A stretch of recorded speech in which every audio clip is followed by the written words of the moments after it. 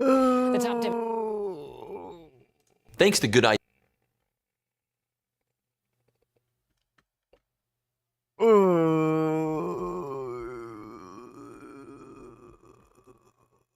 Hello, everyone.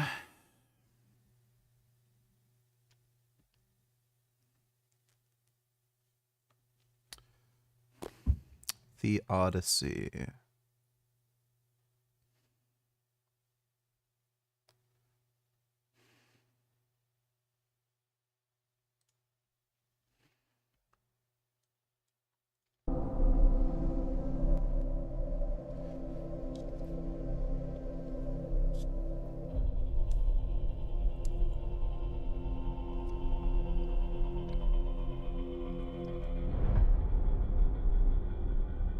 After years of war,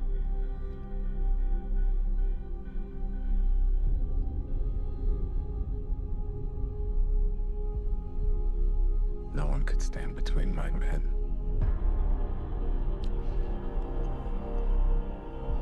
and home. Do you think Trump will face consequences for the leaks?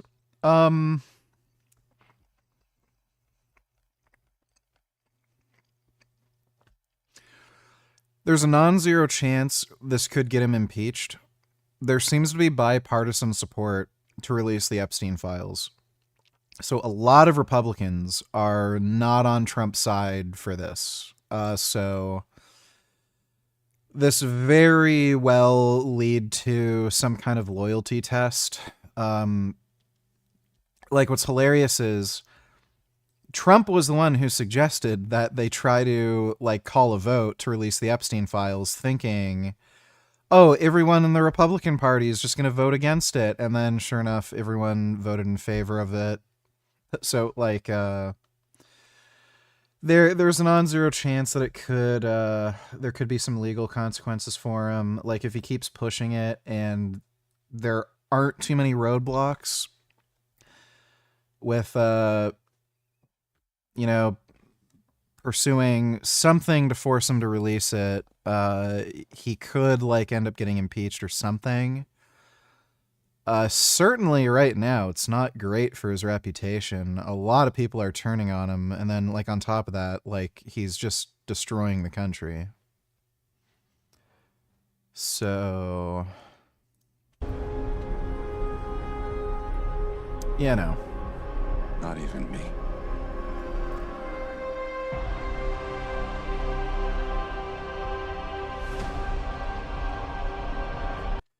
Oh, there's a Christopher Nolan movie, so I'm worried this is going to be PG-13.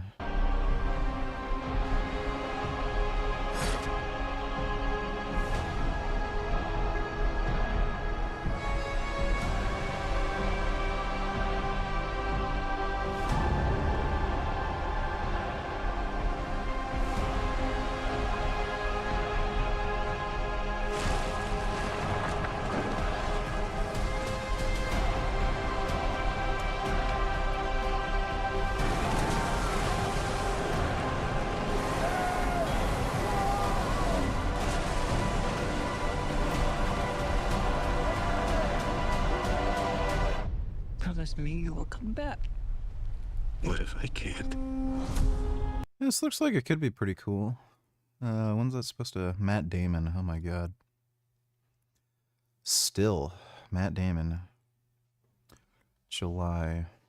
Redacted noted Trump continuously stated the name Jeffrey while on the phone and made references to, quote, abusing some girl, unquote. Redacted immediately, or redacted demeanor, went, quote, stone cold, unquote, as Redacted stated, quote, he raped me. Redacted said, what? As Redacted replied, Donald J. Trump had raped her along with Jeffrey Epstein, unquote. You can God, that Odyssey movie looks horrible. Whose idea was it to cast Anne Hathaway, Tom Holland and Zendaya? Also, Nolan has never made a good movie in his career. I don't care what anyone says. Most of his movies are trash. Anne Hathaway, she's a dumb bitch. Tom Holland, yeah, he's a fucking idiot. Yeah, I mean, whatever. I don't know. It looks like it could be cool. Oh, we'll have to wait and see, but it's probably going to be shit. Thanks for the donation, Dodo. Could help build the only independent news outlet always on the ground with the people for as low as 16 cents. And that's why Before we dive into some of these very shocking allegations, I want to stress something. None of this proves that the president slept with underage girls. All they are is allegations, some of which have some questionable timing. Inception was surrounding not them, good. but we'll get into that. Let's start with the first document I want to highlight is one that is allegedly a letter that Jeffrey Epstein sent to Larry Nassar. Larry Nassar being the longtime doctor for the U.S. gymnastics team, who was also a serial child predator. This is that letter. You can see it here. This was called out by Kyle Griffin, who is a producer over at MS Now. This letter, which was allegedly sent, or at least purports to be sent from Jeffrey Epstein to Larry Nassar, says, "Dear LN, as you know by now, I have taken the short road, quote unquote, home." That's a reference to Epstein's suicide. "Good luck, exclamation point.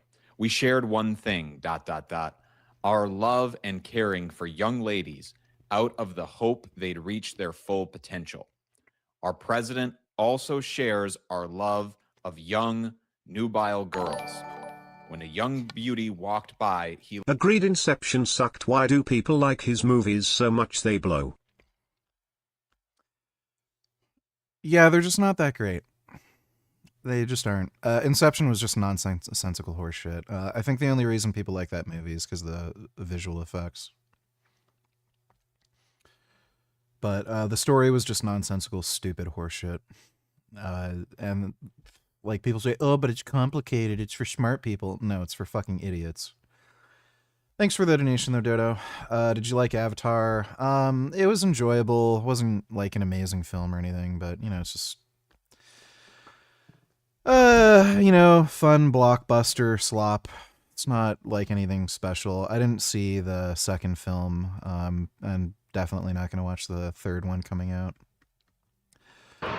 So this was the crash that killed Vince Zampella. A terrifying moment unfolded on Sunday, December 21st, when witnesses watched video game developer Vince Zampella zoom out of a tunnel in his red Ferrari. Car enthusiasts can be heard cheering with excitement on the side of the road when the 2026 Ferrari 296 GTS smashes into a... Huh, that's kind of surprising. Modern Ferrari, and he died like that. When If that was a Porsche, he'd probably survived. Like, he did collide head-on with the barrier, but still. Can be heard cheering with excitement on the passenger seat away from the crash for his Infinity. Well, that wasn't very smart. He loved to, quote unquote, grab snatch, whereas we ended up snatching grub in the mess. If you woke up tomorrow in fictional world, which would you pick first and last to be sent to? I'd probably choose some kind of anime where I can just, like, fuck anime girls. I'm not entirely sure. Like, I mean, there's plenty to choose from. So, like, name the ecchi, basically.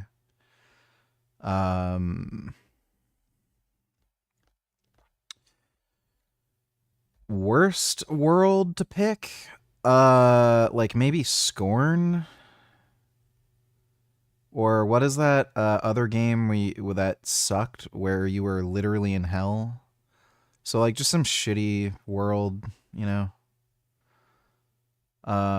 Thanks for the donation, Boopity Bop. My elbows are all banged up. I'm done for now.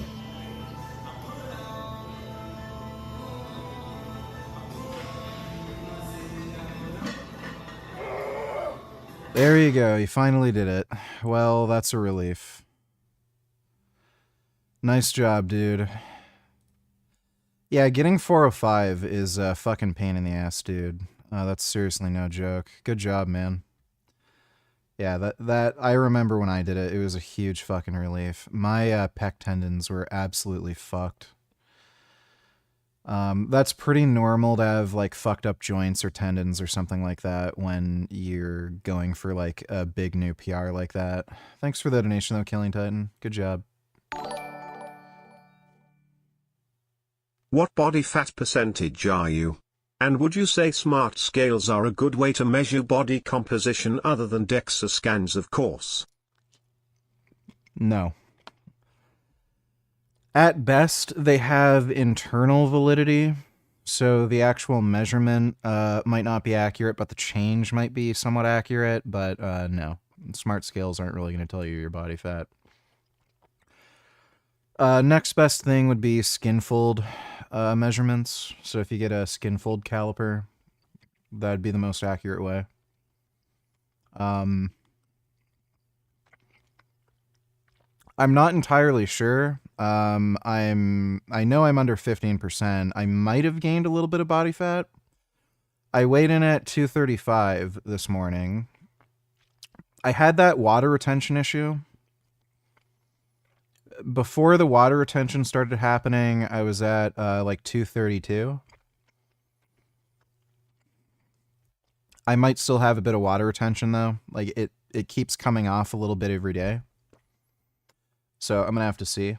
But yeah, so like I if I had to guess, like somewhere between like 12, 15 maybe. Thanks for the donation, Rick. Spec King of Movies VG. Why do so many people act like Avatar is the worst thing ever? It's nowhere near that bad, it's just a generic action filk.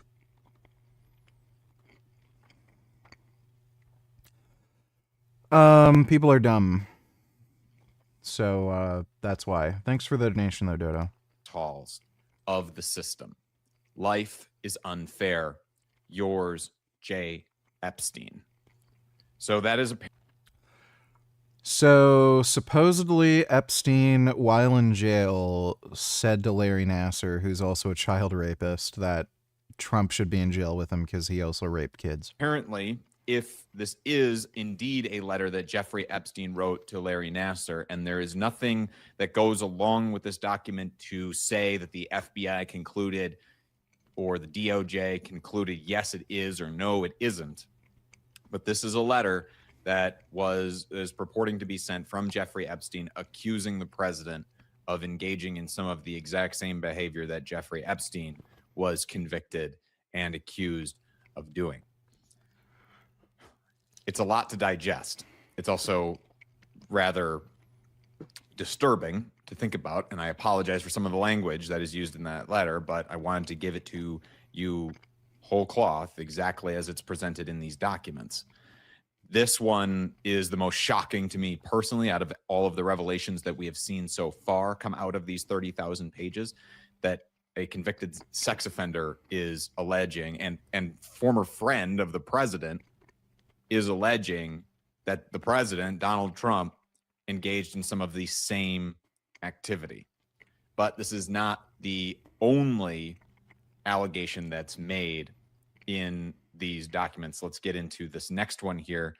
This is a report taken by the FBI. I want to start by noting the date here in the upper right-hand corner. This is taken on October 27th, 2020, which is just a few days before the presidential election of 2020, where Joe Biden defeated Donald Trump. So the timing of this allegation is directly before that election. It's not to say that this is not true, but just keep in mind, this is an unsubstantiated allegation.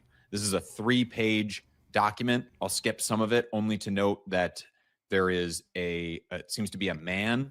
There's a lot of redactions here, so trying to keep straight exactly who's talking is a little difficult.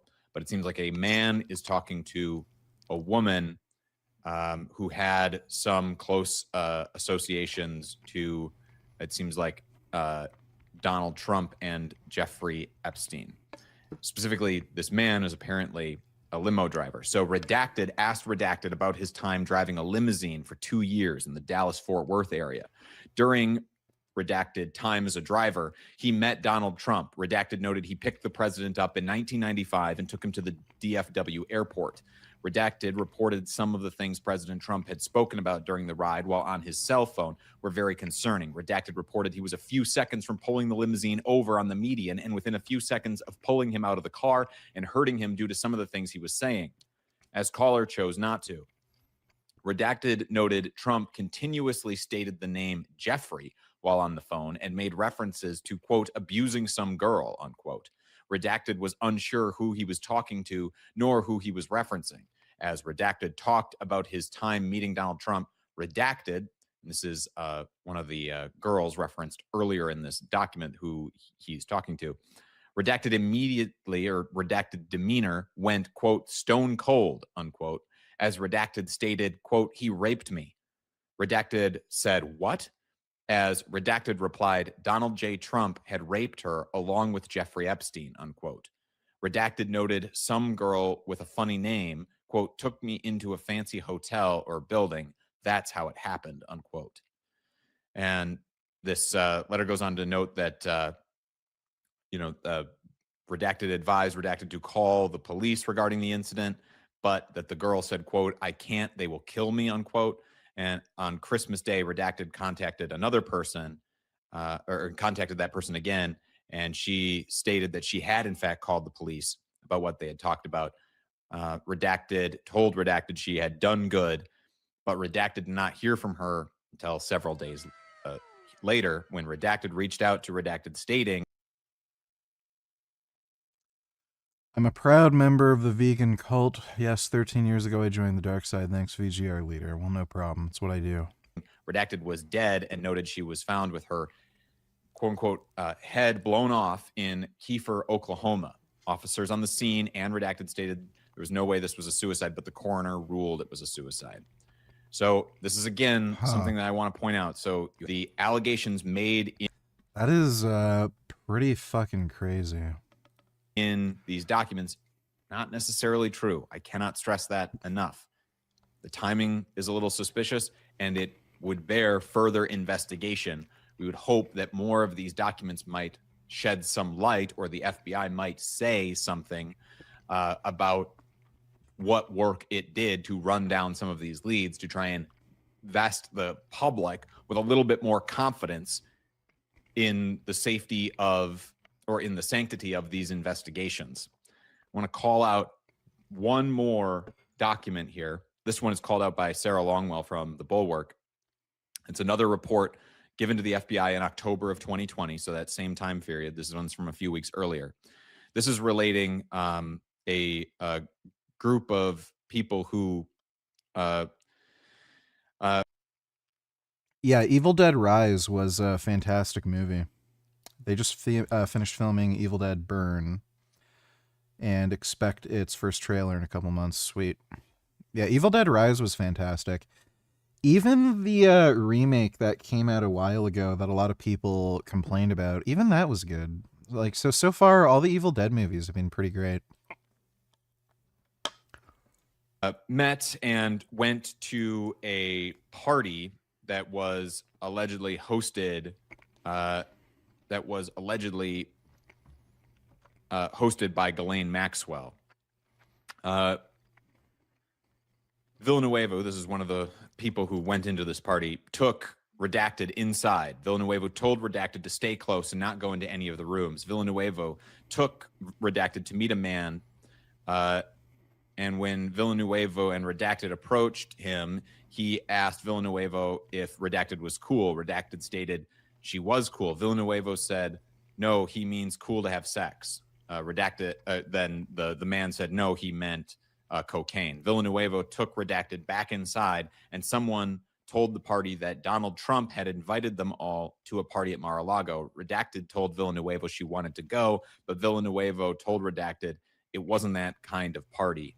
It was for prostitutes. So there you have an allegation that President Donald Trump is essentially running a prostitution ring out of Mar-a-Lago, or at least facilitating that kind of work. Again, this is just a report. This is not necessarily, verified fact, but again, this information coming out helps shed light on the shadowy world of the elites who are seemingly running and doing some pretty.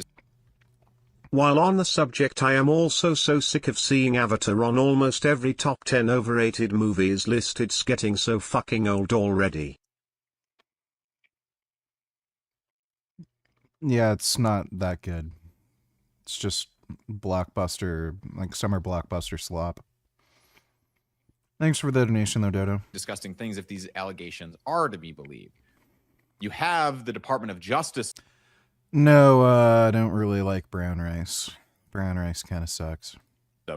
Because the Department of Justice released this statement. The Department of Justice has officially released nearly 30,000 pages of documents related to Jeffrey Epstein. Some of these documents contain untrue and sensationalist claims made against President Trump that were submitted to the FBI right before the 2020 election. To be clear, so that I want to stop. I want to pause right there to note it's calling out some claims that were made right before the 2020 election. That would include those 2 FBI reports that I read to you that they are claiming are untrue. But it's a little odd that the U.S. Justice Department feels the need to step in and do PR flack for the president. It is, like, it's just bizarre. Here. And what I will note is that would not necessarily include that letter supposedly sent from Jeffrey Epstein to Larry Nassar. Let's return to this statement here. To be clear, the claims are unfounded and false, and if they had a shred of credibility, they certainly would have been weaponized against President Trump already. Yeah, again, just immediately going to playing politics here. Nevertheless, out of our commitment to the law and transparency, the Department of Justice is releasing these documents with the legally required protections for Epstein's victims. I want to call out something here. The Department of Justice is calling out the fact, and I have as well, has called out the fact that some of these allegations were made in the run-up to the 2020 election, meaning that the timing is suspicious. I want to call out that the timing of this release is suspicious. The law that was passed by Congress mandating that these documents be released, mandated that they be released several days ago. So the fact that the Department of Justice is still now releasing them now is already in violation of that law. But I want to point out the timing. This is the day before Christmas Eve. If you've ever worked in media, you're familiar with the idea of the Friday news dump. And if you're not familiar, the Friday news dump is the idea that no one watches the Friday night news or reads the Saturday morning paper. No one's consuming news on Friday night or Saturday because they're out, having fun with friends, etc. So you release all of your most damaging stories to the media on Friday evenings. That is the Friday night news dump. This is a very similar situation where right before a holiday, before an extended holiday, for a lot of people, their time off or their time away from the news will be extending from perhaps already today or yesterday even, or maybe even this past weekend, all the way. This is clearly all planned. Donald Trump asked a number of questions about Jeffrey Epstein, and you can see that his brain is completely turned to mush. It's rotten mayonnaise. I don't know if it's even the real mayo with the egg. It might be one that they don't even use egg. It's just canola oil. Can you imagine something more pathetic? It's not even real mayo up there in his brain. He can't stay on track. And Trump upset that he is still being asked questions about Epstein. Well, I hate to tell you, now that you're showing up in the flight logs, there are going to be a lot of questions, sir. Like, for instance, today we're building the biggest ships in the world, most powerful ships in the world, and they're asking me questions about Jeffrey Epstein. I thought that was finished. I believe they gave over 100,000 pages of documents. He does not want to talk about this anymore.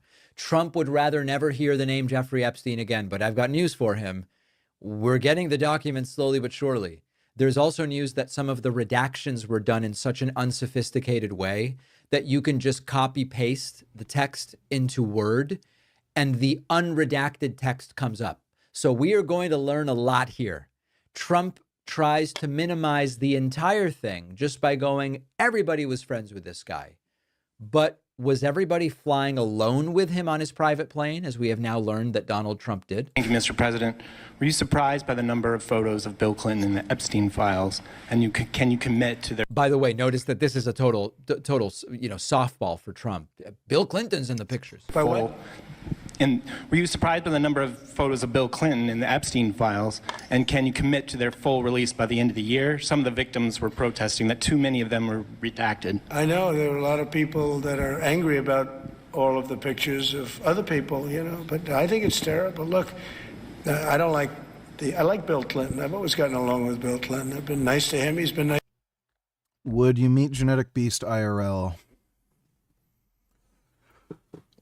I think at this point I'd rather not, because the weirdo is eating raw meat with his hands, and I'd rather not get infected with whatever germs he has. Nice to me. We've always gotten along. Respect him. Right. I hate to see photos come out of him, but this is what the Democrats, mostly Democrats, and a couple of bad Republicans are asking for. So they're giving their photos of me too. Everybody was friendly with this guy. Either friendly or not friendly, but he was around. He was all over Palm Beach and other places. The head of Harvard was his best friend, Larry Summers. And Bill Clinton was a friend of his, but everybody was. I actually threw him out of Mar-a-Lago. And as a person that was in Mar-a-Lago, I threw him out. This is Mar-a-Lago. It's the hottest place I think it's the hottest place in the world, but it's the hottest place in Florida. And All right, anyway, I'm not going to keep subjecting you indefinitely to this, but the point is Trump's rambling. He doesn't like any of this. And notice, by the way, that Trump is now angry about some of the stuff coming out, but he signed the bill into law. Like it's all completely mush in his brain and conflicting motivations and explanations. And Trump even saying there are pictures coming out that don't really have anything to do with Epstein. It's just people who were like at a party, and you're ruining the reputations of people. And I think Trump is sort of saying here that he's going to take people down with him. It's very cryptic the way Trump talks about this. You can tell he doesn't like it. You can tell he's furious, but I don't really know what he's getting at here. A lot of people are very angry that pictures are being released of other people that really had nothing to do with Epstein, but they're in a picture with him because he was at a party. And you ruin the reputation of somebody. So a lot of people are very angry that this continues. A lot of Republicans are angry because of the fact that it's just used to deflect against a tremendous success. I don't know really the point Trump's making, other than maybe he wishes the Agreed VG once again, you can't trust reviews or even critical praise with film or anything for that matter anymore.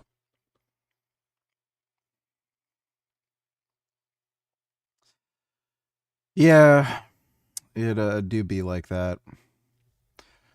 I think especially for video games at this point, there's so many fucktards playing video games and like dumbass young kids who don't know any better, and reviews are absolutely worthless at this point. You really have no idea until you actually play the game, which is why, again, PC gaming's just superior. If the game sucks, you can just refund it on Steam. But if you're a console peasant, you'll see good reviews, buy it, and then you're fucked. Thanks for the donation, though, Dodo. Discussions were about the quote, tremendous success that he's having.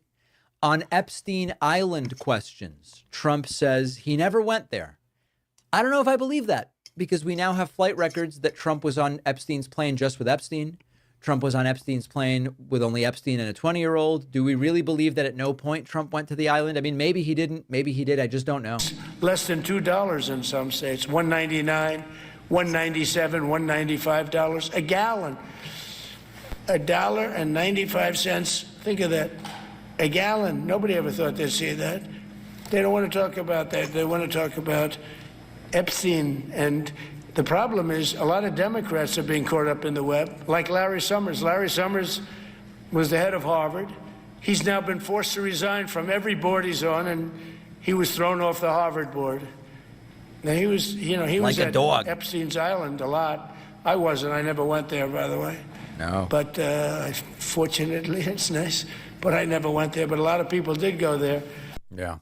And then finally, Trump going back to this whole, I threw him out of Mar-a-Lago. which we've learned is not exactly what happened. Everybody was. I actually threw him out of Mar-a-Lago. And as a person that was in Mar-a-Lago, I threw him out. This is Mar-a-Lago. It's the hottest place in... Currently, this place in which we are, this is Mar-a-Lago. Hottest place in the world, but it's the hottest place in Florida.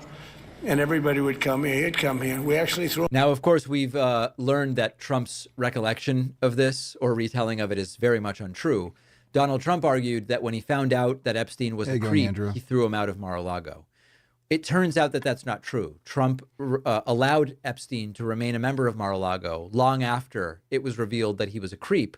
Trump ultimately had a falling out with Epstein because it turned out that Epstein was stealing spa workers from Trump's Mar-a-Lago spa, young girls, to go and work for Epstein. And that's actually what pissed Trump off much later than he found out Epstein was a creep. So every single one of these stories has some spin on it to make it sound like Trump is this innocent victim here, when he very much appears certainly not to be innocent in the sense of he knew what Epstein was up to. Even if Trump didn't do anything himself, he absolutely knew what Epstein was up to and only had a problem when it started to annoy him, like, for example, taking young workers from his spa. Trump's brain turning to mush in real time and security concerns they may have. She went on to say, quote, the Department of Defense has signed off on every offshore wind lease ahead of construction. Yeah. So these are operations that have already been cleared by the Department of Defense as not posing a threat. They're already under construction. There are thousands of people working on it, and their claim that this interferes with national security, which is supported by no analysis, of course. Another newly released Justice Department. The principal question surrounding Epstein is why haven't there been prosecutions of his co-conspirators? Do you think Blaha is agoraphobic or actually has a social life he just doesn't tell the trolls about? He clearly does not have a social life. For one thing, everybody knows about him. Like, the whole fake mercenary thing made him hated universally by fucking everybody. He's burned the bridge with every fucking friend he's ever had. No one will talk to him. And you can just see him in public. He's one of the most weird, awkward people you will ever fucking see in your entire life. That guy does not have a social life. He does not go to parties. Everybody who's ever met him talks about how he's super weird and awkward and just acts strange. So nobody wants to be friends with the guy. Nobody wants to be around him. Everyone talks about how he's like a fucking weirdo. You can see, like, there was that public access television show that he ended up being on in the audience. He's just a weirdo. He's done collabs with other, like, YouTubers and shit, too. What was that weird fucking one he did?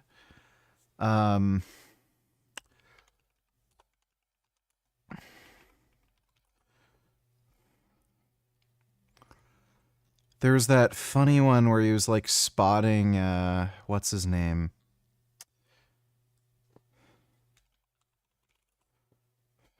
It was really funny. Fuck, I can't even remember the dude's name. But he doesn't have a social life. He also doesn't have money. So like, how is he gonna go out and do anything? There's a reason why you see him walking outside on his cell phone doing these streams and shit. It's because, like, what else can he afford to do but, like, walk outside? So, no, he has no social life. I don't think he is necessarily agoraphobic. He does seem paranoid, but, yeah, he has no social life, clearly. If there were thousands of girls who were trafficked, raped, and assaulted... Oh, yeah, Big J. Thanks for reminding me. Donald Trump was... Oh my God. I hate that. There we are.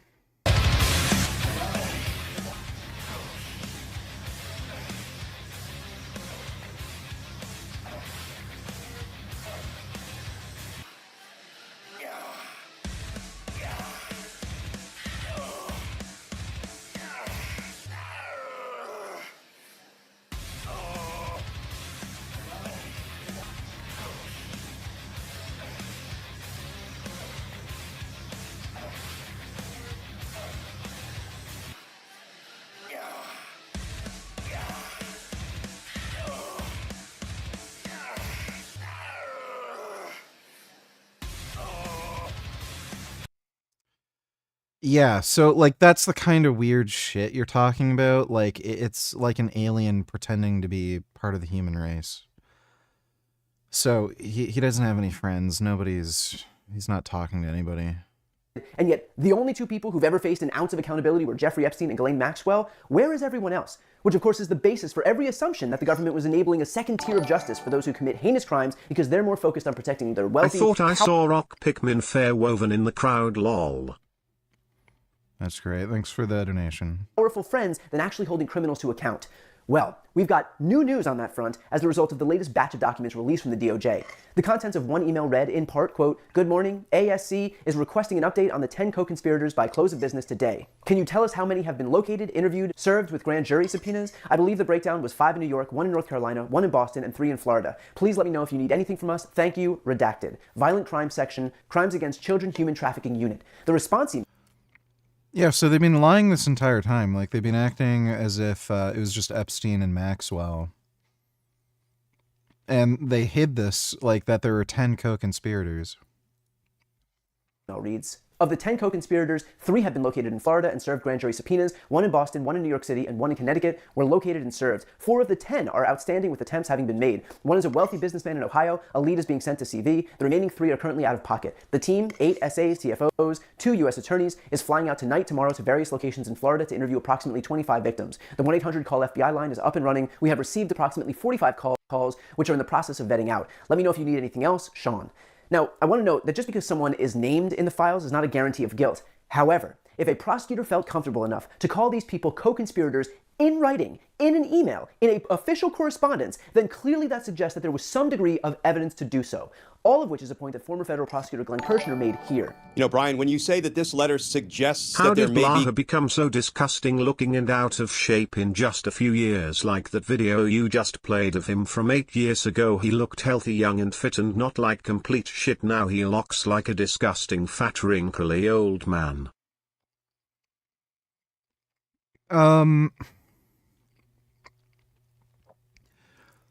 Blaha has never really looked particularly good.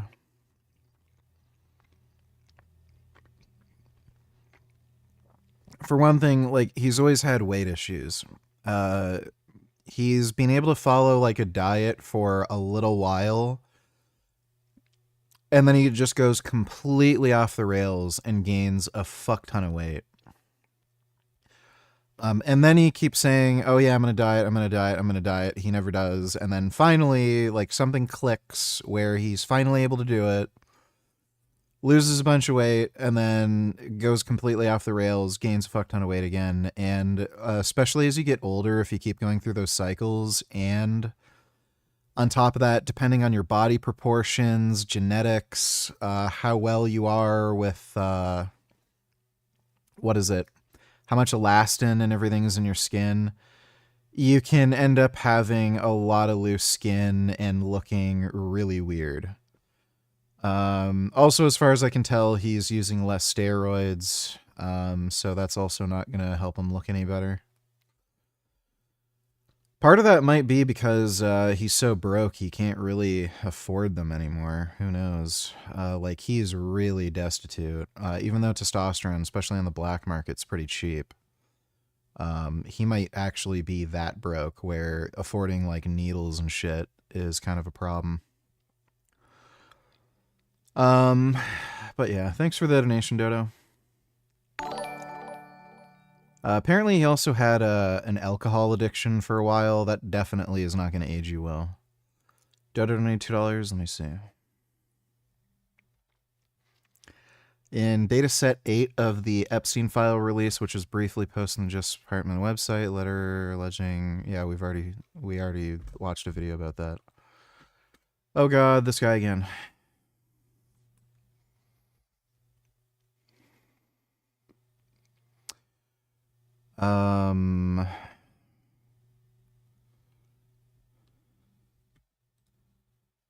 Oh, wow. He's still around doing stuff?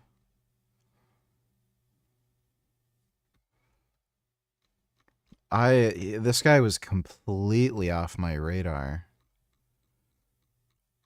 He's gotten fat too. That's kind of funny. Like really fat. He was never in shape, but like now he's actually really fat. And then he's like fear-mongering about vaccines. For thousands of years, humanity lived without a syringe of man-made poison. Yeah, and everyone died of disease. So if you like the fact that we don't live with smallpox anymore, I guess those syringes aren't too bad. What a fucktard. Just a fucking idiot. Love how Mr. Health Expert is just fucking obese now.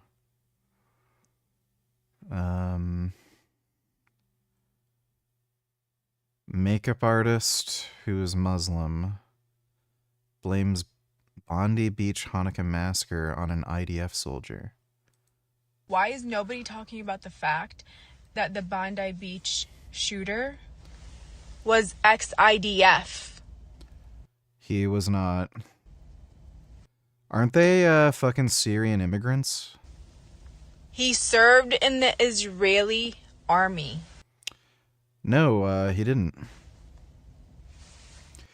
You can tell just by the way they're shooting, they never served in the Israeli military. Hello?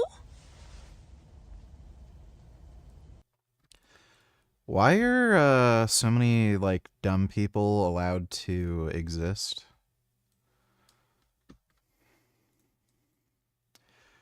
Users on TikTok realizing they can't just copy and paste the redacted text from Epstein file PDFs to read what it says. Oh, look at this pesky redaction.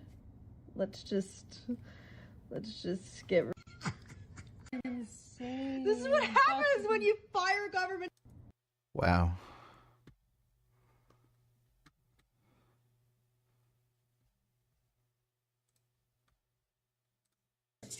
Yeah, I guess firing the government employees wasn't that great of an idea. It still hurts in the same spot, right? And look at the atrophy that she already has through there. Huge amount of atrophy. Okay. All right, we can turn it off. All right. Why did you send me this? Oh, Larry Nasser. Thanks for the donation, Dodo.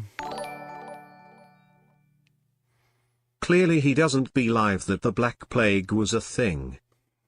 Yeah, didn't it wipe out like half of humanity? Thanks for the donation, Dodo. Co-conspirators, I have a different take. As a career... Would you only recommend steroids if you're intending on competing, otherwise just testosterone or TRT? Entirely depends. Like, testosterone is a steroid, so... Like, I think just to be more clear, you should have asked, should you only take high doses of steroids if you're intending to compete, otherwise just use TRT doses? Like, the thing is, it entirely depends on what you want to do with your life and what your personal interests are, recreational or otherwise.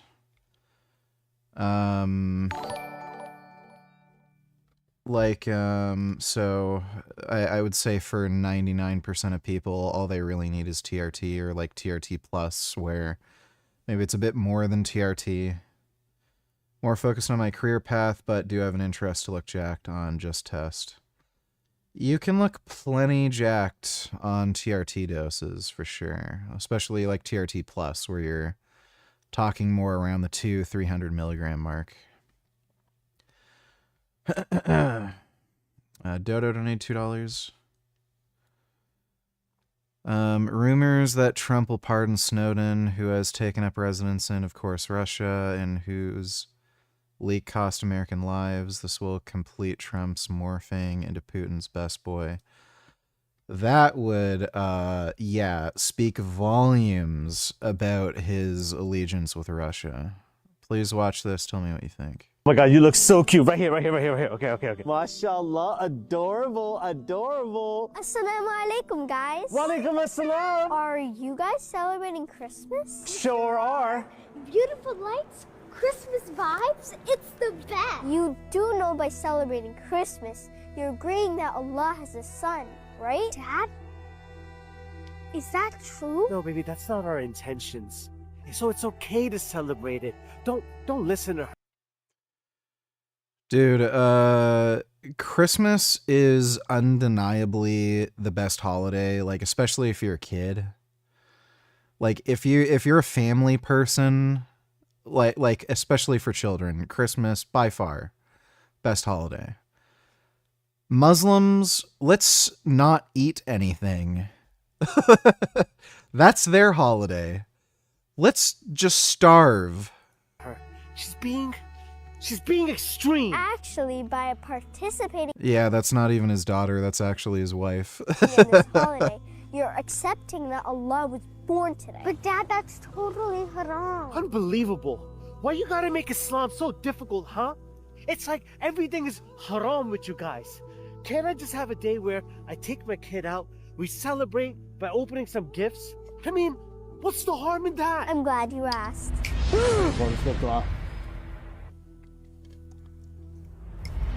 Baby, help me with the Eid decorations. Yeah, right. I'm done with this!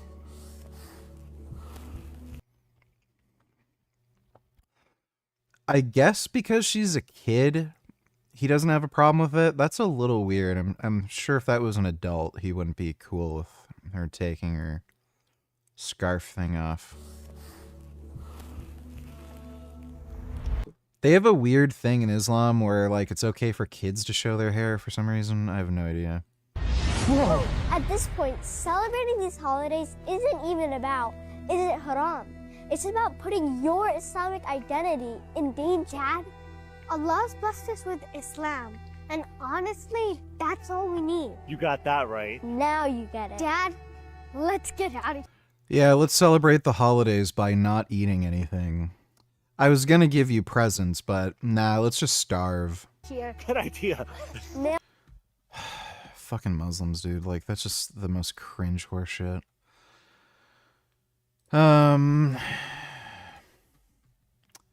Watch, then read the comment.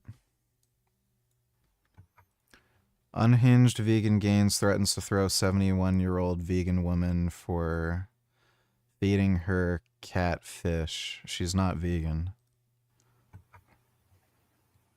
Is Chickpea, if there is available, vegan food in pet shops, why are you not willing to purchase it?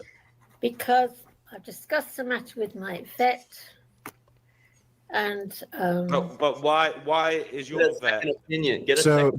So basically, she has no critical thinking skills. Guys, be nice to Chickpea. She is an older lady. She's I don't care how old she is. Look, she has no critical thinking skills. She believes the last thing she was told, and she's too fucking lazy to do any research herself or get a second opinion. Just go and nap off, you stupid little man. Because I tell you something, I can see now why people hate people like you. You want to see how far I can throw you? Oh my god. Oh, aren't you the sweetie? Wow. I wouldn't like to meet you in a dark alleyway. I think it'd be rather dangerous. Anyway, D&W, my vet. Hello, LA, these two guys, VG and Noodles. Think they know more about cat health than my vet, who I have seen for many years, and I've been living with a large amount of cats for the past 30 years, 6 or 7 at a time. Cat's digestive tract is extremely short and is not designed to deal with endless amounts of grain. We covered this in the debate.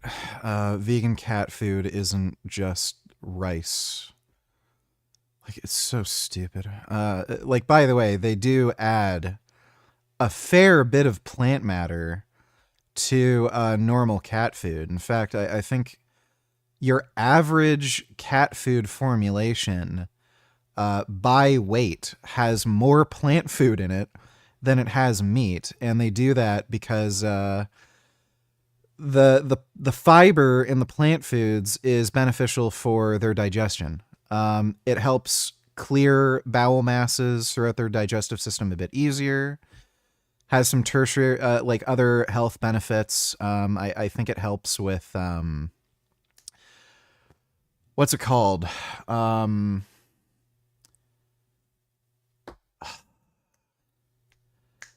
It like helps prevent like liver disease or something in cats. And it also helps with smell. Like cat shit, if you feed a cat meat, their shit is just disgusting. So it also helps with smell too. It's just the sad, brutal truth. It's not. I can see why so many people hate the vegan movement. She's a dumb bitch, dude. Yeah, I'd throw her. I'd throw her as far as I can. Thanks for the donation, Dodo. Dodo, donate $2. Did your opinion on George W. Bush change after watching the latest Sarah Payne lecture? Well, that was George Bush Sr. I never had a bad opinion of George Bush Sr. I didn't realize how integral he was to helping end the Cold War in the West favor, and especially with reuniting Germany. Yeah, I didn't know anything about that personally. So George Bush Sr. seems a lot smarter than his dumb bitch son, but thanks for the donation, Dodo. Why do videos about Islam like that exit? Well, Muslims learn to change light bulbs, and they eventually learn to use cell phone video cameras. Thanks for the donation, Dodo. Your federal prosecutor. This is rock solid, definitive proof that there are 10 co-conspirators. Why do I say that? You know, we are very careful about the words we use, the language we use to describe folks who may sort of, come within the ambit of a criminal investigation, a criminal probe. And the reason we're careful with the way we choose to describe people is because once a prosecutor labels somebody a co-conspirator, whether the prosecutor labels that person a co-conspirator orally in a casual conversations to, for example, a defense attorney or a witness, or puts it in writing, that means that we have concluded, prosecutors have concluded, there is enough evidence to believe they are part of the criminal conspiracy, and hence, in the natural order of things for prosecutors, they need to be held accountable for their crimes. Now, you can hold somebody accountable and Dodo and each other's the SVG. I said George H.W. Bush, not George W. Bush. H.W. is the senior. Okay. Thank you for clarifying that.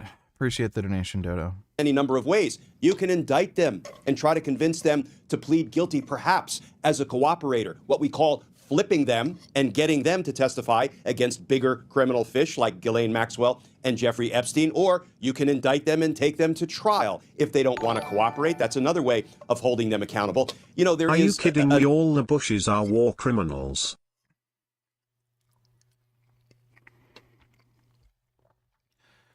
No, they're not. Thanks for the donation, Dodo. I think that's a fake Dodo. Hello you dumb nigger Blackie Coonspook, how are you today? Huge fan, check out these links Blackie. Your disgusting Blakey face.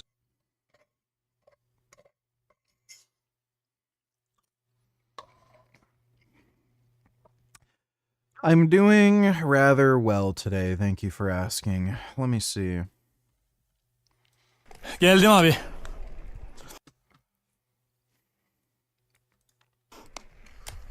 Girdim.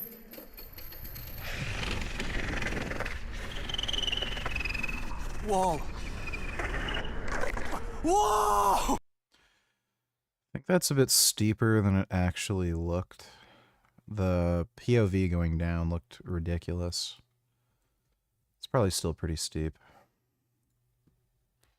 Oh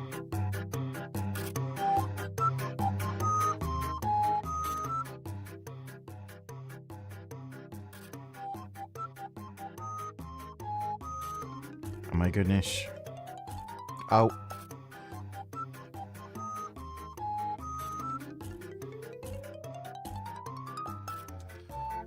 Dude, they're so insanely clumsy.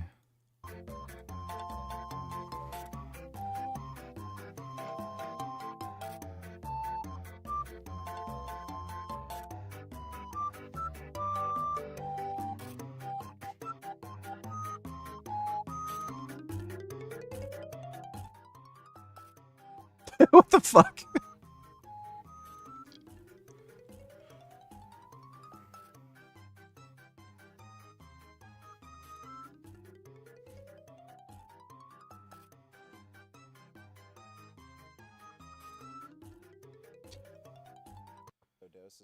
Pandas are special.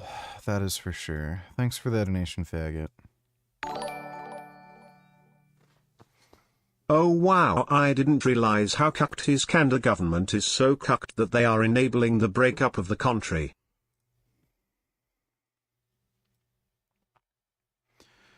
Canada allows signature collection for an Alberta independence referendum. Alberta's election commission has approved an initiative to hold a referendum on the province cessation from Canada, clearing the way for independent support to begin collecting signatures. You know, all they have to fucking do is not ban guns and not cuck oil production, and that's it.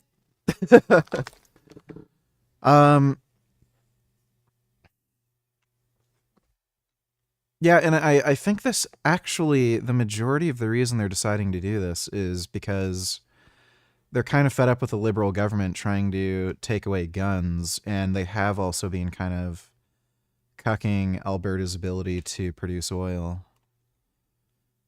Like it's just so outrageously fucking stupid, dude.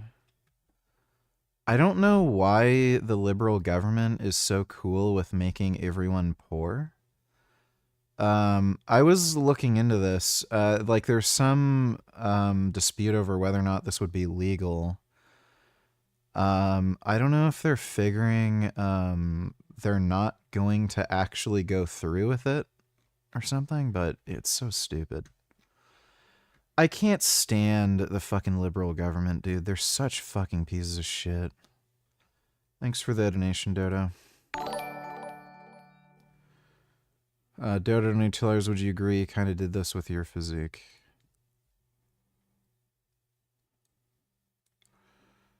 "10 lazy years disappear when you finally lock in." Sounds dramatic, but it's true. 6 months of real discipline can erase an entire decade of mediocrity. You realize I was training for a long period of time. Like, I got fat because I was just trying to bulk to get to that 410 bench. Like, it was kind of stupid. I probably shouldn't have gained that much weight, but the fuck are you talking about? Thanks for the donation, Dodo. Yes, they are. That's what liberals have been saying for years. What do you mean they're not war criminals? George Bush started the Iraq War. That's great. Thanks for the donation, Dodo.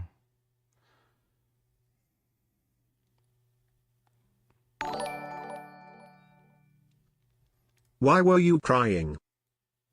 I've answered your question. You're going to answer my question. Shut the fuck Is up! there such... You're so stupid. I thought you were a good debater. No. You're dumb. You didn't even ask me if... Dodo, donate $2. Doesn't matter how long it takes you. Listen, I know guys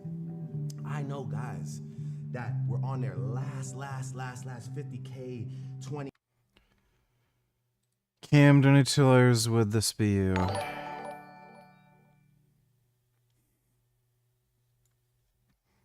What's up, guys? I'm selling desserts to raise money for our basketball team. What are you selling? What's this? Peach pie. Peach pie? You guys know what this means? No. It means get that shit out of here! No. Thanks for the donation, Cam. Oh great, she is back. Can't we just deport her to Plastoin already? Also BTW is Ditsini in his Discord now? I don't know. Let me see. Arrested in London under the Terrorism Act for holding a sign that said, "I support the Palestine Action Prisoners. I oppose genocide." Weren't those people literally committing acts of terrorism, though? They should just lock her away. I'd love to see her face, like, if she got a 10-year sentence. I'd love to see your face in court where, like, this isn't a game anymore. Fucking Greta Thunberg's a piece of shit. Thanks for the donation, Dodo. Another way that we can deal with them that doesn't really represent accountability, but sometimes we do it of necessity. If, we decide to strike a non-prosecution agreement with somebody like that, perhaps grant them immunity and compel them to testify against the bigger criminal fish. That is also a way of dealing with resolving their culpability. But once I read that there are 10 co-conspirators, at least in the estimation of the prosecutors who are on this email string, and they are going about trying to investigate and deal with these 10 co-conspirators, as that letter you just put up there indicates. It begs the question, why in the hell weren't those 10 co-conspirators? Look, I don't know, situation like that's a little murky, but if somebody was holding up a sign saying, I support ISIS and I support, like, ex-ISIS terror attack, would you want them arrested or not? How are they not war criminals when George Bush Jr. started the Iraq War? Please explain. If they aren't, then why do so many say they are? It doesn't mean they all are, Dodo. Thanks for the donation. Indicted, tried, convicted, sentenced for their crimes. When you say these people are part of Jeffrey Epstein and Ghislaine Maxwell's conspiracy, we all know that Ghislaine Maxwell went to trial, got convicted of multiple felony charges, and is serving 20 years in prison, which, all things being equal, is what should have happened to those 10 co-conspirators. But we know full well none of them were. Dodo, donate $2. Let me see. Oh my goodness. I love seeing the kitty chin here. And your fat cat.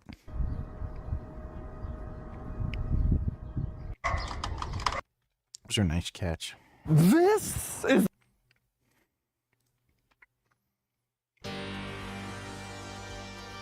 This is one of the rarest video game consoles on the planet. Only about 1,000... Is that a Pong console? ...units were ever made. In a country that doesn't exist anymore. It's the first and only console ever produced by the former East German Communist state, the GDR. Its name is the Bildschirmspiel 01, or the BSS-1. We wanted to know... That sounds exactly like something the Germans would make up. Fucking PlayStation, Xbox, Nintendo, Wii, or some shit. Bildenstein X1. Yeah. Everything about it. Who invented it? Why was it built? What does it tell us about communist tech ambitions?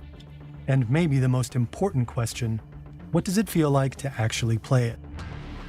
The BSS-1 is more than a quirky piece of legacy hardware. It tells a story about a secret war being fought in living rooms around the world, even today. This is the hunt for the lost communist console.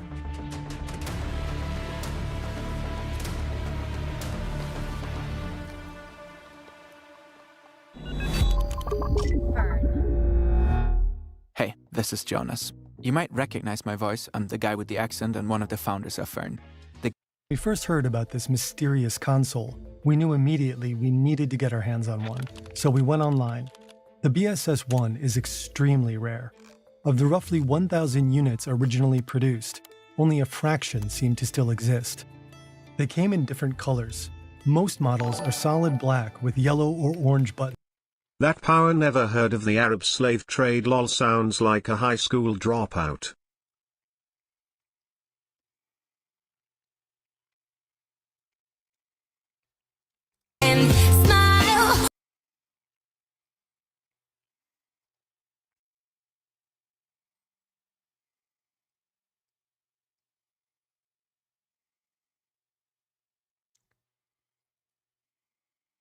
Is that a gecko?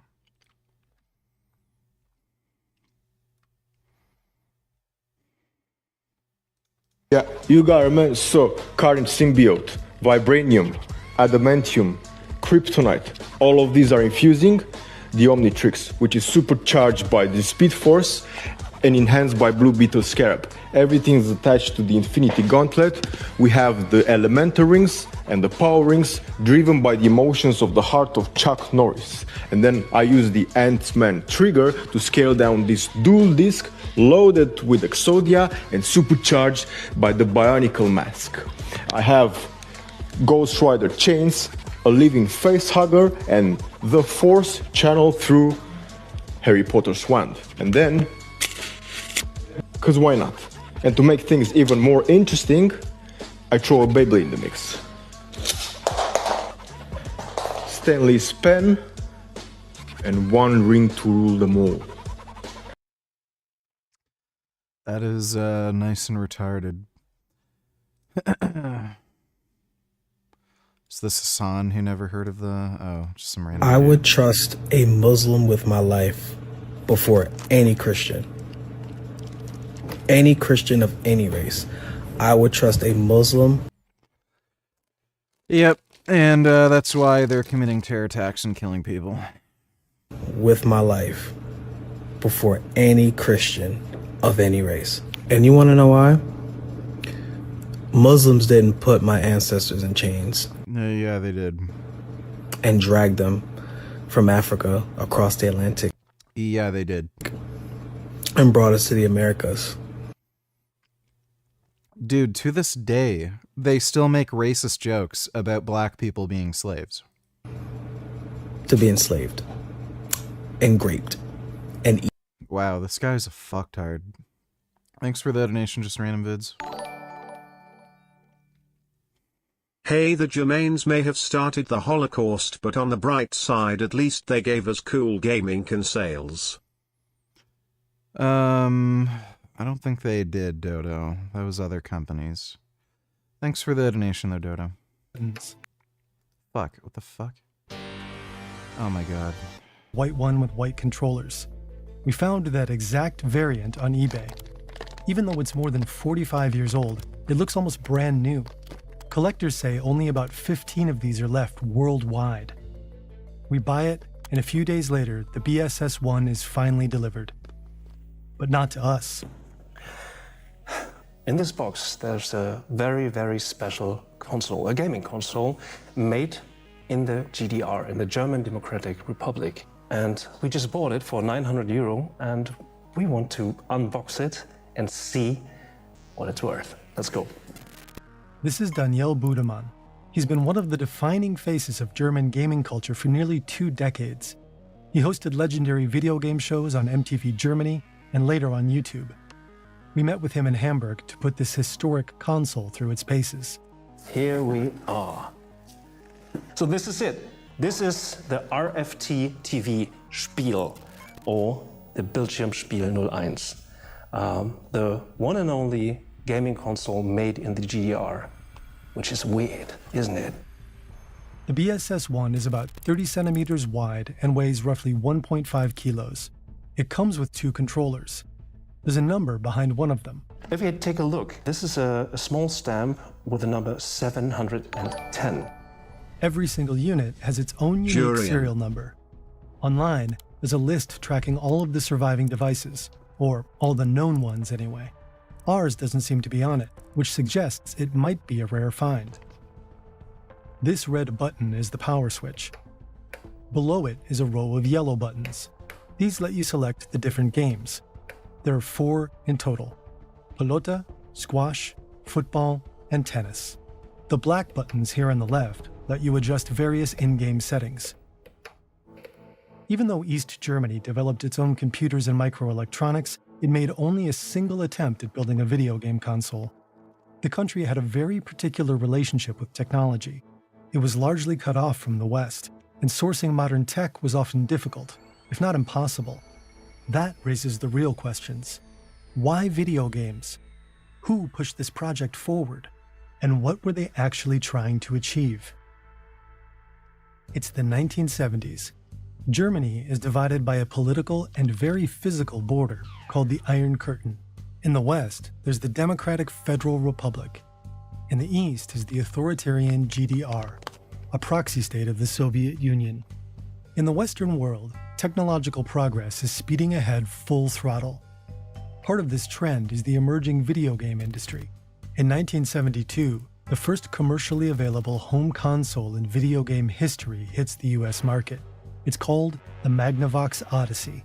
The electronic game of the future. Odyssey can be many things to your family. Fun, excitement, entertainment, challenge, and education.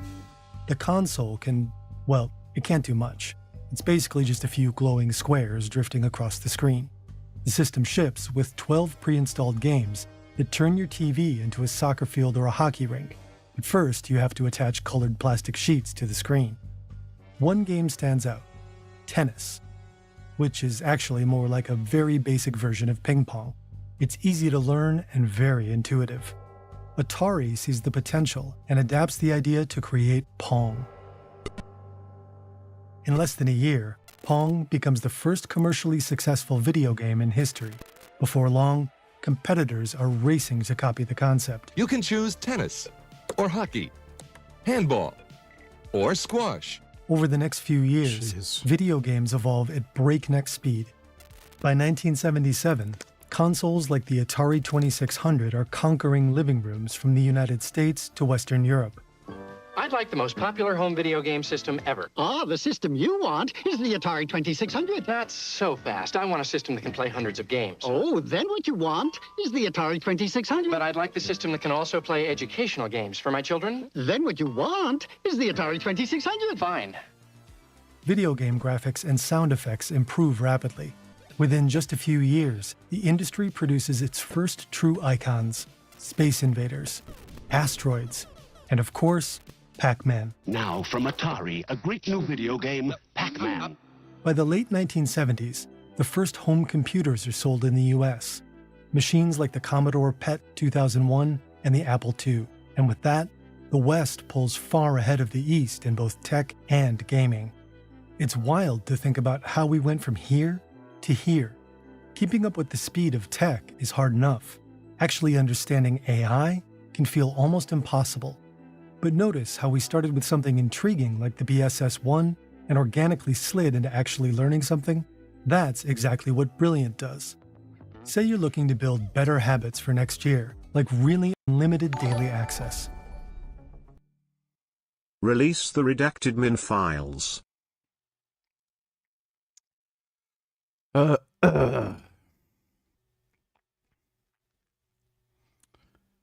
Sure, I'll do that. Thanks for the donation one. In the 1970s, most households in East Germany already have a TV in the living room, but they can only dream of owning a computer, let alone a game console. Of course, East Germans noticed that technology is increasingly becoming part of everyday life in the rest of the modern world, so the GDR decides to do something about the massive gap between their consumer technology and that of Western industrial countries. In 1977, the GDR declares microelectronics the country's top priority. Billions are poured into building an independent microchip industry. The idea is twofold. One, strengthen the GDR's position as an industrialized nation. Two, have its own population experience the luxury of owning home computers. Atari's success with Pong in the West doesn't go unnoticed either. By the mid-70s, the GDR's leadership decides that the country will build a console of its own. So let's try to figure out what the BSS-01 can do or can't do. And as you can see,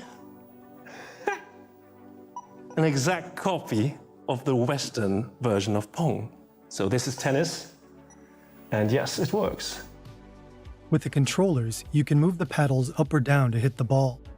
With these black buttons on the left, you can adjust in-game settings like paddle size or ball speed. So now you got the hard mode of Pong. Interesting. Let's try soccer. Ooh, all right, interesting. So we get squash. Oh, interesting, all right. And let's try a game which is called Pilota. But I don't know what Pilota means, actually. Let's make it faster, maybe that's interesting, all right. A match ends once one of the two players makes it to 15 points, or when you get bored, like Danielle here. I think this is it.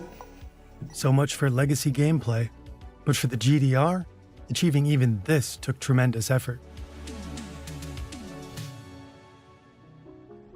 In the 70s, there were quite a few manufacturers producing microelectronics in the GDR. To boost efficiency and streamline administration, several factories were usually integrated into so-called combines. Every combine ultimately reported to the government, or more specifically, to the State Secretary for Electronics and Engineering. At the time, that position is held by a man named Carl Neindl. His job is to turn the GDR into a microelectronics powerhouse. Neindl isn't your stereotypical party bureaucrat.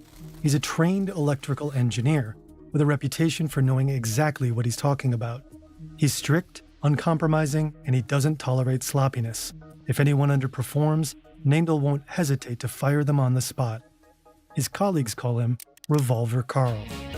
The semiconductor plant in Frankfurt Oder is the GDR's largest manufacturer of microelectronics. The factory produces electronic components for devices like radios and TVs. Sometime around 1976 or 77, Revolver Carl shows up at the plant. He has an Atari console in his hands and a chip with Pong on it. His order is simple. I agree, release the Rockmin for Hovin files.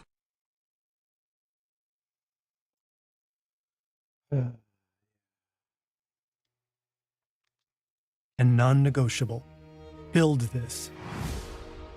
Like all Eastern Bloc states, the GDR is a planned economy, meaning capital, resources, and labor are all allocated from the top. The engineers get to work. But how are they supposed to build this thing? Their biggest headache is the main chip. Since 1949, a coalition of Western industrial nations known as COCOM has been coordinating and controlling exports to the Eastern Bloc. Their goal is to stop communist states from using advanced Western technology for military purposes. One item embargoed by COCOM is high-performance microchips. Anything too powerful or modern is blacklisted and can't legally be exported to the GDR. The country lacks both the cutting-edge hardware and the money to develop such chips on their own. But the chip used in the Atari is the American AY3 8500. It's so low-end that it slips past the blacklist, so the GDR engineers import it.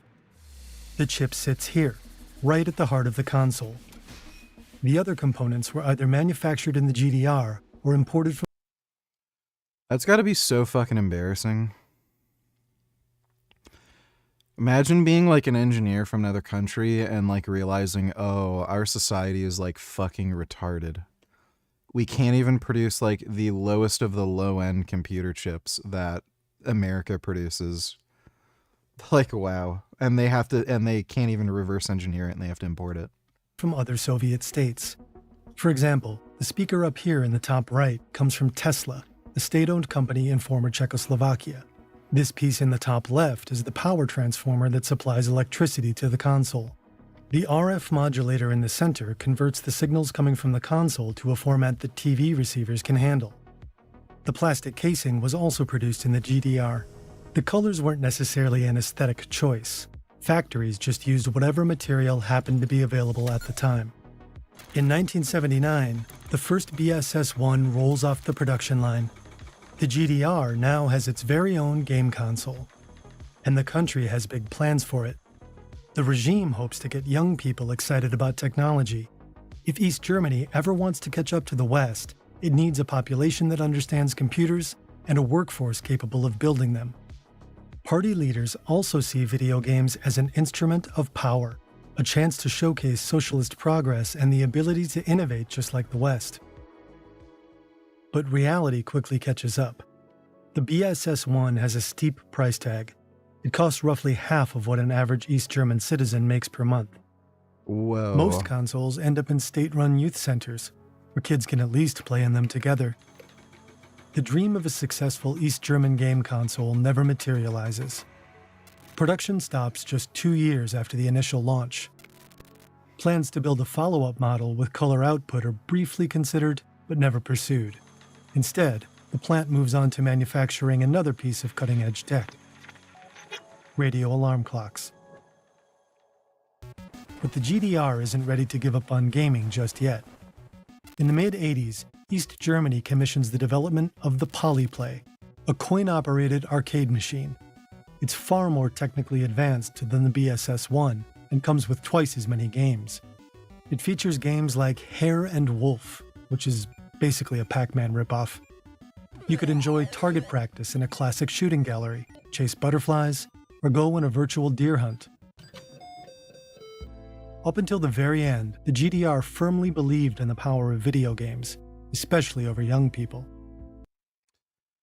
Remember what Hassan said about communism being so great, and this is the best they can do? Spot a new C4 flavor at my 7-Eleven called Serial Killer. Guess it's supposed to taste like Fruit Loops. That sounds like it wouldn't work. Yeah, that sounds weird. In 1988, an East German researcher and educator wrote, "Computer games objectively tend to help children take in the ideas and values of socialism through play and its imaginative appeal." 1 year later, the Berlin Wall came down. The GDR ceased to exist, and with it, the country's gaming ambitions. But by commissioning the BSS-1, the GDR had tapped into a much bigger idea. 21st $20. Am I the reason you pause donations during sets in your workout streams? Yes. Thanks for the donation. Using video dipshit. games as a tool for projecting and wielding power, a strategy that is more prevalent than ever. Over the past decade, another communist country has quietly become a global gaming powerhouse: China. Since 2015, tech giant Tencent has been buying stakes in gaming companies all over the world. Today, Tencent is the largest video game company on the planet. It absolutely dominates the rapidly growing market for mobile games. But for the Chinese government, video games are more than just a profitable industry. They're also a strategic tool for broadcasting a positive image of the country to the rest of the world. In 2019, the country published official guidelines encouraging developers to weave traditional Chinese culture into video games. The action RPG Black Myth: Wukong, released in 2020. This game sucks. Fucking piece of garbage. The people who gave this good reviews are fucking retards. Has become a massive international hit. It's a huge success for China's gaming industry, and also for the Chinese government. Yeah, everyone's a fucktard. Let's face it, the only reason that black guy is saying he trusts Muslims more than Christians is because Muslims are people of color, unlike a lot of Christian settlers who historically were white. He's just a stupid fuckwit. That's all there is to it. He's just dumb as fuck. Thanks for the donation, Dodo. It's because the Chinese botted reviews. There were a lot of fucking normie dipshit media outlets giving it good reviews. Like, it just sucks. Absolute fucking trash game. I could believe the botting.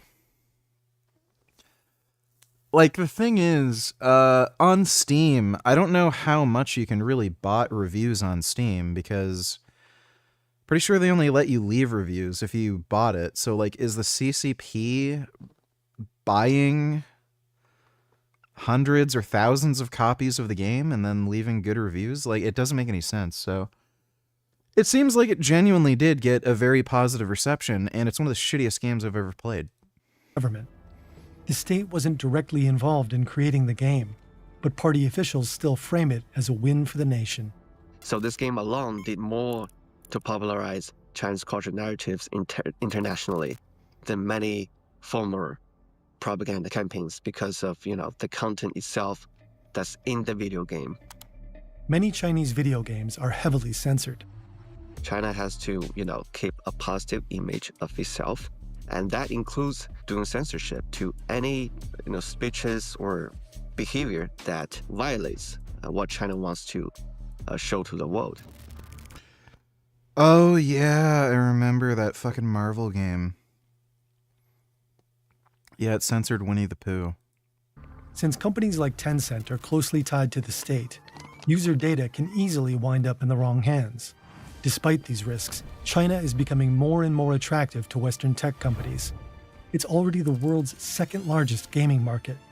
And Europe and the US are increasingly important markets for China's gaming industry too.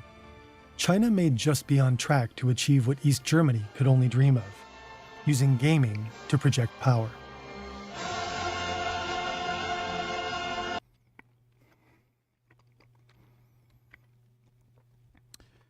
And that's why we need eugenics. If people are smart like me, they would know that Black Myth Wukong sucks. Are held accountable. The question becomes why? And then there are some questions based on what Kash Patel and Pam Bondi have been trying to peddle to the American people in recent months. And of course, to continue watching our coverage of the Epstein files, please make sure to subscribe to this channel. It is and always will be 100% free. The subscribe button is right here on the screen. But this all raises the obvious question, why weren't any of these people charged? Who is responsible for allowing 10 co-conspirators to walk? In fact, FBI Director Kash Patel testified under oath this year that internal files contained no credible information Epstein trafficked these girls to anyone other than himself. Who, if anyone, did Epstein traffic these young women to besides himself? Himself. There is no credible information. None. If there were, I would bring the case yesterday that he trafficked to other individuals. And the information we have, again, is limited. So the answer is no one? For the information that we have. So which... They were literally exploring 10 leads. Is it? Was there no information to suggest that anybody else was involved? Or were there at least 10 people who a U.S. attorney felt strongly enough existed that he literally put it in writing, in an official communication? And that discrepancy is a point that Glenn Kirshner discussed here as well. You know, what Kash Patel just said in that clip was also another version of what he and Pam Bondi tried to sell to the American people in a joint press release back in July. And here is what Kash Patel says. And he goes on and on about what an incredibly thorough and exhaustive search and review of all of the Epstein files he and his FBI agents conducted. And then he says, as a result of that exhaustive search, we did not uncover any evidence that could predicate an investigation against uncharged third parties. So I would ask him, then why is it that the federal prosecutors who were actually involved in the investigation and prosecution of Jeffrey Epstein and the trial against Ghislaine Maxwell put in writing there are 10 co-conspirators of Jeffrey Epstein in his sex trafficking conspiracy, and we are now scouring the country. We're heading down to Florida. We're going to interview victims. We are subpoenaing as many of these. Actually, nigger, you're the reason you pause donations in your workout streams. I don't do anything like spam the N-word to get your stream taken down. You just get triggered when I say certain names. That reaction comes from within you. It's not me. It's great. Thanks for the donation, dipshit. Wanted to wish you a Merry Christmas. Hoping you have a good holiday. It's funny they messed up on redacting some files where you can copy paste. Well, thank you. Happy holidays to you too. The Trump administration is just so outrageously incompetent. It's mind-blowing. You could simply choose to not let my words bother you. You could be like the rock sitting in the water, letting the rain and the ripples bounce right off. But instead, you let the rain and ripples penetrate you. Me simply saying words you don't like. That's nice. Thanks for the advice. Appreciate the donation, dipshit.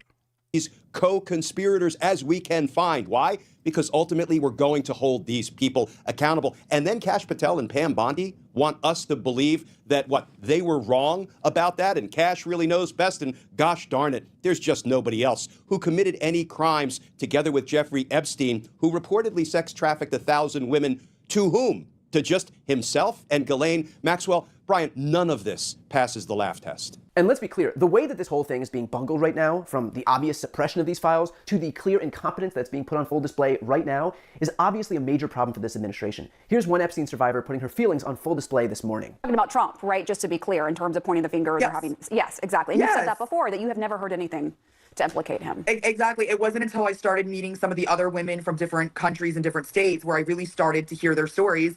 And of course, as a survivor sister and going through what I went through, I do believe these girls.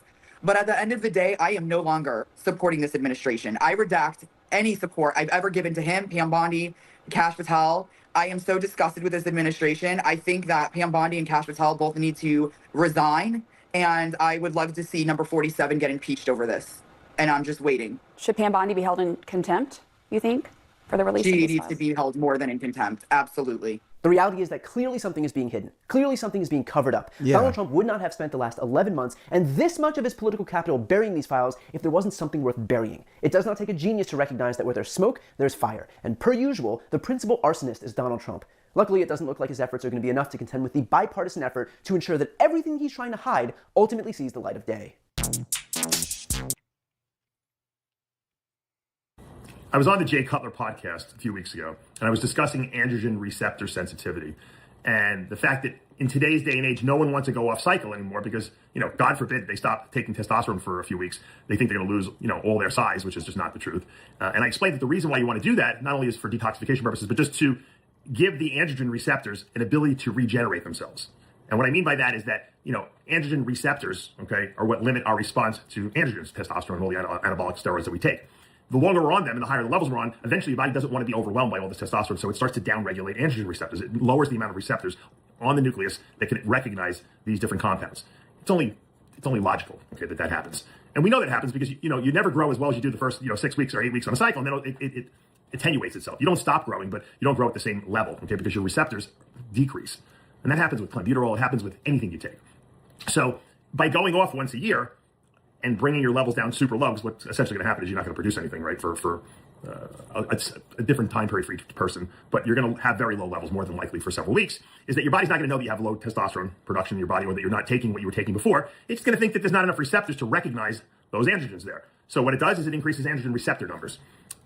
You might do this for 4 to 6 weeks, 4 to 8 weeks, keep increasing the receptor numbers until finally the body realizes there's just no hormone there, not there. And eventually then you go back on a cycle, now you respond really well. And this is something that's been going on for years and years and years. Nowadays, guys don't want to go off anymore. So they've created this myth, and they use studies that don't support their point of view, but that circumstantially support their point of view. So what they're doing is they're creating a narrative that's not true. This guy, Jason Coley, loves to go after me on Instagram. And he's waving this study on his Instagram reel. And the study doesn't even have anything to do with androgen receptors. He's like, we have evidence now that androgen receptors are increased in response to high androgens. And he's waving this, putting the study on the screen. If you look at the study and you zoom in on it, it has nothing to even do with androgen receptors. It's about different forms of testosterone, long-acting, short-acting, which is better. And the studies that are out there that suggest that androgen receptors are increased in response to androgens are done on prostate cancer cells. Which have nothing to do with muscle cells. And they're being subjected to physiological dosages of testosterone that you would normally have in the body at different varying levels. It's not super physiological levels or pharmacological levels like body building. They're not putting 3,000 milligrams of testosterone into this rat body to see how it's going to respond to the androgen receptor. They're using physiological dosage, and they're using it on cancer cells, prostate cancer cells. This is not any proof of anything. You can wave all the studies you want. It's just not true. And if you want to say it enough times, it's just not true. And if you want to create your own narrative to support the fact that you're too mentally unstable to go off a cycle for 6 to 8 weeks every single year, go ahead and do it. Don't vilify me. If you want to come on and challenge me and you want to have some science-based debate, I'm open for it. Let's go. Sign me up. You pick the questions, send them to me, and we will debate. You can send me all the studies you want, and we'll go over the studies, study by study on a long form YouTube podcast. I have no problem doing that. But for now, shut your trap. You don't know what you're talking about. And Garrett Walker might be even dumber than the other guy, Jason. He might be the stupidest guy I've ever heard in my life. His rationale, let's listen to it. No, to everything that was said. Androgen receptors don't diminish in the presence of excess androgens. They actually upregulate in the presence of excess androgens. I mean, just think about this logically here. If there's too many androgens for your body to handle with the amount of receptors that you have, what do you think the body's going to do in order to solve that issue? Make less androgen receptors? No, you're going to make more androgen receptors. The more androgens that are present in the blood, in the body, the more androgen receptors your body is going to create to handle those androgens. So that's what I've heard from Vigorous Steve and everyone. Haven't actually bothered delving into the research myself. He thinks that the more androgens you take, your body is just going to say, hey, we got all these androgens around. We got to make more receptors. It's so obvious. How stupid is Dave Palumbo? And you know what? If we take 10,000 milligrams of testosterone, our body's going to say, hey, we got 10,000 milligrams circulating. Let's make more androgen receptors. So in other words, according to your logic, the more you take, the bigger you get. So if you take 20,000 milligrams a week of testosterone, you're going to get even bigger because your body is going to have to just make more androgen receptors because it must respond to everything you take. That's why drugs work unlimited. They never stop working. Okay, how come guys are not 400 pounds on the Olympia stage? By your logic. Because by your logic, the more drugs they take, the more receptors they should make so that they can just keep growing. Because that's just logical. Dummy, the body limits itself purposely so that it won't overdo anything. It won't overgrow itself. It won't blow itself out of proportion. It's fighting us. That's why it's so hard to put muscle on. You don't grow unlimited the more drugs you take. That's the stupidest explanation I've ever heard. And the lack of logic is so baffling that I'm embarrassed for you that you actually put that video out. Once again, if you want to join the debate group that we're going to have on this discussion, and I'm sure no one will take me up on my offer to debate and go over the science of this, because you guys have no idea about anything even remotely close to science. It's all about promoting the narrative that you guys want to promote. And if it doesn't promote the narrative, then you get rid of it. And if it does promote the narrative, you'll make up some cockamamie reason why it's right. It's why. Let me leave a comment. Dave Palumbo doesn't even feed his cat a vegan diet. What does he know about androgen receptors? There we go.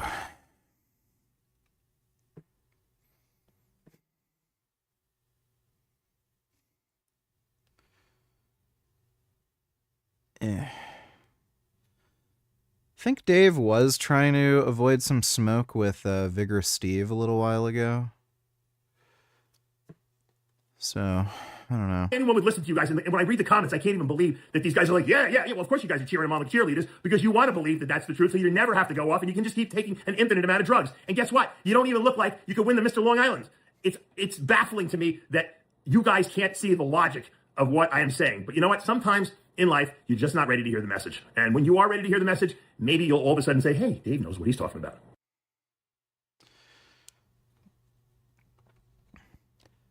I don't know what the big deal is. Like, especially considering drugs do come at a financial cost. It's kind of weird that people would have a weird bias either way. Like, if you can just save a bit more money in a month, why not? Like, I don't see what the big deal is. I'm not entirely sure what to think of that topic, because like that's what I basically heard. Androgen receptors upregulate.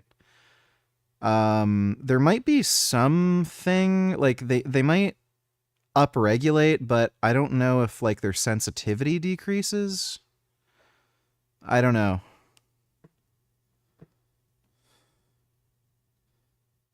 I don't know. I haven't looked at the research myself. Gig making holiday video. I don't know if I'll finish in time. All right, well, I'm looking forward to it, Gig, either way. Dodo Donatella is another case of doctors failing patients. Redditor fed his MRI into ChatGPT and appears to have correctly identified the cause of his sciatic leg pain. This could be a watershed moment for AI.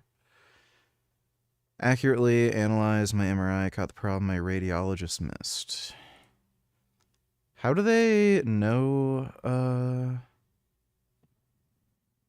How do they know that the AI actually accurately read it?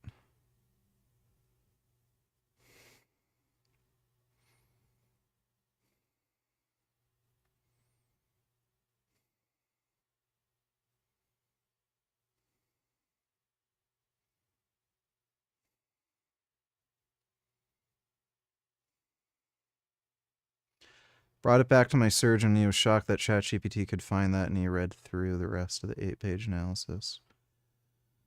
Physical therapy should be able to resolve scarring.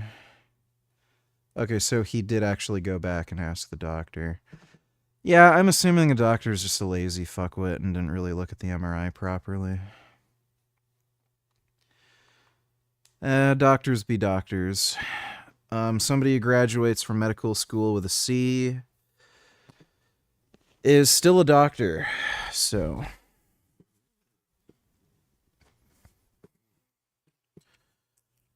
it shows it. So the only research on that is in prostate cells, not muscle cells. Okay. the 1988 Cadillac Voyage, and it's a Cadillac concept car that previewed the future of luxury back in 1988. Amazingly, Cadillac still has this thing around, and even more amazingly, they're letting me review it. So today I'm going to show you all the quirks and features of the future of luxury from 37 years ago.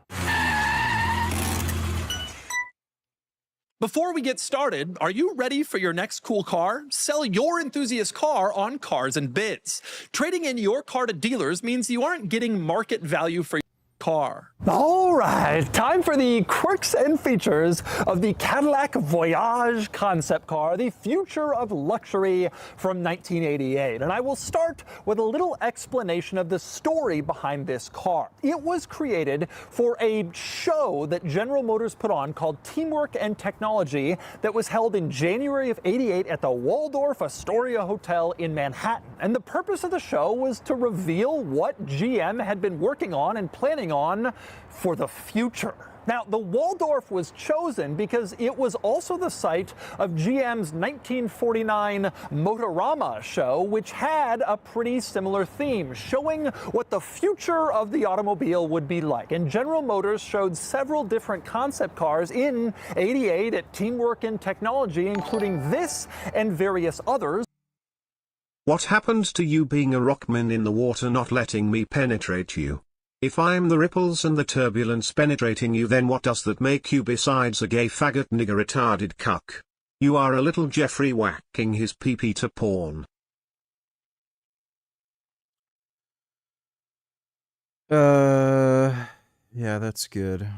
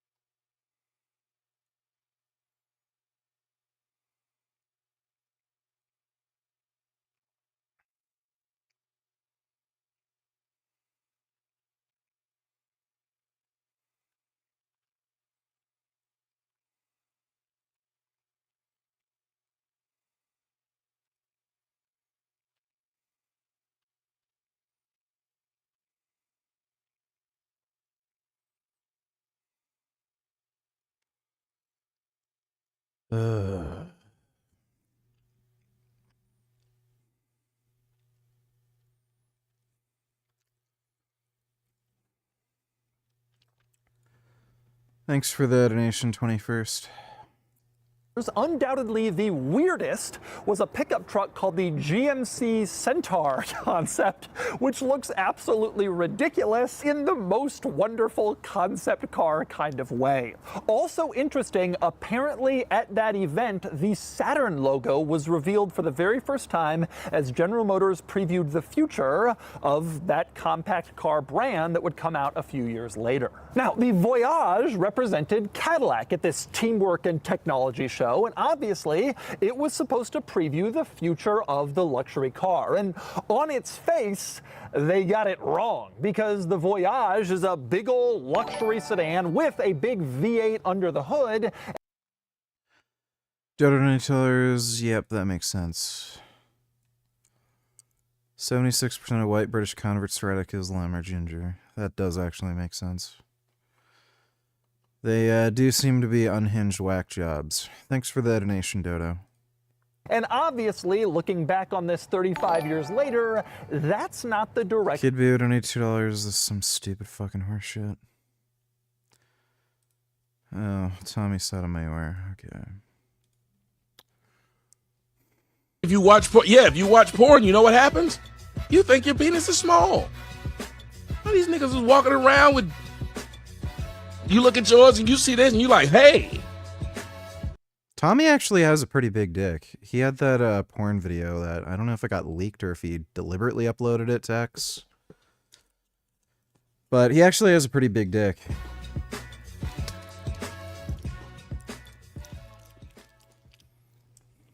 What's going on with that? Unless you watch Asian porn, then you walk away feeling like a man. I'll tell you what, whenever I'm feeling bad about my day, I watch Asian porn. Fix me right on up. I really like Japanese lesbian porn. I like the way they kiss and suck each other's titties. I lose my job, go watch Asian porn. Lose my girlfriend or girlfriend cheat, I go watch Asian porn. I come too fast, I go watch Asian porn. I let my girl watch Asian porn when I come too fast. I didn't even have an orgasm. Hold on a minute, baby. Let me let you watch this for a second. She looked up at me and said, you know what? I'll never complain about not having an orgasm again. I see.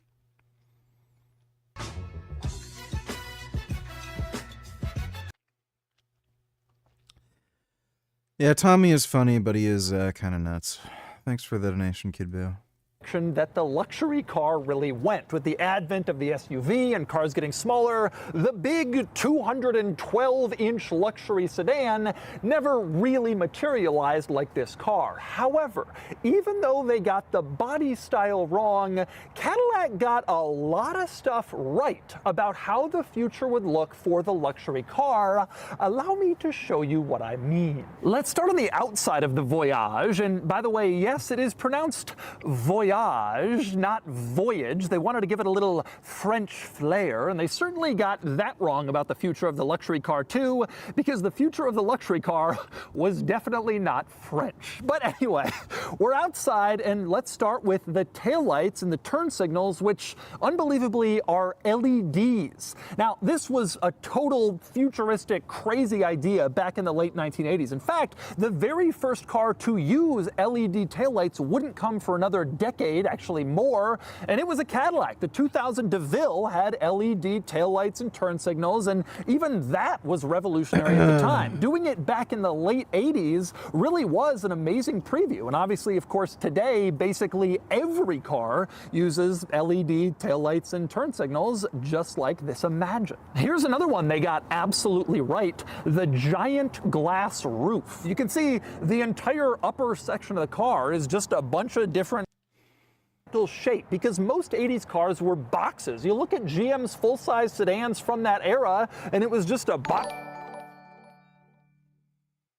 Yo, I jump rope 30 minutes and then do weightlifting for the next 30 minutes. Mainly burpees and curls, and bodyweight squats. Is this a good workout routine? Your thoughts on jumping rope for muscles and cardio? You work out like a faggot. Like, I'm sure you'll get in shape, but that sounds pretty fucking gay to me. Thanks for the donation, Ronald. Look at all these cats. Wow. Oh my god. So many cats. How did you get them to shit on the car and stay there like that? Oh my god. You know, I really like cats. Cats are fantastic. They are just great. Oh boy, do I love cats.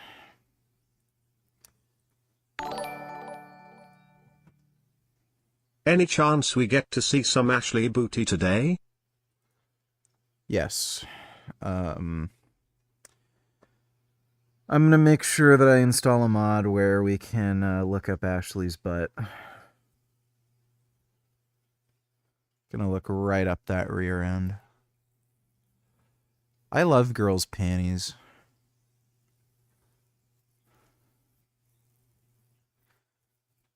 Yeah, women's panties are fucking cute. Thanks for the donation to Pile of Beans. Box in front, a box in the middle, and a box in back, and that's basically how everyone was doing it back then. Even I remember my grandfather had a car like this for a little while. That was such a piece of shit. Yeah, those are just terrible.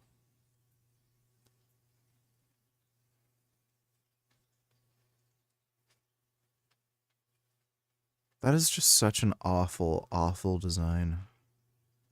This was American cars for like 20 years.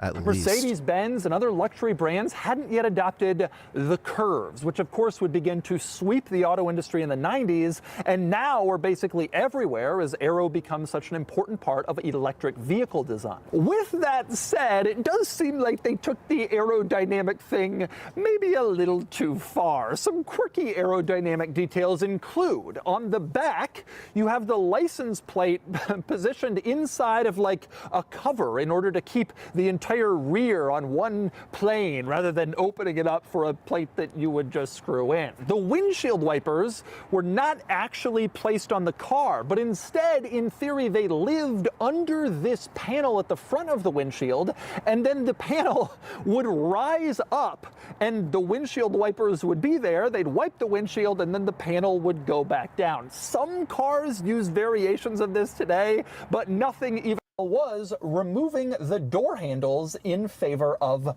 buttons. Take a look at this car. You will notice no door handles at all on the front or rear doors. Instead, you walk up to this car and you can see mounted on the B pillar, there's a little piece that reads door with arrows pointing to the front and to the rear, and they're pointing to little buttons. You would press the button and then the door would pop open automatically and you would climb. That is very modern. Inside. This probably seemed really futuristic in That the is 80s, actually but really today modern. it's not that uncommon in really high-end luxury cars. In fact, Cadillac's own Celestiq, which is their full-size luxury sedan of today, has little buttons on the doors that you press and the door pops open automatically. And this is on other high-end luxury cars too, like Maybach, Rolls-Royce, and I'm sure it will trickle down from there. So that cars. But anyway, back to those doors. In addition to popping open with the press of a button, pretty cool, they also do something else that's just as amazing. They adjust the window. Gig had a 1995 Saturn twin cam SL2. Got good miles per gallon, good cheap old car. Yeah, Saturns were good cars. I want to get an Ariel Atom. I also want to get a Unimog. That Unimog, dude, I want to win the lottery just so I can get that Unimog.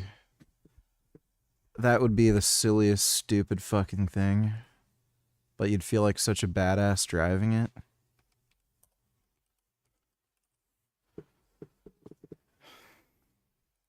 This? They have a modern version of this, like a luxury version coming out. Where is it? There it is. Yeah, I want to win the lottery and get this. This would be great in the snow. But that would be fucking hilarious driving this down the road. Is a Unimog. It is an absolutely massive work truck towering above all regular think of. The answer is Yeah, I want this. I want to win the lottery so I can get this. That'd be fucking hilarious. engage. Second, I am moving this massive, ridiculous vehicle slowly but surely. The thing about this car is you pretty much are always driving at least in 6th gear. 6th gear starts around 20 miles an hour. So you gotta go, and you have to go through the gears sequentially. So you gotta go 1, 2, 3, 4, 5, 6. Now driving this thing around, I mean, it's just terrifying. And I'll tell you one other thing with air brakes, they're not like regular brakes. You gotta know what you're doing a little bit better. And I really don't. Now I gotta tell you, I actually kind of like the driving experience once you get into the concept of the pre-selecting gear thing, it starts to make some sense and you start to kind of get into it. If you really mess up on the gear, which happens fairly frequently, it actually shifts you back into neutral. The cool thing is, even though with the clicking sound, it sounds like you've just destroyed the transmission, that's just basically there to tell you, no, you can't go through that gear, sorry, and it's a lockout to prevent it from, to keep it safe, basically. So you're not messing anything up. Anyway, so let's talk driving experience, moving beyond the gear lever situation. You sit up incredibly high. You're basically at eye level with vehicles like dump trucks and massive, giant, insane commercial vehicles. You know, people are getting paid to drive them. They have a commercial driver's license, that sort of thing. The only difference here is you don't, because you don't need one, but you probably should have one given how massive this is. Yeah, I want to get that. In order to make it easier to get in and out of the car. The front window will actually roll down to give you a little bit more space in order to climb inside so you don't bonk your head or your face on the window. And the back window actually kind of pops out in order to give you more space to get into the rear seat, which is really an incredible feature. These days, a lot of cars have windows that'll kind of do some stuff when you open the door, usually to form a seal on a coupe or a convertible. That's but you don't super weird. see windows moving out of the way to facilitate entry and exit, but maybe you should. Yeah. A lot of automakers have their seats moved in here. The first thing you notice when you get inside these seats, these ultra comfortable lazy boy recliner looking overstuffed leather seats, they are indeed very comfortable, but that is definitely something Cadillac got wrong about the future. Instead of these seats, luxury car buyers started to prefer ultra supportive seats that would contour to their every being, and these big old overstuffed cushiony things definitely fell out of favor. Now, of the door panel, which has some fantastic features. For one, some good practicality, a big old opening where you can put stuff, and then the armrest also.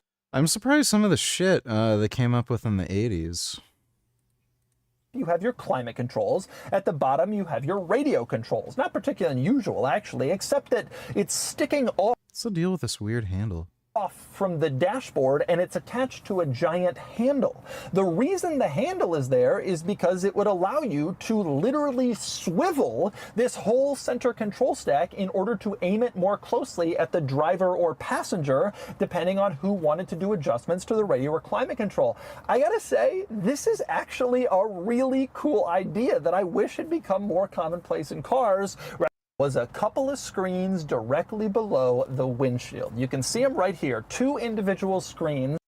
Pretty darn good job of showing what was going on behind the car. And amazingly, it still works. You can see I'm driving through this.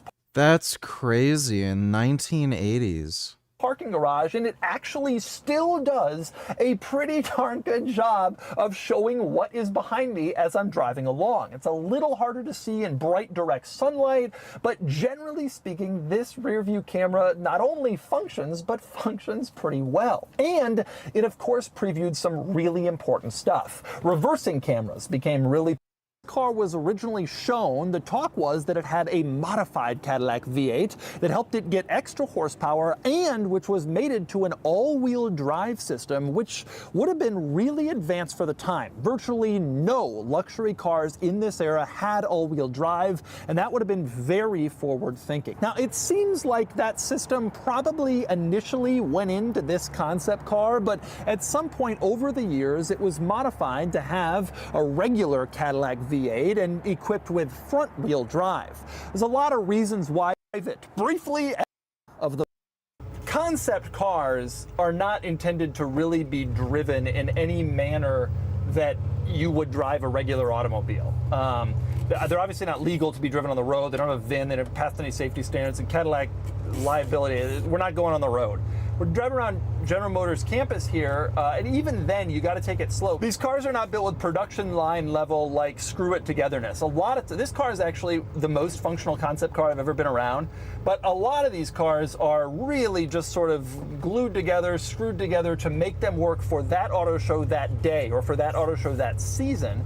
And after that, it's just sort of like whatever. And so they're not intended to be driven. They're not intended to be used. It doesn't really matter all that much. Even though this one is clearly more functional than most, you still got to be I hear it squeaking like crazy. Really careful driving it. It's just not like a car you go buy at the dealership. First thing I notice in here is that this is a lot like General Motors sedans of this era, and actually of the next era. One of the things that continues to strike me looking at this car and being around this car is that it clearly previewed the design language that they were thinking about for their next generation of full-size sedans, which didn't come out for a couple years after this concept car. You can see some Chevy Caprice in it, you can see some Impala SS, the Buick Roadmaster, and Cadillac Fleetwood all got rounder with the generation after what would have been on sale when this car came out. So I think this car actually did do some previewing of that. But also beyond that, I mean, you got a big body sedan with a big old school V8. This is what, you know, General Motors big sedans were like. Democrat in the Senate is moving to force the Department of Justice to release all of the Epstein files or face legal consequences. It's in a resolution Minority Leader Chuck Schumer says he is introducing as he accuses the Trump administration of withholding evidence in violation of the law. Remember, the DOJ just released a trove of documents related to Epstein after bipartisan legislation compelled them to hand over the records, but only a portion of its investigative files on Epstein and his co-conspirator Ghislaine Maxwell were actually released, including pictures of former President Bill Clinton. A spokesperson for the former president writing in a statement late today, quote, "What the Department of Justice has released so far and the manner in which it did so makes one thing clear. Someone or something is being protected. We do not know whom, what, or why," end quote. The Justice Department has not returned our request for comment. Let's bring in NBC's Sahil Kapoor. So, Sahil, help us understand these allegations from Chuck Schumer and what could happen next here. Well, Senator Schumer is trying to crank up the pressure on the Trump administration over the Epstein files by threatening to force a vote to take legal action against the Justice Department for what he calls a blatant disregard of the law that overwhelmingly passed Congress. Schumer says, quote, "The law Congress passed is crystal clear, release the Epstein files in full so Americans can see the truth. Instead, the Trump Justice Department rather, dumped redactions and withheld the evidence. That breaks the law," end quote. He's echoing criticisms from the authors of this law, Tom Massey and Ro Khanna, as well as Epstein survivors, who say that DOJ is in violation because this is merely a partial release of the files, and it contains heavy redactions that critics say are unjustified or even illegal. Now, the law is vast in its scope, requiring a complete release of all Epstein documents and investigative materials with limited basis for withholdings, largely to protect victims, and it explicitly prohibits redactions to shield a public figure from embarrassment. Now, Ellison, in terms of what's next, Schumer says he'll force this issue after the Senate returns from the holidays in 2 weeks. And meanwhile, Massey and Khanna are pushing the House to use its own enforcement authority, known as inherent contempt, to fine AG Bondi. It all points to a growing backlash over the DOJ's handling of this issue, with the implication being that there's some sort of cover-up here, which the department, of course, denies. So I guess, Sahil, one of the questions here is, will this still be relevant in 2 weeks? The Justice Department has said they will release the rest of the files before the end of the year. Do we know exactly when we could see more of those?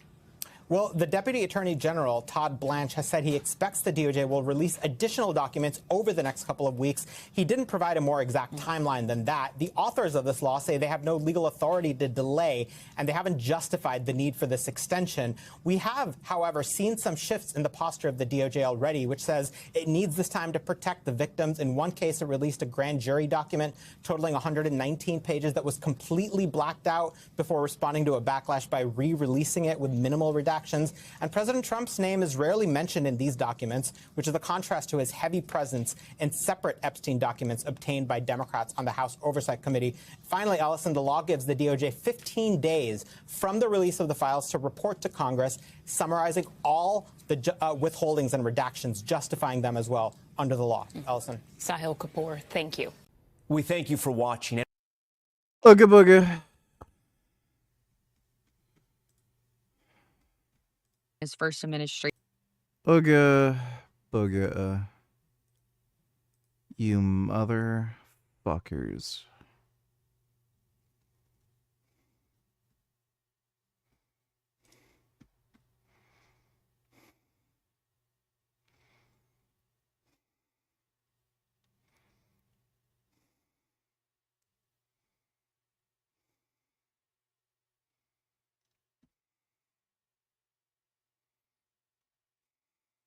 Everybody asks me, Todd, how the fuck do you eat the same thing every goddamn day, all day long? Just one meal over and over and over again.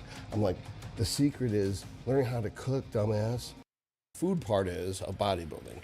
And I never emphasize it. I say, you know, dish pretty much 3 times a day. It's going to be my chicken and rice, but some people have prepped these things in advance. Honestly, rice is so cheap. It tastes so delicious when it's fresh, and there's so many digestive problems you can have with reheated rice. You might just be better making less rice and just making it fresh every time. I mean, a type of rice that you would cut with basmati rice. So what we're doing now is we're rinsing the rice, trying to get the extra starch off of it. And so what I'm doing is I'm testing the water and some oils.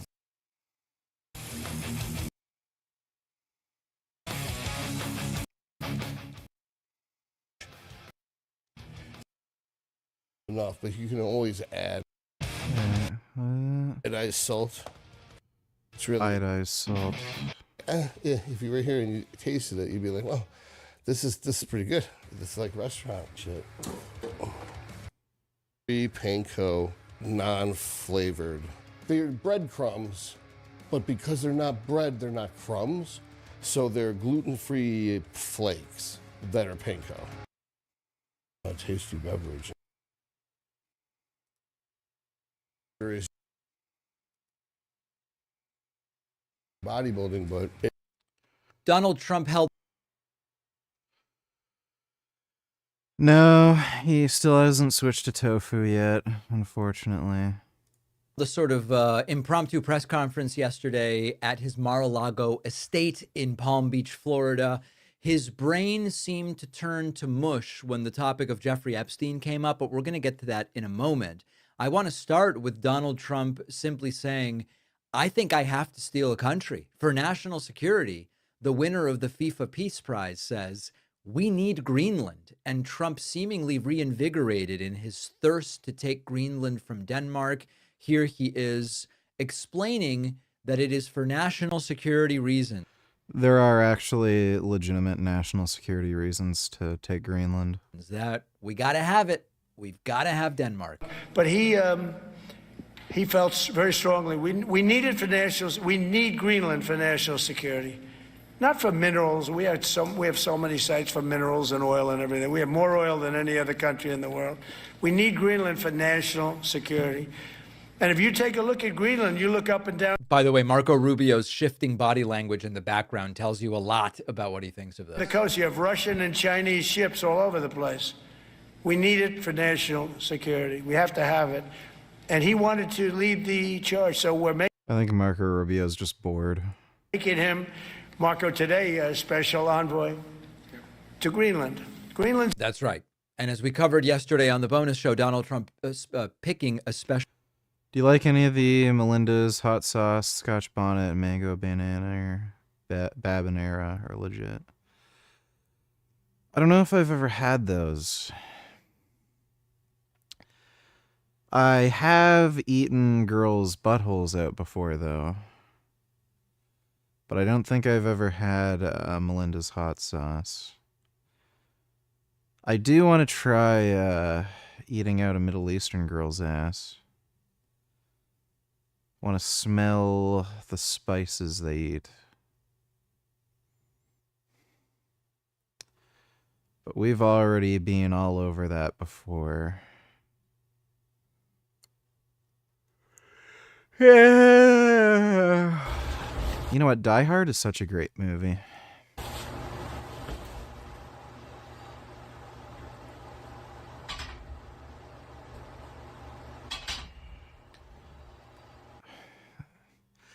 I don't know how this guy got so fat. He used to be lean. You'd like, he's so fat now that he can't like actually do exercises properly. Think when you get to that point, you'd be like, okay, maybe we gotta pull back. Yeah, the guy like, what kind of fucking weight belt does he have? Dude, that has to be custom. That's bizarre. That has to be a huge ass custom belt.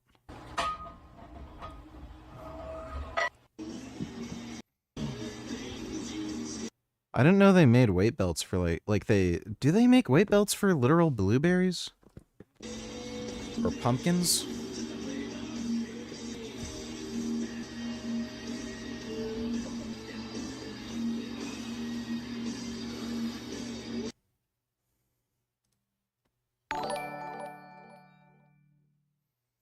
I'm 230 pounds, I've gotten so fat I can only do 1 pull-up.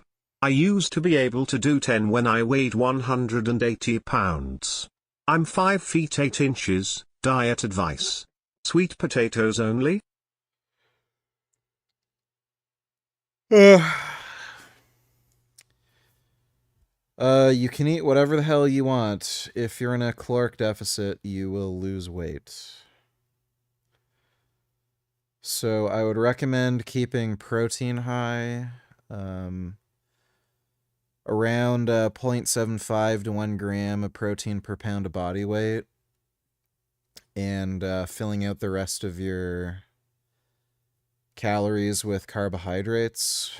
Since you're going to be dieting, you don't really need any dietary fat because you're going to be using the fat on your body to burn off.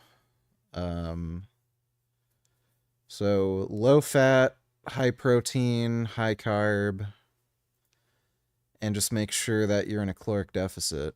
That's all there really is to it.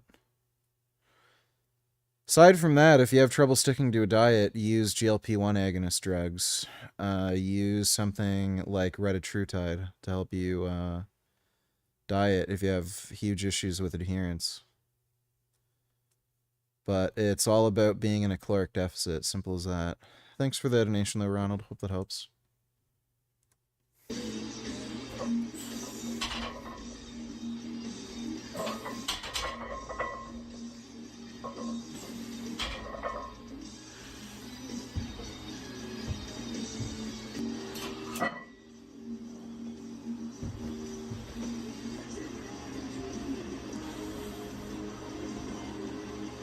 I'm not sure if this guy actually lives near me. I think he might be in Ottawa.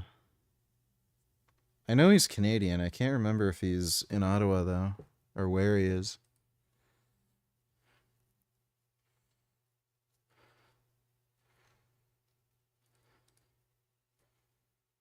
Hey man, what's up, y'all? It's that big monster over here. I thought I'd show you some of the behind the scene look at the sprint and cardio training I've been doing here. It's a very small Jesus Christ. segment of the workout, and I wanted to share it with you.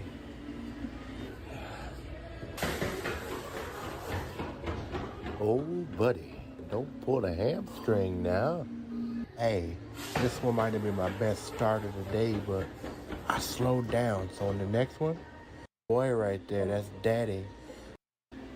That's He doesn't actually sound like that. He's just talking like a retard for some reason.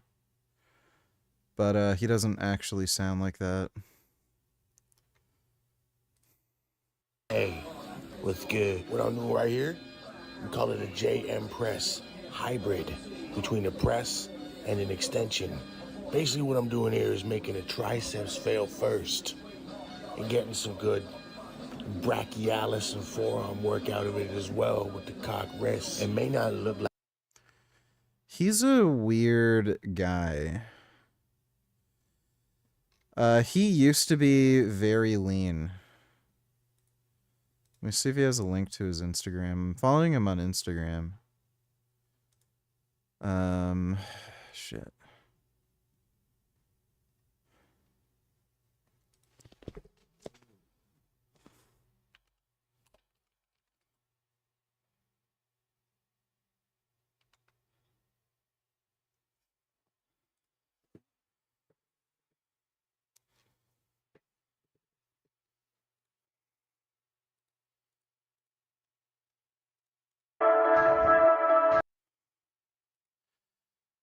Yeah, he was even leaner than that at one point.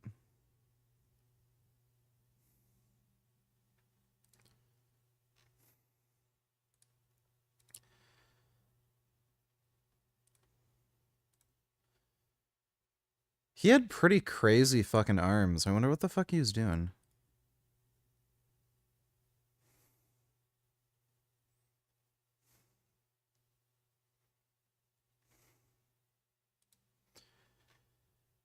Yeah, really weird guy. That's what he used to look like, and then he just bloat maxed Really weird. I guess he likes food.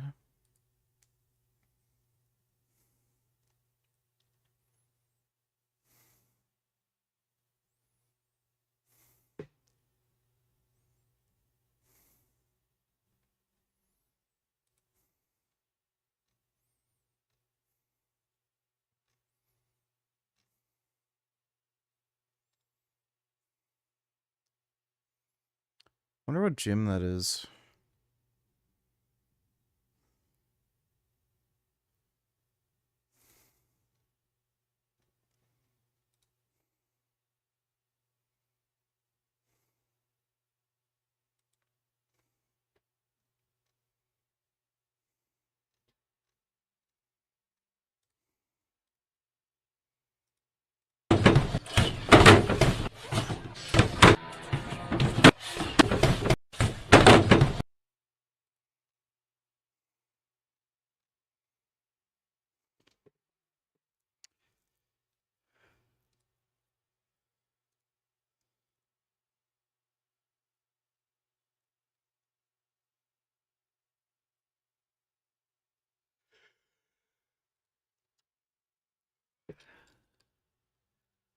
He's a weird guy.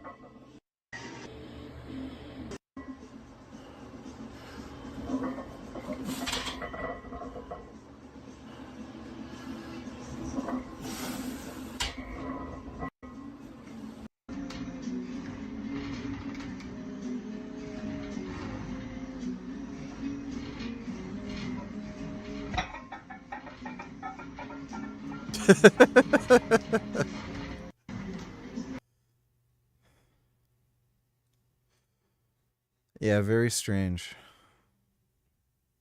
Idea creations. I'm just gonna go grab a drink. And I think I'll also have more of those Smart Sweet gummies. I like these. They're quite delish, and they're super high in fiber. Where's the fiber content? Yeah, 10 grams of 10 grams of fiber per 8 gummies. It's a lot. Ugh. Oh. Hello, Gum Gum. What you doing there?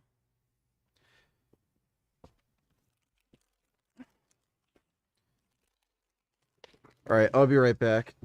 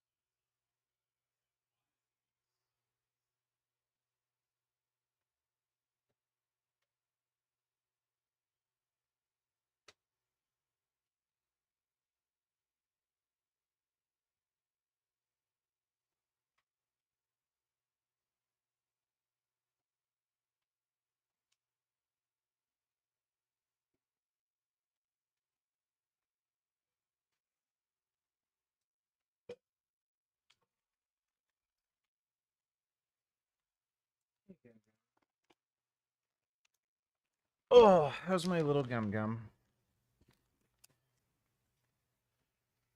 Ugh.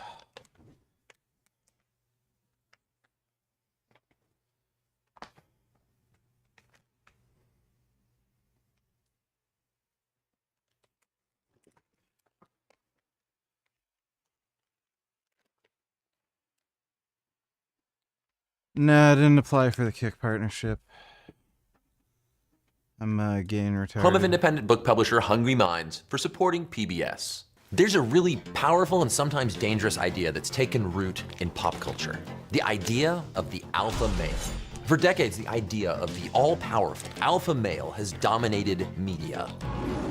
We've been told that in animals and in human society, the toughest, It is evolutional. the most aggressive top dog gets the power, the resources, the mates. Biological. Well, there's a reason why Genghis Khan got so much pussy. Told to stop being beta, to be the fearless leader of the pack. Take the red pill, and you can be an alpha too. The only alpha they respond to is me. The alpha male is an idea that was born in real studies of animal behavior and biology in the lives and conflicts of social animals. Few scientific concepts have been so thoroughly absorbed by popular culture, but this idea has been so hugely misinterpreted and disconnected from what the science actually says, which is part of why I, as a biologist and as a man, want to address it. Because the real story of how animals wield power and influence and how social success actually plays out in the animal kingdom, even in our closest relatives, can teach us a lot about how to be better humans. But to do that, we have to find the truth. This is the real science of alphas.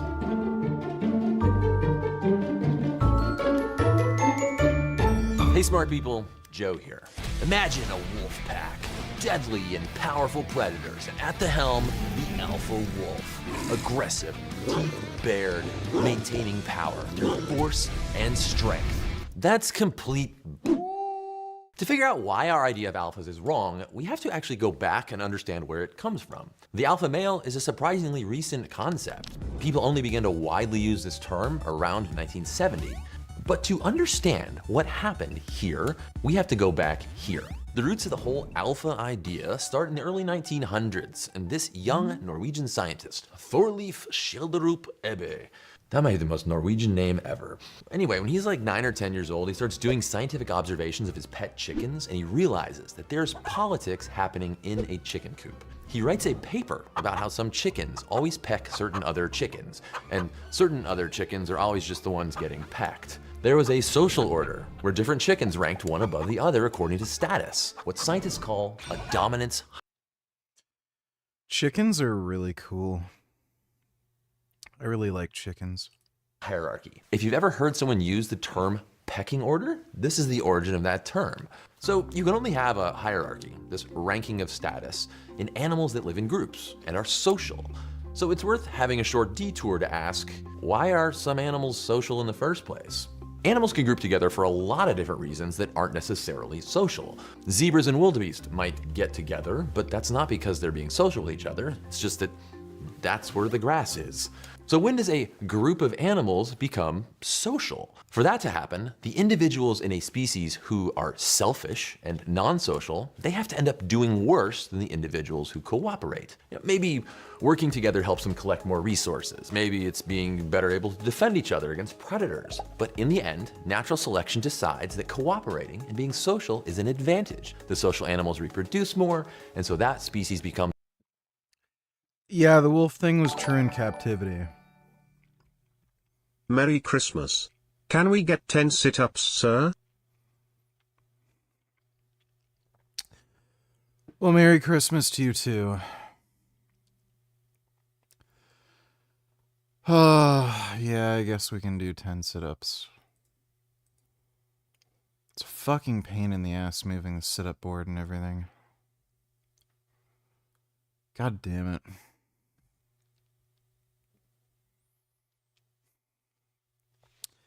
How about I just do this 10 times? Is that good enough for you? I want to be lazy. I already worked out, and I had to drive for like over an hour in the snow.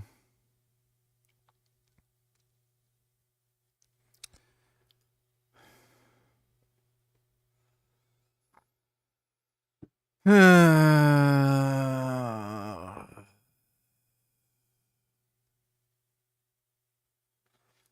right, I'll just get this over with.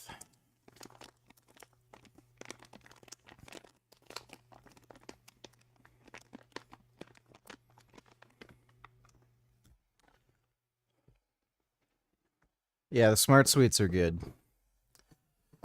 They taste yummy in my tummy.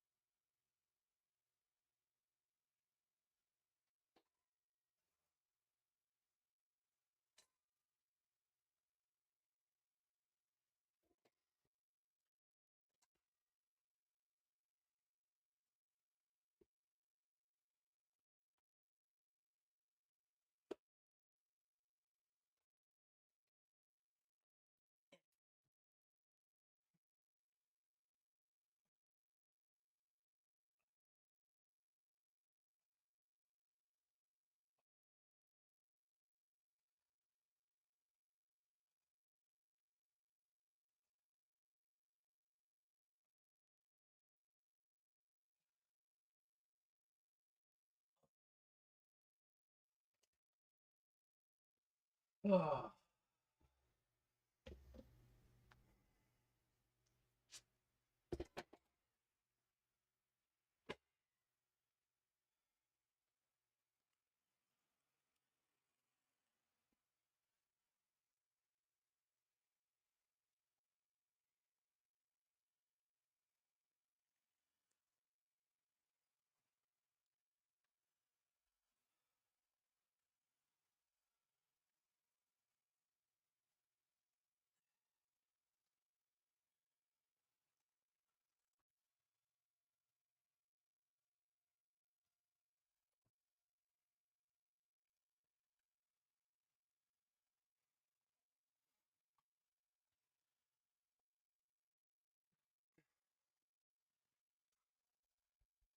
Ugh.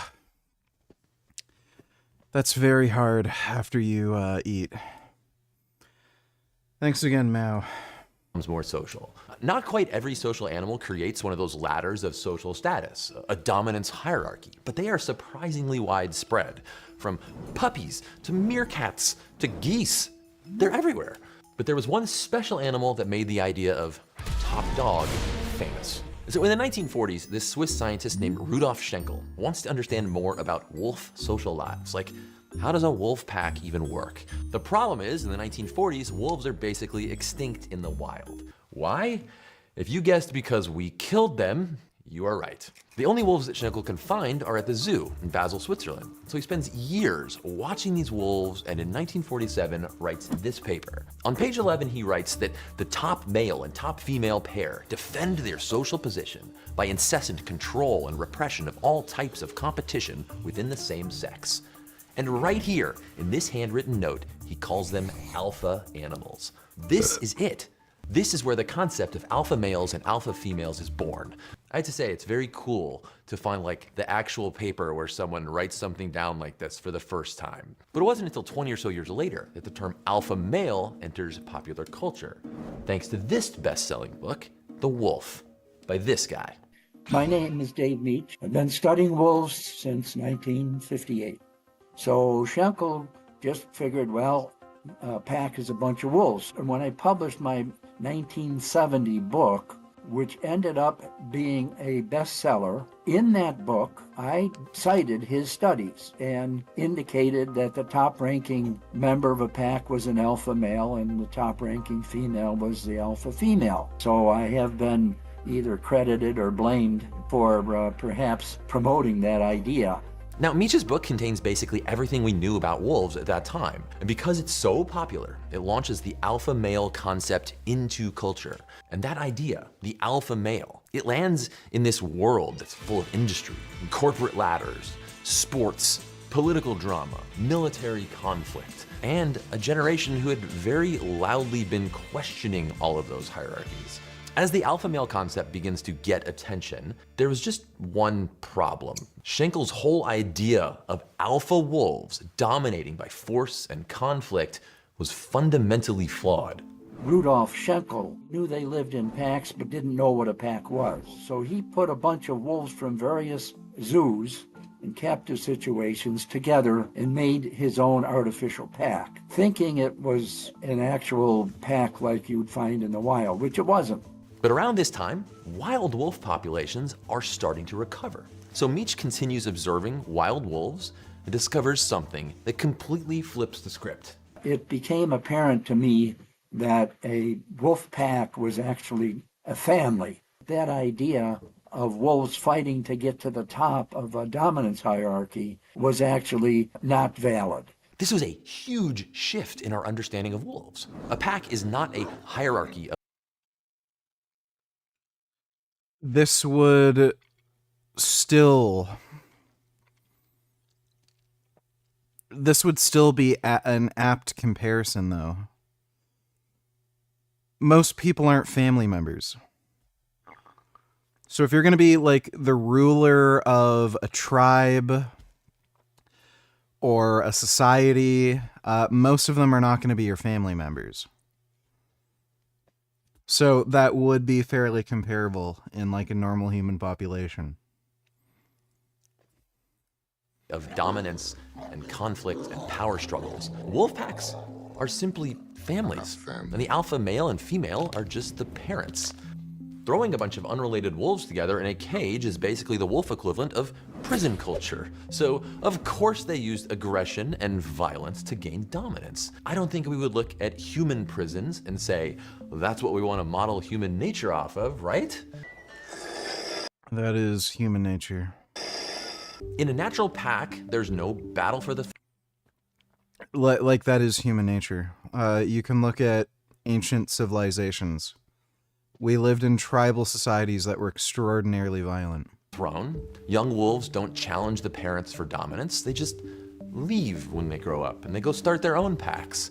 Labeling parents as alphas makes no sense. I mean, at the very least, it doesn't help us understand wolves better. I mean, do we call a doe an alpha deer just because she has a fawn? Would you call your dad or mom the alpha of the family? Why are we actually... Well, depends. You may or you may not.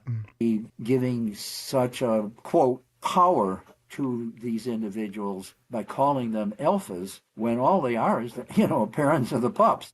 And it turns out that the alpha male wasn't even always the one leading the pack. When the pups are young and being nursed by the female, the male brings her food. He attends to her. So during those first 8 or 9 weeks or so of the pup's life, the female is clearly dominant to that male. And this even extends to hunting and protection. When a musk... How would the female be dominant to the male? The man's just getting the food because the female can't get the food. This channel's called Be Smart, and it already sounds stupid. Cox came up to a den of pups while I was studying them. It was really the female that tended to be the most protective of the pups. Meach and other biologists tried to correct the record with this new science. But this is a case where that book... Like, I don't get it. We have social safety nets and welfare systems and charity. Like, if you give charity, are you subservient to the person you're giving charity to? Like this is stupid. Challenger at any tellers, is he challenging you for the title? bodybuilding vegan origin story. You guys have been asking, so I'm here to answer where I came from, why I got started doing this, where I live, how many poops I take a day, basically all those things. So stick around, and just so you guys know, I've worked with over 500 athletes myself, and I founded the Vegan Squad coaching community so that we can help you too. We are here to connect other vegans. Just kidding. My name is John Thomas, aka the Bodybuilding Vegan. I was born and raised in Gainesville, Florida. I spent a little over 30 years. It's funny how he was raised in Gainesville. That's funny. Sengoku, don't need to tell there's facts or cap. Let me see.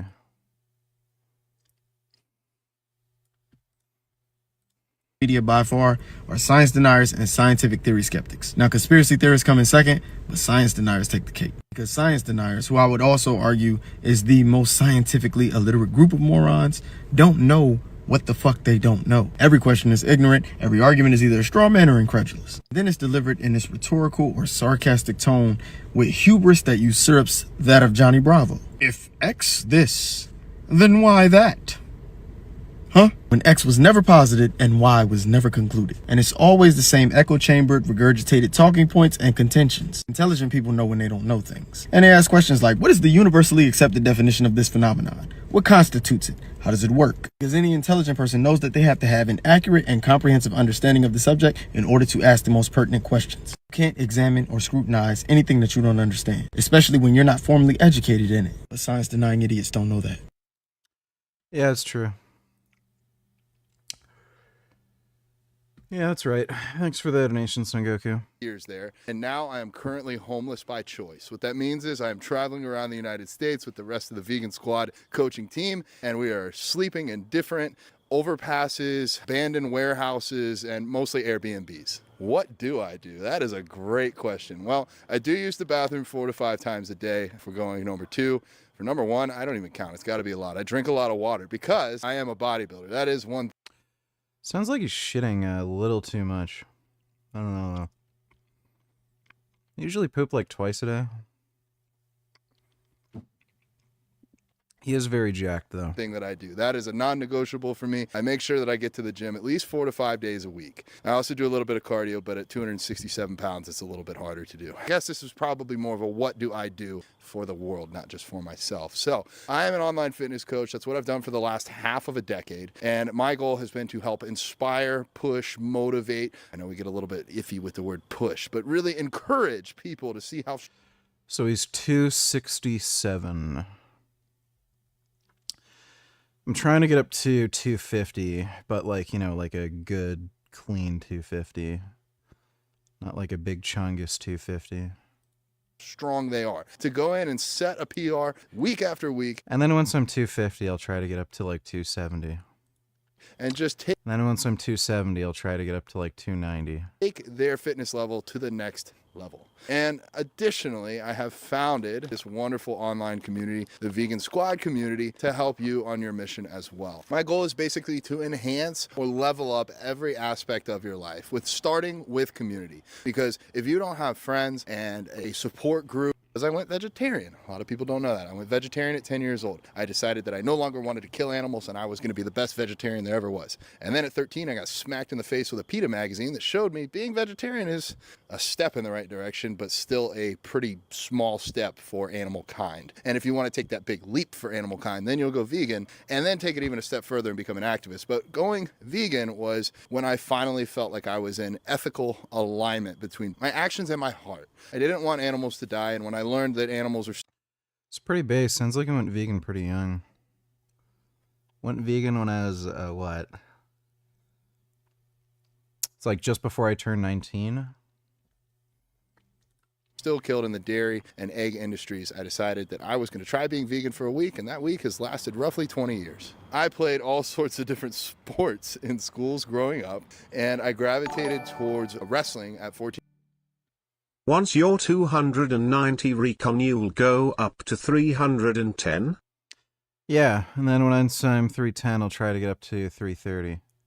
Thanks for the donation, ABC. Years old, my first year of high school, and after that they took us to a weightlifting room and let us lift some weights, and I never went back to wrestling. I was just hooked with lifting weights. So 15 is when I got started on my lifting fitness journey, and I'm 33 as of time of recording this, so 18 years have been spent towards bodybuilding in one way or another. I joined the Vegan Squad community because I founded it and because I was looking for closeness and connection with other like-hearted people around the world. 3 personal things. It's getting harder to wipe. At 267 pounds, there's just a lot of stuff. Tying my shoes, good Lord. I need to have an assistant. Alex, you want to help out? 2 more personal things. I don't know how tall he is. The heaviest I've ever gotten up to is 285 when I was doing that bulk to get it to a 410 bench. That was the first run up I made. I think I only got up to 365 or something, and then I dieted down to 335 or 235 or I think it was 235. And then I did another run up and I got up to 270, and then I benched 410. But I don't like being fat because the way I look, you know? I wasn't happy with the way I looked at 285, obviously, but never had the shoe tying thing. My cardio was actually still pretty decent at 285. I'm 6'3". 1, I am living in this Vegan Squad house with my best friends. I don't know how long this will last. I don't know when this will end, but every single day that I get to wake up surrounded by like-hearted people is the best day ever. I have vegan tattooed on the side of my head. I did that as something I was going to do anyways, but I was smart enough to frame it and partner with an animal sanctuary that needed to save a pig named Henry. He needed a surgery and he needed a forever home. So we needed about $5,000. So I told the world that if we could raise $5,000, I would live stream this head tattoo. We broke somewhere into the $9,000 range, gave Henry a forever home, and this thing hurt like hell, but it's probably my favorite tattoo. It's a great conversation piece starter. You wouldn't believe the number of people that think that this is a joke, that I would get vegan tattooed on the side of my head to make some sort of joke about it. But yes, I actually am vegan. Weird. And that's it, folks. Thanks so much for being here. If you're in the community already, you are an amazing... Does he upload regularly? I'll sub to him. Ever be in the middle of dyeing your hair, realize that your power is going to get cut off in 5 minutes, you only got $3 in your pocket, and you want to make a meal using only a blender and a microwave? Yeah, that's like a weekly occurrence for me. I'm the bodybuilding vegan. I've worked with over 500 athletes, probably written over 1,000 meal plans, and I'm going to show you something I threw together that's not going to break your bank, break your budget. Is that a scar, or is his hair just kind of weird there? Or prevent you from getting jacked as a vegan. Yeah, maybe his hair is just weird there. So let's dive in. What do I got for y'all? Well, we're gonna take black beans and we're gonna mix it with TVP. Throw in some spices in the blender. And now I know somebody at home is gonna be like, what are the macros? So I prepared that here for you. 55 grams of protein, 111 grams of carbs, only 12 grams of fat. What more could you want? It's gonna cost you $3 or less. White. Let me know in the comments below. All right, so it's now thick. Midgen, that's a technical term of water to this. The water will, allow it to blend. We got a full pounder. So, it's kind of like the goop I make. What I'm gonna do now, I'm gonna weigh out 2 servings of hummus. So 28 times.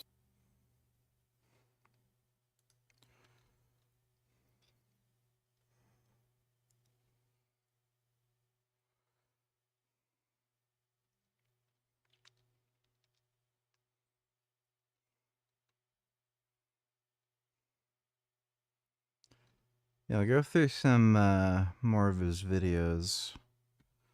Interested to see some of his training. Without any context, I want all of you to tell me what you think this thing resembles. You know what? I'll give Will Smith's husband heretic. Oh my god. Heretic prophet. Oh, that is unwatchable. What's up, space pirates? This is your admiral. The justifiably jaded doctor. They took their actress, who looks like this, and they decided that in-game she ought to look like this. I'm sorry. What? This. The bald woman thing is kind of cringe, but I mean, like, it's just cringe. It's not like fucking, you know, AIDS. Is a shit test to see what gamers will put up with, and so far we are passing with flying colors. That trailer that released for the game a year ago was butchered mercilessly, with people attacking the hell out of Naughty Dog for their hideous character. Look at the number of dislikes on this version of the trailer on the PlayStation YouTube channel. They're at 305,000 dislikes off of 3.2 million views. It's so weird too because there have been so many female characters who are like cool. You know, like Sarah Connor from Terminator. Like, why do we have to make a bald chick? Just make like a girl who's cool and like knows how to use guns or something. Like, they made The Last of Us. They already had the character Ellie. People were fine with that. Why the bald chick weird shit? Views, and it sounds like Intergalactic is in some kind of panic mode right now, reportedly pushing mandatory overtime on their developers at Naughty Dog because Sony wants to see a demo for the game ASAP. Word is that Sony is unhappy with how the game was received and they want to see progress, but a lot of this extra stress might have been avoided if they simply decided to play things straight. Yeah. So Ghost of Yotai did not do nearly as well as the original Ghost of Tsushima, and some of that has to do with why did they make the main character a chick? Like, yeah, as if some fucking woman's gonna be able to like kill hundreds of fucking dudes in combat, right? Apparently the story was also a little weird and crap like that, but I don't know what the deal is with Western devs and like it's just weird feminist garbage. And not intentionally give this character a bad case of the uglies. You say ugly? What means? Oh my god. Take a look at the difference in reception between Intergalactic at last year's Game Awards. Like I wish these people wouldn't be so fucking cringy about it. She's not ugly. They're comparing like a photo of this actress with hair and in full makeup, bald and without any makeup. Like, yeah, I mean, she's not going to look as pretty in a conventional sense, but it's the same person. I'll go days just drinking diet soda. It says diet soda is 99% water. Is this bad for me? No, water's good for you. Thanks for the donation, Ronald. So it's like we know what this is. This is like just weird feminist fucking cringe bullshit about how, oh, women don't have to follow conventional beauty standards and the blah blah blah bald hair freedom of gender norm horse shit. Like that's what this is. It's just fucking cringe. Like it's stupid. Awards versus this trailer here from Lords of the Fallen 2, which came out at this year's Game Awards. The title is getting attention, Lords of the Fallen that is, for embracing the attractive characters in their game, and look at the dislike count on this game. Just a little over 100 people disliked it, so virtually nobody, and that is despite game journalists writing hit pieces like this, trying to get people to hate on this game. But people just don't. Yeah, that's apparently the reason why you're seeing a lot of this retard feminist shit with games journalism is because people who can't be real journalists, they end up doing games journalism. Like it was a big meme when Cuphead came out that games journalists don't play games. They don't. They literally don't. These are people who went to journalism school and everything, and they suck at it, and they're stupid. They have like the most dumb, batshit political takes, so they could never get a job at like CNN or something. So they end up doing games journalism, and this is where this like stupid horseshit's coming from. It's just crazy, retarded, dumb feminist crap that nobody from any mainstream news org would hire, and like we're left with this shit. Don't hate it. And in this article, which we discussed the other day, they tried. I am eating gummies with Gummy. His name is Gummy, and these are gummies. Gummy, gummy, gummy, gummy. I love eating gummies with my gum. It's a good gummy. Gummy is very gummy.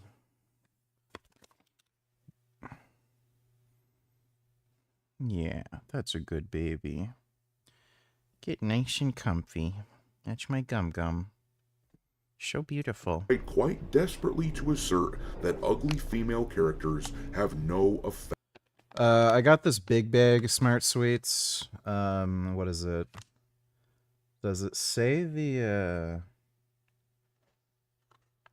They have 150 gram bags at Walmart for $10. Effect on sales. You are wrong! Time and time again, we see ugliness get rejected because we gamers are not looking for artsy-fartsy crap with the so-called realism in it when we play games. Gaming is much more visceral than that. It is an escape from reality, and as evidence that what gamers actually do care about.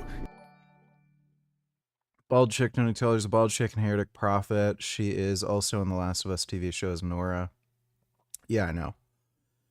Member of Abby's group that Ellie killed. Actress name is Tati Gabrielle. Naughty Dog. Sony must like her.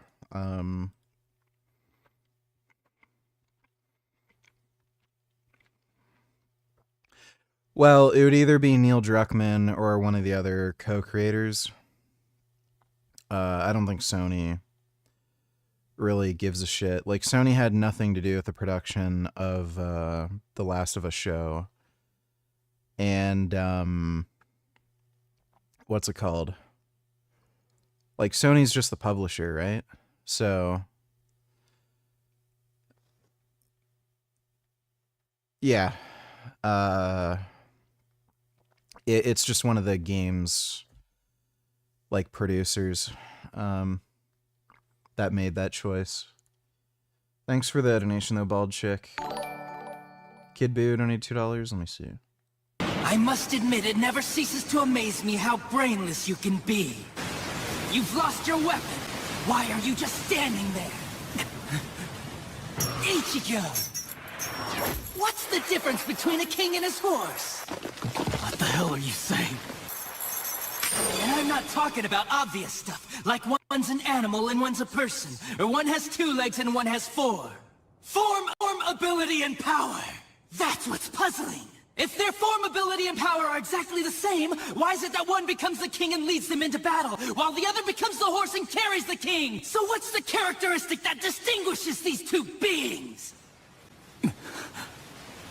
There's only one answer. Instinct! In order for identical beings to get stronger and gain power, they need to develop a killer... That's nice and gay. Thanks for the donation, Kid Boo.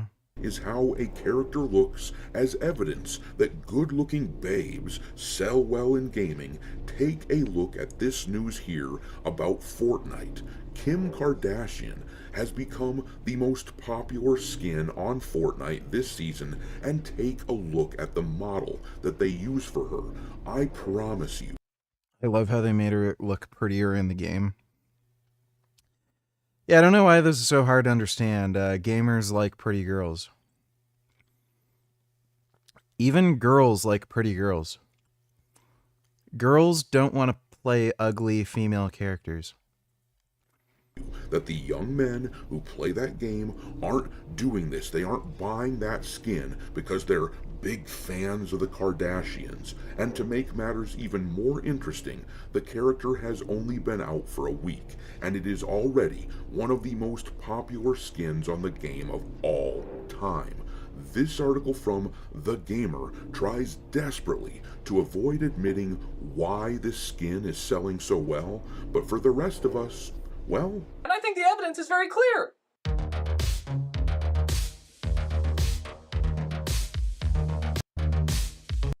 Alright, me hearties, make sure that you hit the like button at this news that Kim Kardashian, who has no ties... AAA companies are struggling because they've pushed so many of their customers away and they're not meeting internal expectations, whereas indie and AA's are having the time of their lives and they're making the most amount of money they ever have. And now it looks like we are seeing some major shakeups from Sucker Punch to Naughty Dog and Sony, and it looks like they are going to have to change very quickly or they're gonna go under. I have a few different things to show off, but before I get into the topic, if you enjoy the content I create, check out the links in the description, join the community in my live streams, and consider supporting through Patreon or YouTube memberships. Now, Sony trying to explain to these companies what they're doing wrong, what we want out of our entertainment. The first example I wanted to bring up, which had to do with the Ghost of Yotei developer Sucker Punch undergoing huge changes. Sony Interactive Entertainment announced that Sucker Punch lead and co-founder Brian... She has a really weird voice and she kind of talks like this.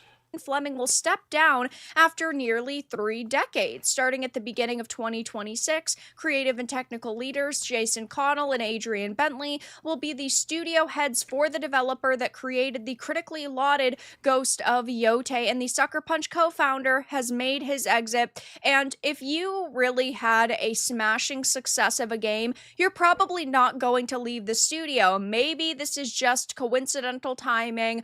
I don't believe that. I believe that Ghost of Yotei did make money, but it still didn't meet their internal expectations because they probably had ones through the roof. And so he decided, okay, enough is enough. I just don't see a way that you leave if your studio is doing this good. It's not like we're talking about an 85-year-old man who got into the industry late and he just wants to retire. Nothing like that. He's moving on to greener pastures in this case, which screams a problem. Then we have the Naughty Dog developers reportedly being hit with mandatory overtime to finish an internal demo for its upcoming sci-fi game, Intergalactic: The Heretic Prophet. Now, this is a title that has already faced major backlash because of the way that the game looks over the mediocre trailer they showed off, but you have Tati Gabrielle, the lead actress, being extremely controversial and coming out and attacking anybody who is criticizing her look in this title or just the way that this title looks. I'm convinced literally every single actor in Hollywood is just a goofy left-wing fucking faggot. Like, very few exceptions. Like, Gal Gadot seems fairly based. Like, she is Israeli, so she supports Israel. It's a few that have come out doing shit like that and they won't, like, play this fucking game, but, like, my god. All these actors are just, like, the silliest fucking people, and they have, like, the most goofy-ass left-wing beliefs. She has not responded to backlash very well, which is already a problem at Naughty Dog, especially with... Look up Penelope from The Amanda Show.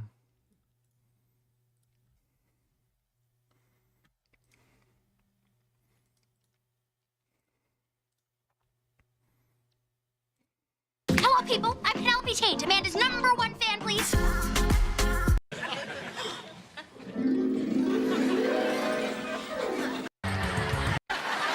please. #1 fan, please. Where's Amanda? I know she's in this. She does kind of sound the same, yeah. With someone like Neil Cuckman, but it just makes it 10 times worse when you've got a studio head and an actress not taking criticism very well. Though, it sounds like things have not been going especially... It's just so weird. Like, these people are rich. They're all millionaires, and then they give two fucking shits what a bunch of sweaty ass dorks online say about like their haircut in a fucking video game. Why is she even talking to a bunch of fucking peasants? It's just so weird. They're all like bizarre attention-seeking freaks who like need attention and validation. Like, dude, if I was like making the money these Hollywood actors made, like, I just would not fucking bother interacting with fucking anybody online. Why would you? They're plebs. They're below you. They're the peasant class. Let them fucking complain about whatever you want. You're driving a fucking Ferrari.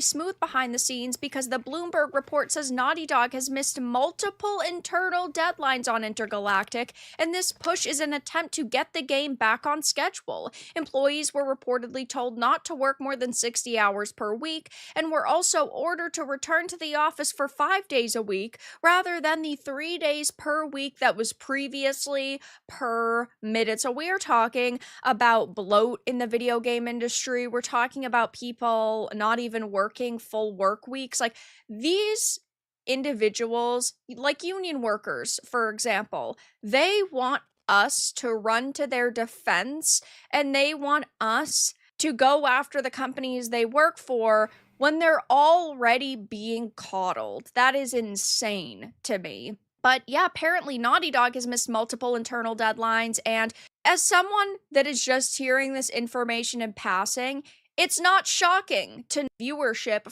died 2 weeks after release. Jeez, Concord cost $400 million to make. Holy fuck. There needs to be research into this, but I'm convinced that to be a lefty you've got to be clinically retarded. Well, that's just a given. I'd say the same goes for like the whole MAGA thing too. If you go too far in any direction, you're just a fucking retard. Thanks for the donation though, ABC. Concord was also, I think, really the straw that broke the camel's back and led Sony to making all of these very drastic decisions very quickly. Yeah, that's just looking at the character designs here, they definitely got a whiff of, oh, we have to control this like feminist bullshit. I think they saw this be a complete and utter failure and said to themselves, we don't know what our developers are doing. We don't know the studios that we're buying. We need to re-hone in on what makes us money, which could be positive, but I also don't trust Sony, and nobody should either, though Concord lost so much money. It's actually bizarre that Sony has such a like terrible film studio.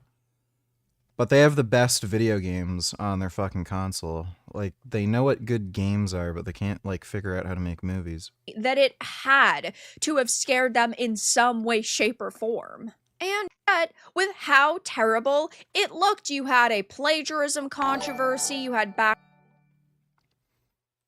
Judge Gaines, $22, let's let justice be done through the heavens fall.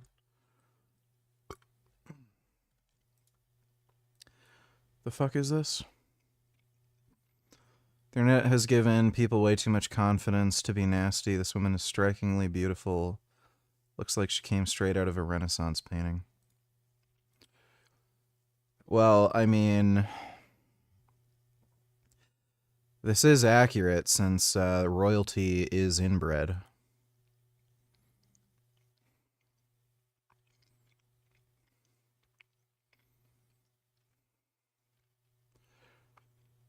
So,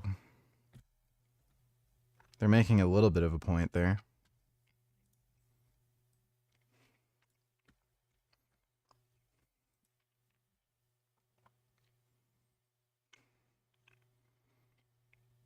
She's a grifter, asked people to draw free art of her, then partnered with Meta AI, which I no doubt the fan art that was one of her was fed to.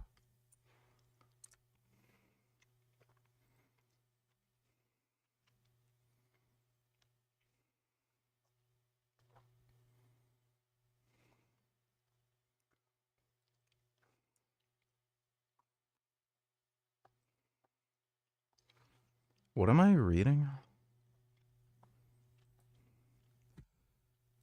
Okay, thanks for the donation, Judge Gaines.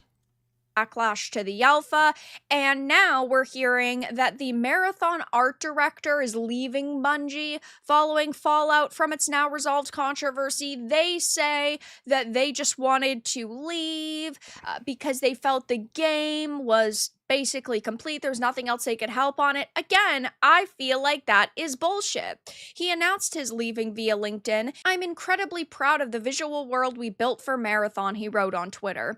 Getting support at this scale for something a bit different is rare, and the art team at Bungie is the best in the biz. Yeah, maybe the best at stealing. I'll be enjoying playing the game as a fan with all of you. Massive thank you to everyone who has supported through all of it. And the Marathon lead and former Destiny concept artist also told Kotaku it was his own decision to leave. I'm super proud of the project and what the team accomplished over the last 6 years. Buddy, you have plagiarism on your record now. I don't think that I would be...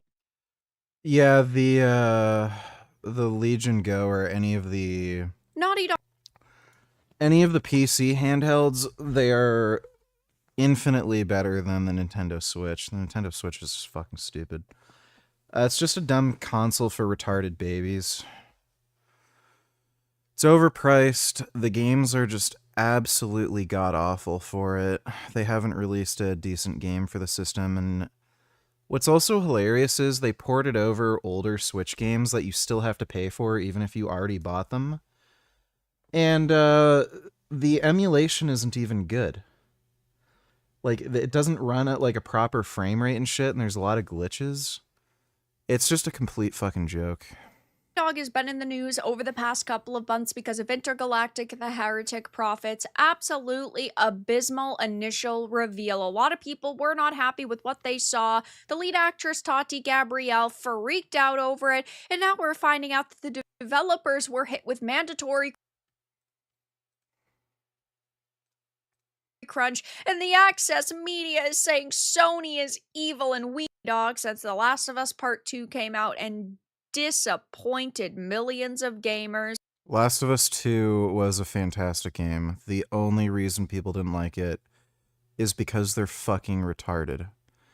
That game alone, like, depending on somebody's response to it, will tell you if they're fucking retard or not. Penguin Zero didn't like it. Retard. Video Game Donkey liked it. Not a retard.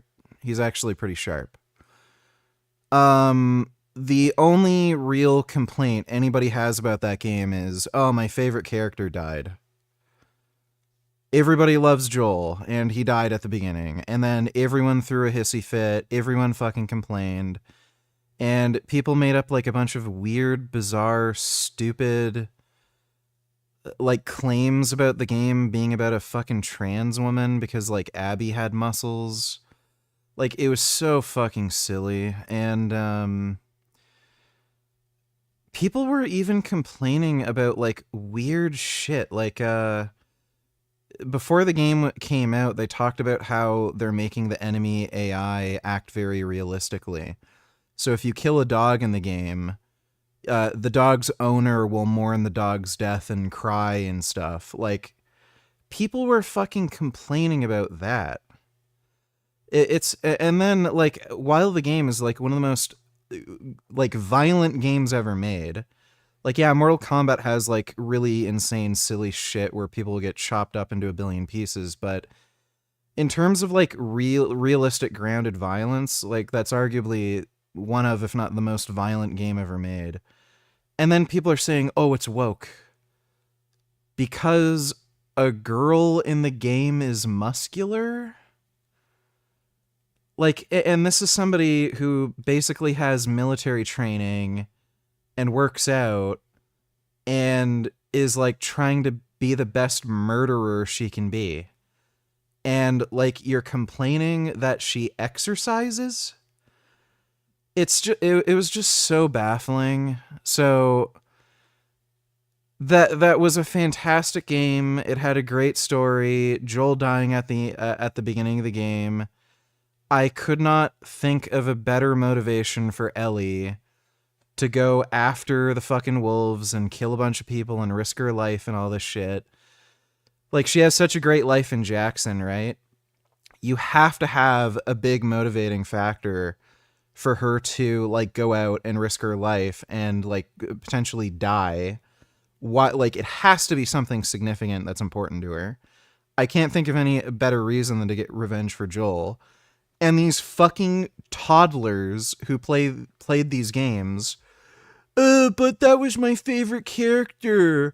Why couldn't they just have her, like, go after bad people or something and have everyone live happily ever after? I only like stories where the things that I want to happen. I hate everybody.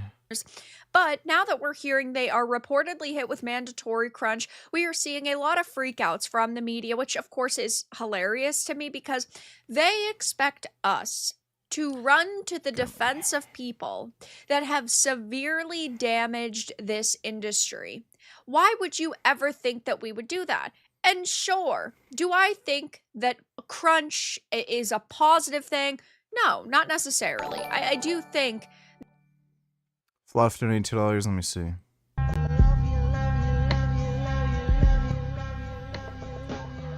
Oh, they're calling this blackface.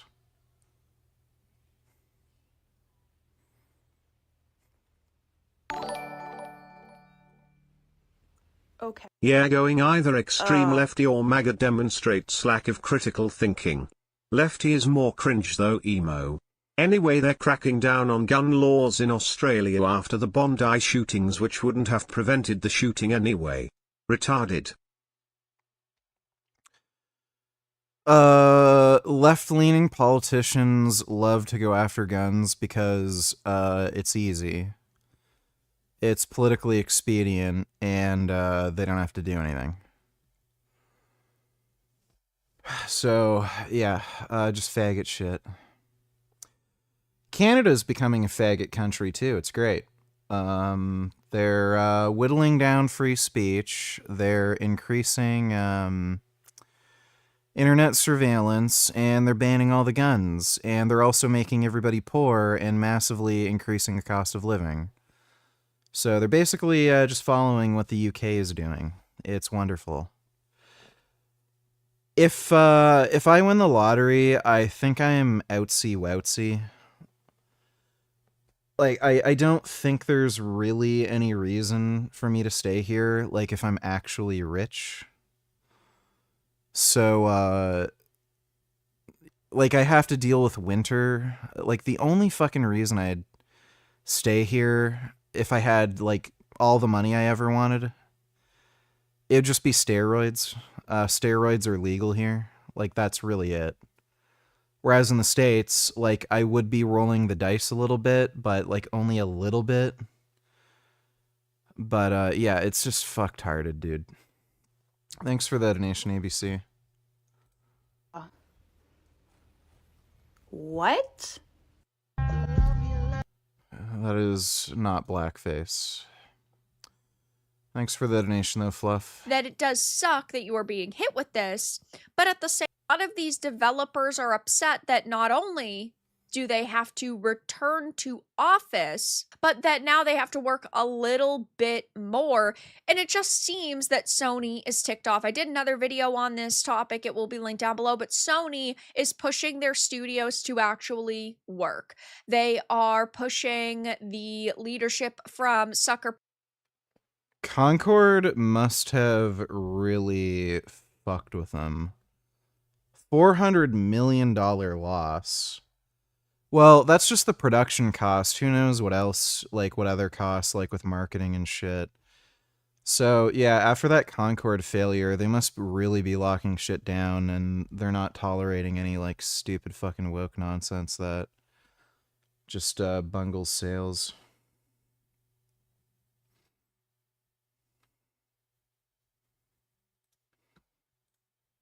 And its outdated image of a wolf pack had already morphed into a cultural meme that was beyond their control.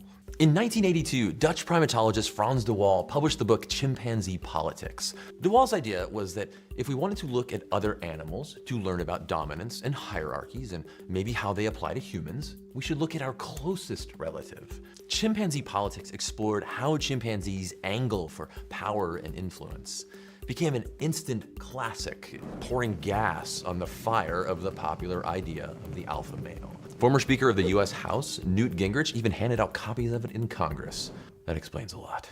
From that point to today, when people talk about an alpha male, they usually mean a kind of bully, someone who's loud, aggressive, always dominating, constantly proving he's the boss. But this completely gets the science wrong again. It's a complete mess, sort of. If you look at YouTube or whatever, there isn't a lot of good information out there about dominance or alpha males. Almost none of that material is grounded in our understanding. Why are all like pencil neck beta male tards talking about this?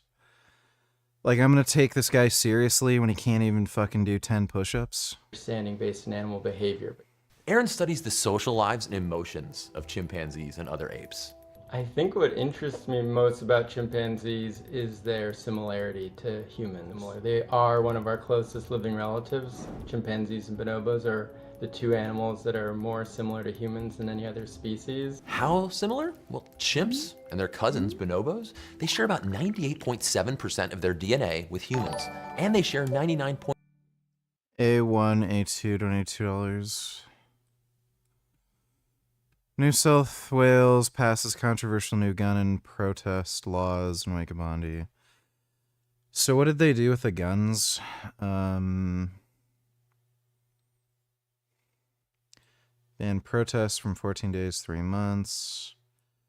Gun owners now generally restricted to owning 4 guns.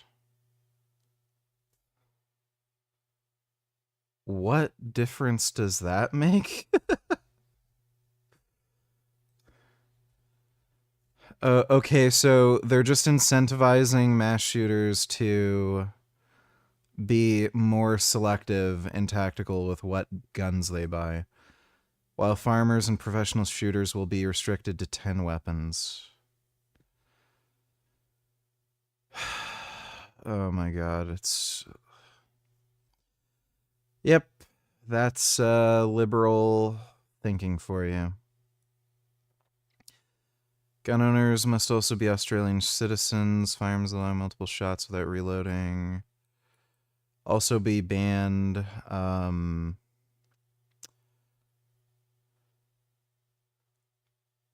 The one shooter had a bolt-action rifle. What do they mean by that? What? Okay, so they're banning all semi-autos, but the shooter had a bolt-action.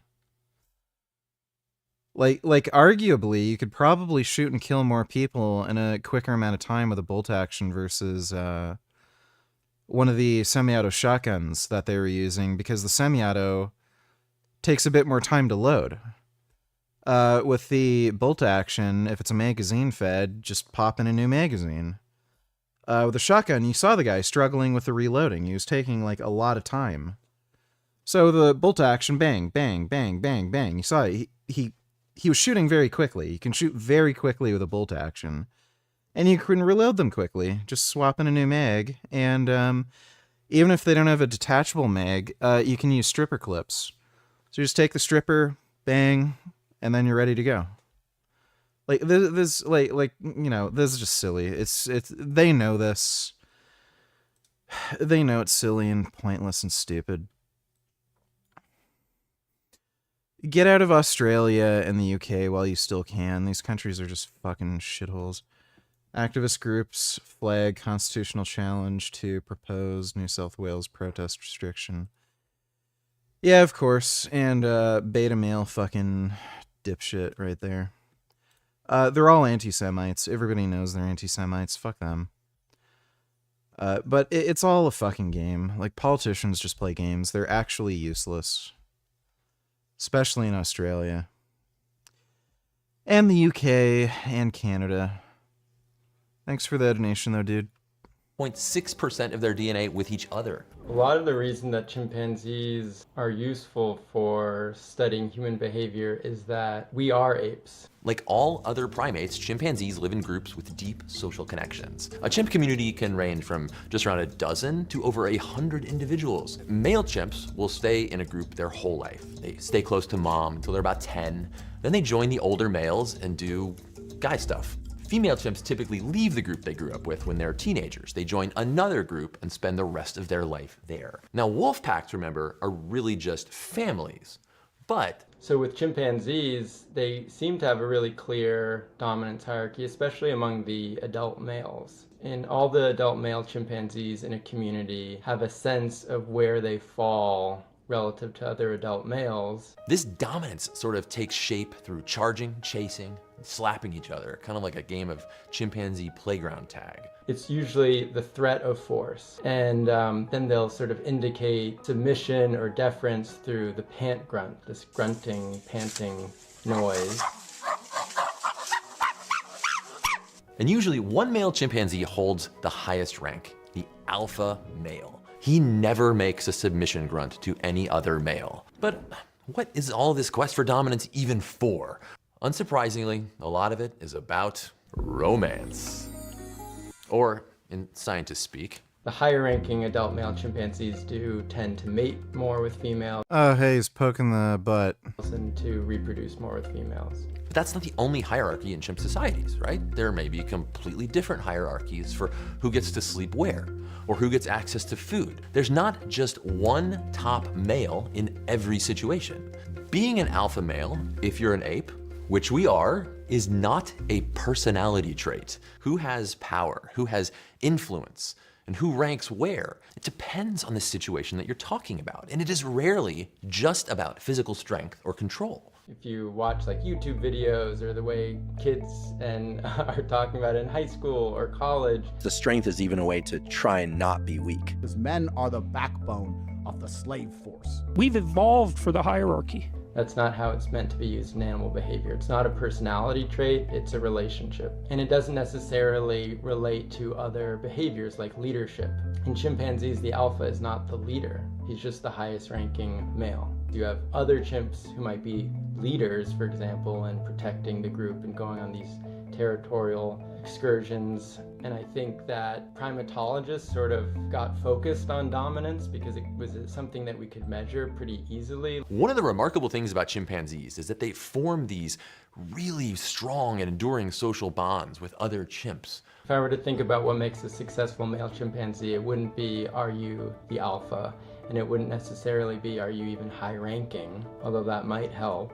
It would really be about, do you have a friend? Are you connected to other individuals in the community? If a female doesn't leave at adolescence and she stays in her community, sometimes she'll stay in sort of the neighborhood that she grew up in, and she can develop a really strong relationship with her mother throughout adulthood. These are like the strongest relationships you see in chimpanzees. They're often inseparable, really amazing to watch. The second strongest relationship in adult chimpanzees is between adult male chimpanzees, where they have these friendly, cooperative relationships. They spend time traveling together, sitting together, grooming with each other, and sometimes they last over 5 or even over 10 years. If you have a friendship that lasts 5 or 10 years, I mean, that's longer than many marriages in humans. Scientists think these friendships between male chimpanzees most closely resemble the pair bonds that we see between human mates.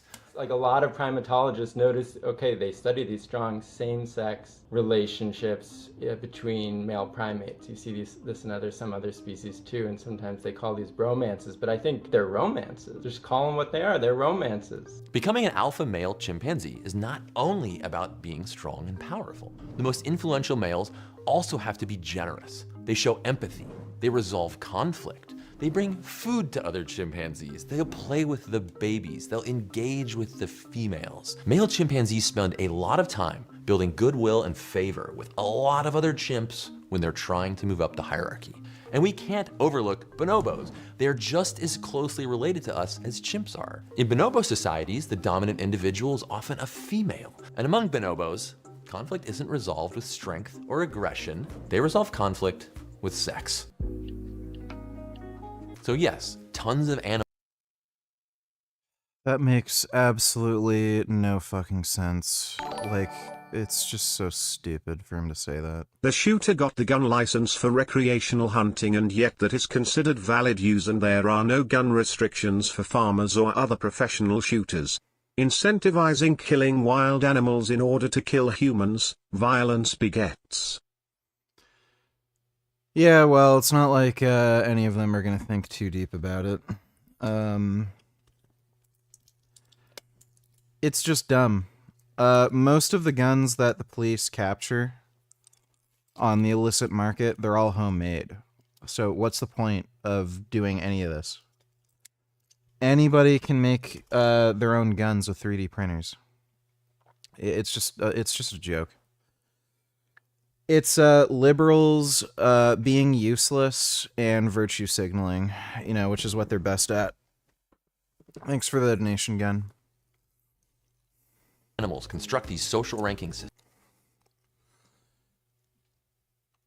So when they say this, chimpanzees resolve issues with sex, that is such a meaningless, stupid fucking statement. Oh, so if your girlfriend is mad at you, just have sex with her. It's like there's clearly something they're not telling you about this arrangement with the fucking chimpanzees. I also don't understand what the fuck their point they're making with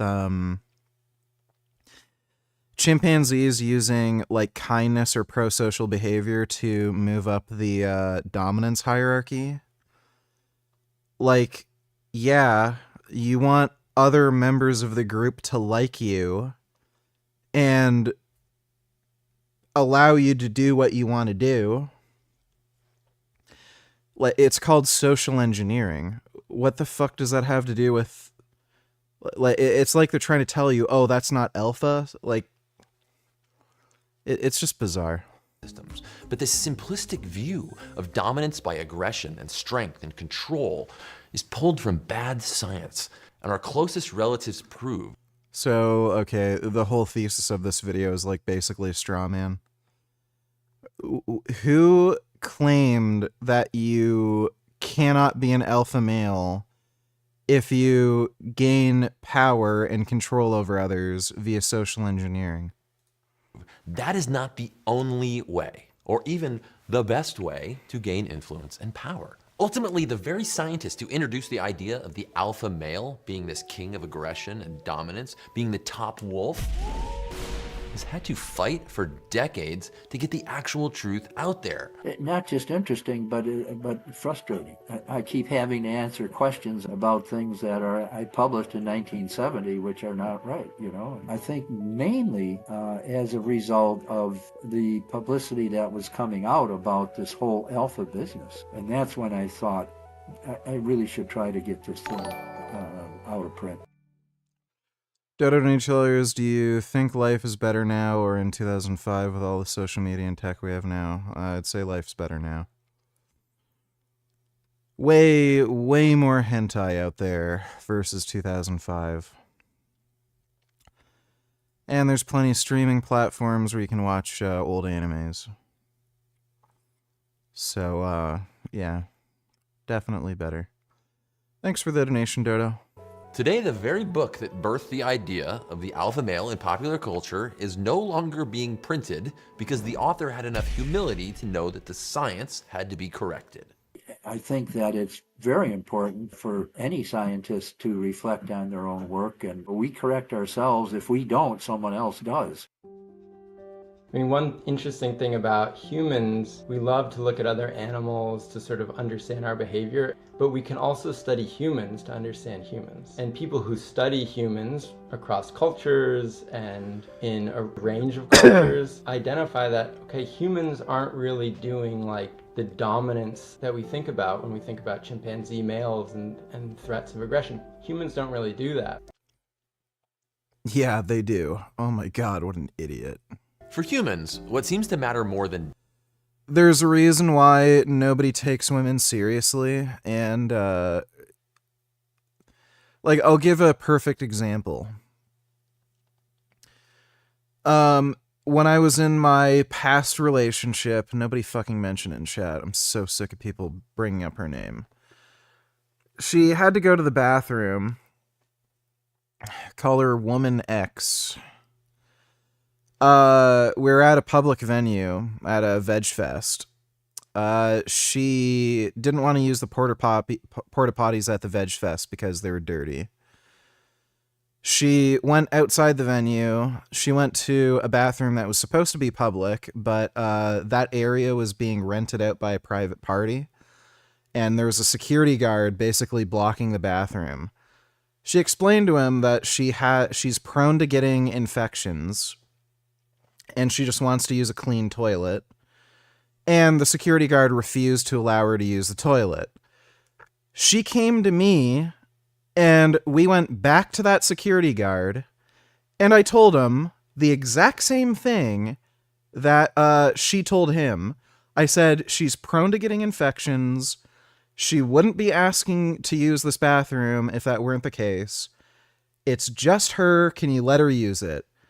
Because I was the one who asked, the security guard let her through and let her use that bathroom. Why do you think that is? He didn't take the woman seriously, but he took me seriously, and he let her use the bathroom after I asked, even though I said the exact same thing. Guess what? It's because I'm fucking 6'3" and I could fucking drop him on his head. So, like, this idea that violence or the threat of violence isn't anything that we fucking consider in society, that is fucking retarded. There's a reason why people don't take women seriously, and there's a reason why people take men seriously. Dominance is this idea of prestige. It's not your ability to threaten others and intimidate others. That doesn't actually get you power in a lot of human cultures. What gets you power is... Yes, it does. That's just fucking retarded. Knowledge, expertise, and these people are dumbass beta male fuckwits. Like, oh my god, they're fucking retarded. your ability to share that. It's really worth asking why this misunderstanding about alpha males is so popular in so many aspects of our society. What unmet need is this misinformed idea filling? Dude, like, you can, like, holy fucking shit. Like, by the way, there isn't just, like, physical violence. Like, there's manipulative social engineering that you can use where you can pit other people against each other. Women do this with like false rape accusations. It's not necessarily a form of physical violence, but it is like a type of, I don't know if you could call it like social violence or something. Like maybe violence isn't the right term because it's not physical, but you can get people to turn on one another and other people can become a threat to you. And like, obviously, like it is the case that if everyone tells you to leave a party or something, you could just stay there. But there's a reason why people like leave. It's not just like feeling awkward and shame and stuff. When everyone in the room gangs up on you, like we know that there is a threat of violence. And when you're ganged up on, everyone's against you. You're in a vulnerable position. So like this idea that violence and aggression like doesn't kind of rule society, you're a fucking idiot. You have no fucking clue what you're talking about. The conversation about the alpha, I think, is sort of a facade for a conversation. Like, by the way, when you get stopped by the police, when you're speeding, why do you stop? Why do you pull over to the side of the road? Violence doesn't run society, right? Oh, well, what do you think's going to happen if you just keep going and you don't stop and you don't listen to the police? Like, it's just fucking, like, these are beta male fucktards. Like, this entire video is just fucking horseshit nonsense. Just so stupid. Oh my god. Oh, being nice to everybody and being friendly, that's what gets you ahead. Like, this is the fucking type of nonsense you hear in, like, fucking kindergarten. By your female teacher. Why is everyone such a fucking idiot?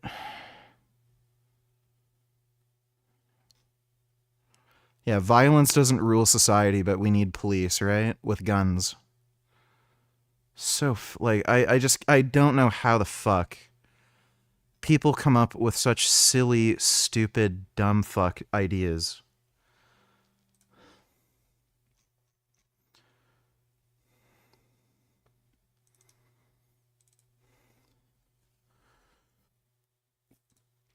All right. This one did not work. No underwear. Rider Babe?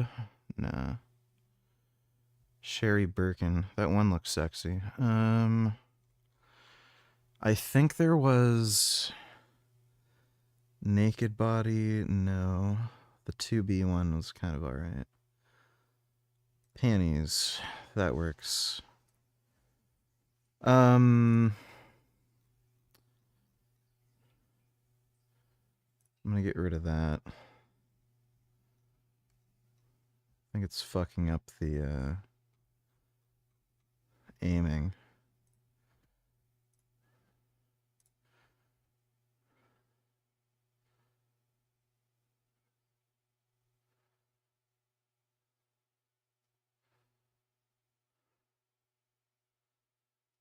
I don't know what that does.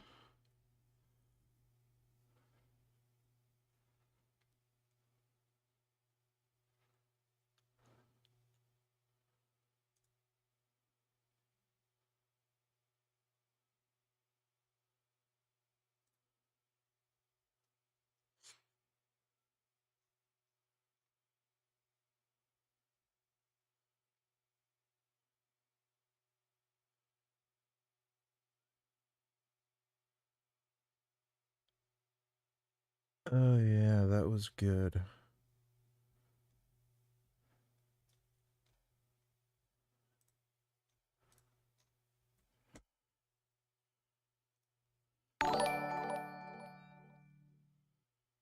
Yeah, but there's also another valid reason that we often don't take women seriously that you didn't mention. It's because a lot of the time they say stupid shit and act like whiny children. That trait isn't exclusive to women, yes, but seems more common. Well, yeah, that is true. Women do act like stupid whiny children. That is undeniable. I cannot argue with that. Thanks for that donation, Ben Boy.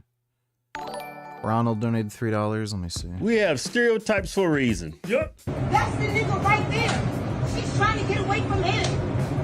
Simple. Y'all stupid or dumb or retarded. You're just crying over weak-minded shit. You chose to want to fuck with that nigga. You thought that he was something. You thought he was a red fox. He's a bump fox. Bum ass bitch. Back to you. You felt it's comfortable to play with me? Did you feel like it was comfortable to play with me? Did you feel like it was comfortable? Now, when you run into somebody that keeps repeating themselves over and over, They are short-circuiting. When you are being confronted by an enraged self-turn, I can't watch this because of the stupid music they're playing. Thanks for the donation, Ronald. I don't know why they have to make every fucking video unwatchable because of the stupid fucking background music, but I guess I'm not a fucktard, right? Like, everyone's just a dumbass fuckwit. This video's boring. There's not random shitty music in the background. What's going on? I need more noise. Oh, that's better.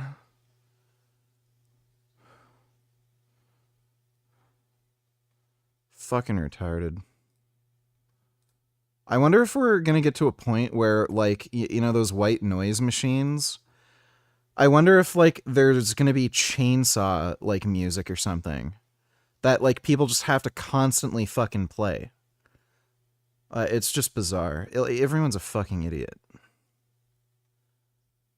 Like, do we really have to fucking have just constant annoying ass fucking noise nonstop? Like, the shittiest fucking music fucking imaginable all the time?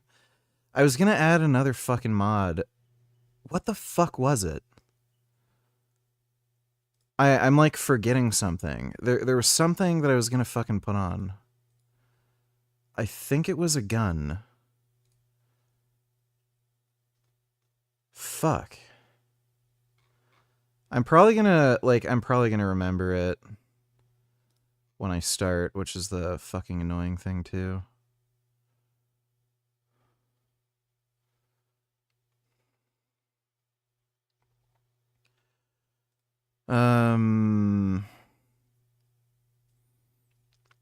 All right, well, we got fucking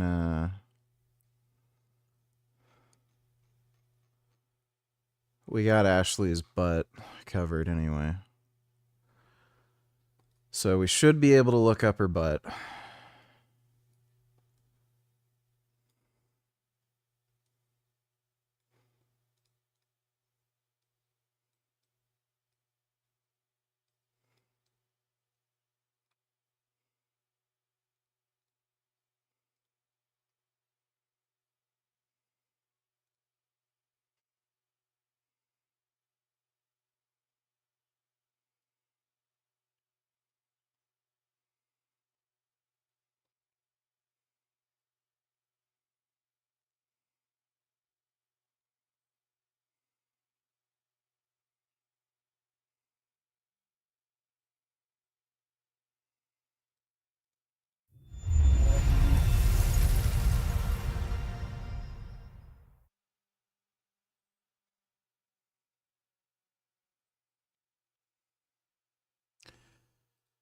Yeah, fuck commercial gyms. Working out at home is just superior.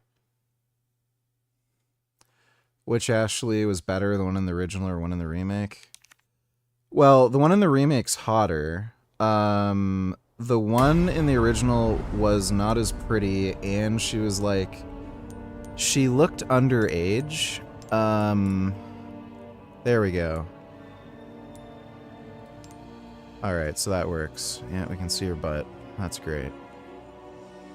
Alright.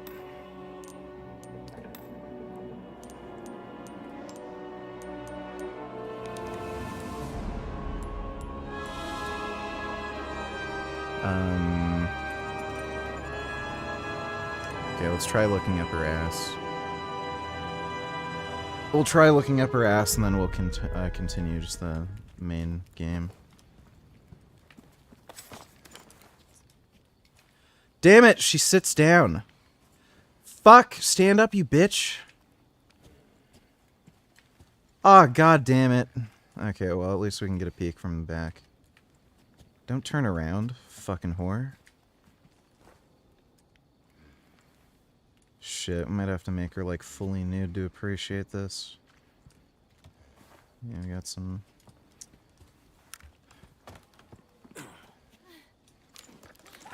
That looks super weird. Oh, no.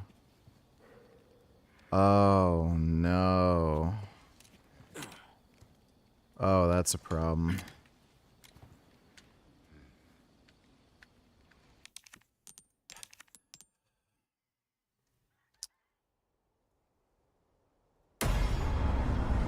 Okay, I might just put on the 2B mod, because,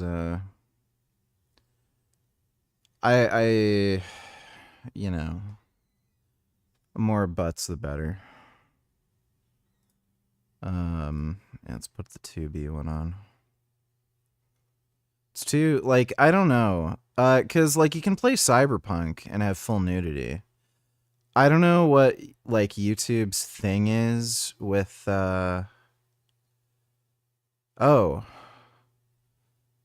Ribbon lingerie.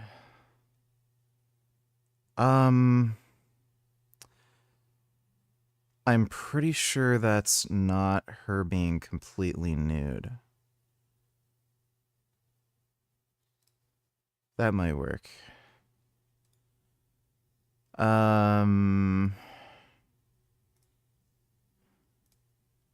There we go. That should fix that.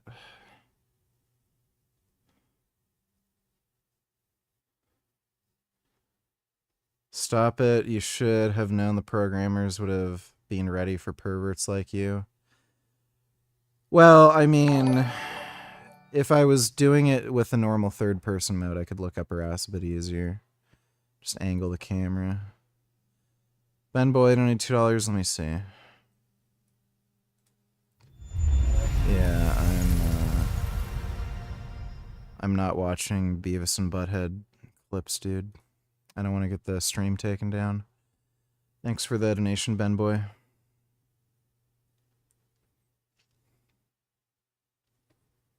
Yeah, I don't know what YouTube's thing is with doing nude mods in game, because Cyberpunk has full nudity. There's a bunch of games with full nudity. I don't know, Oh. Oh, wait, no. Yeah. Okay. That'll work.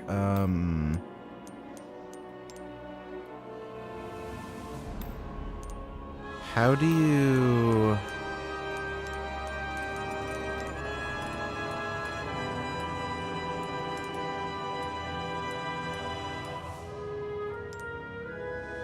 So it's the jacketless version, right? Yeah.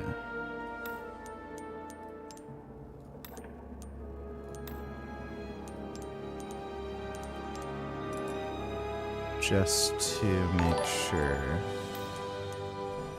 Kick the Jew haters out. Liberal fatigue.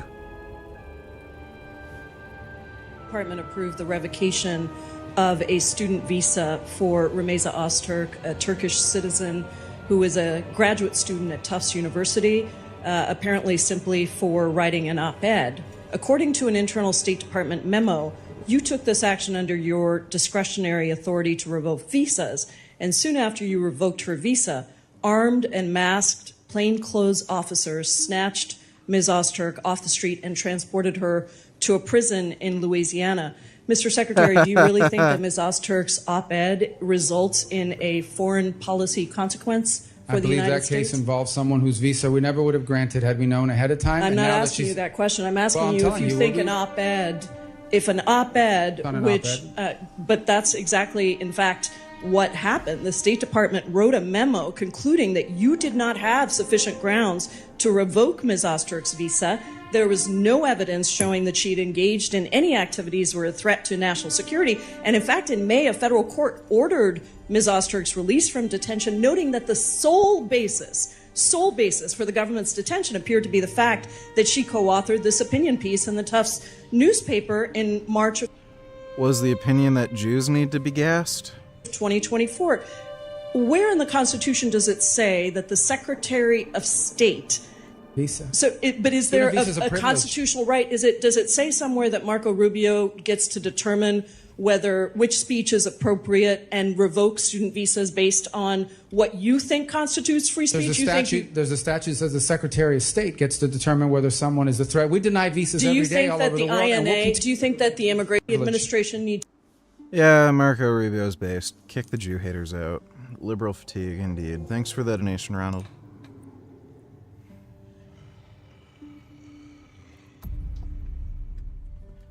Alright. Well, that's just lovely. Yeah, that's nice. I approve. That is much better. Nice, juicy rear end to look at. Gun rhymes with fun for a reason, stranger.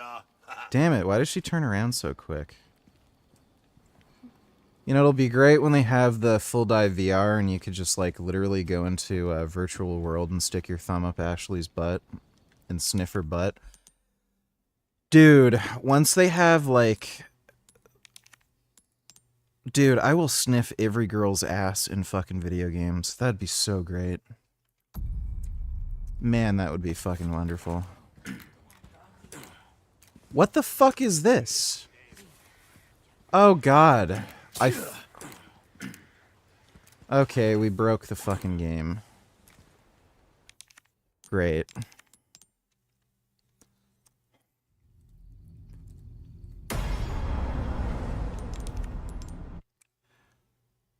Oh, dude, why in the mother of a fuck does this have to be so complicated?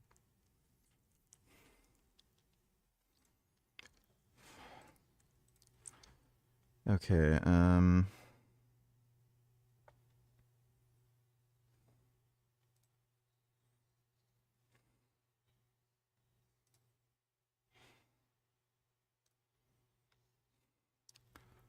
try that.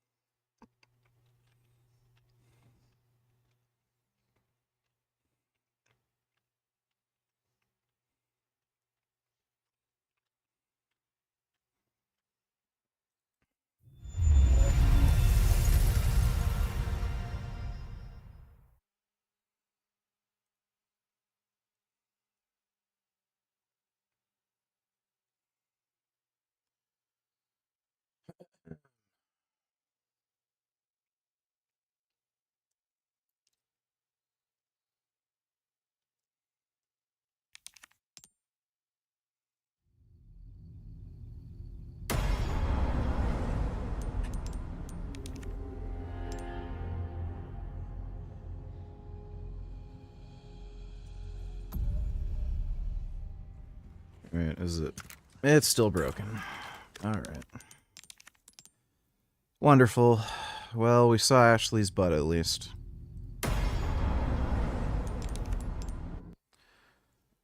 I'm not going to bother uninstalling everything and then reinstalling everything. Oh, that's... Maybe I will. That's fucking stupid.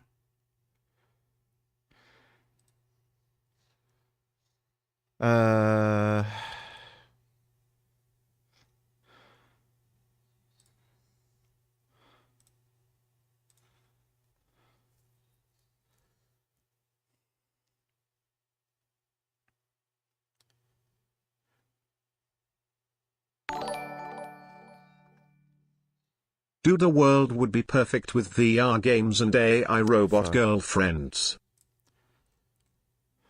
Yeah, maybe. It would definitely be a little more tolerable.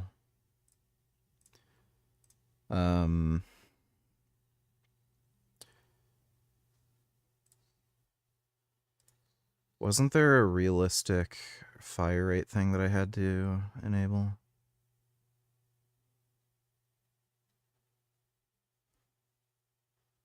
Yeah, realistic rate of fire. Steady aim.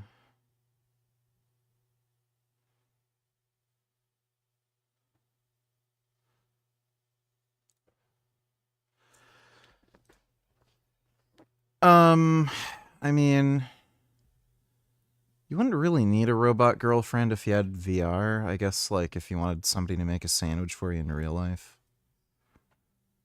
I don't know, the VR girlfriend thing, if you have, like, full dive VR like Matrix, that'd probably be more fun. Because, you could just change the virtual world. Like, you could make her fucking pussy taste like Oreo cookies or something. Thanks for the donation, though, ABC.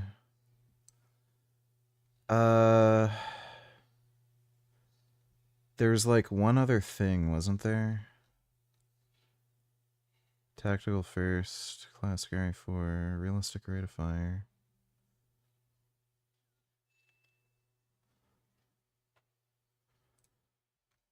Yeah, I think that was it. And we'll put the ribbon thing on, I guess.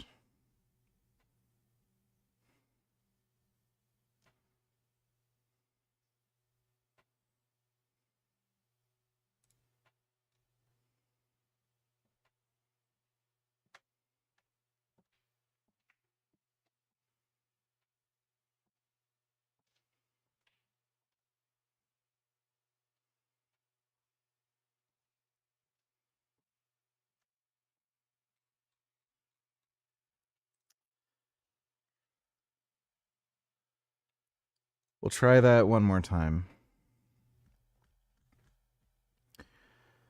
Give it one more shot.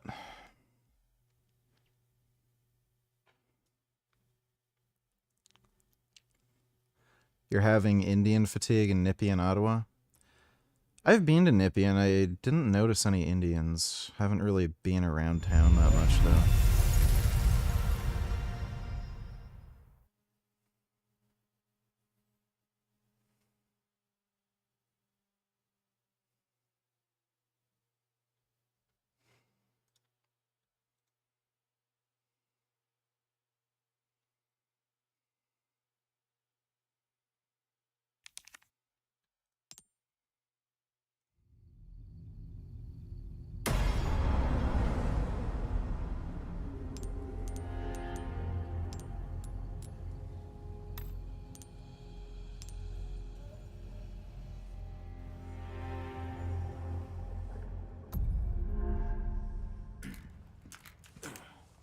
That only fixed... Oh, wait.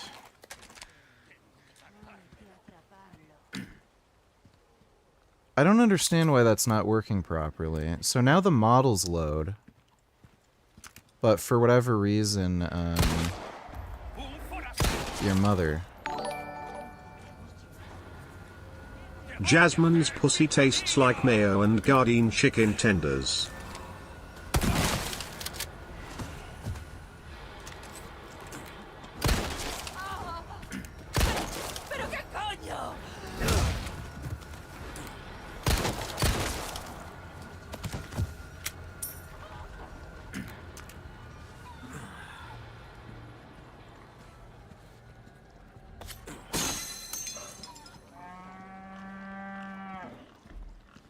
Those are moo cows.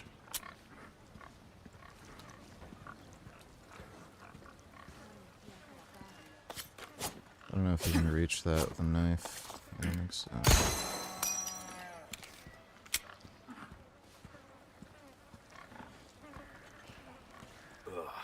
I don't know if you can, I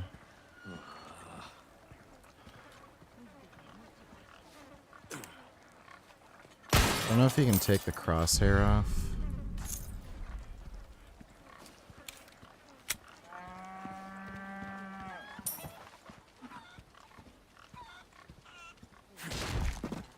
Look at these chickens. My God, those are good chickens.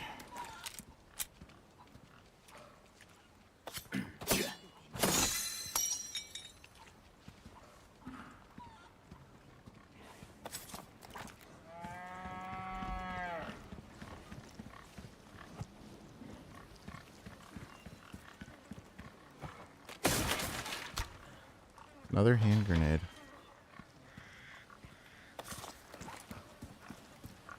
Is there another one of those blue things around here or no? Can't remember where they all are. Oh, there's one. Eh.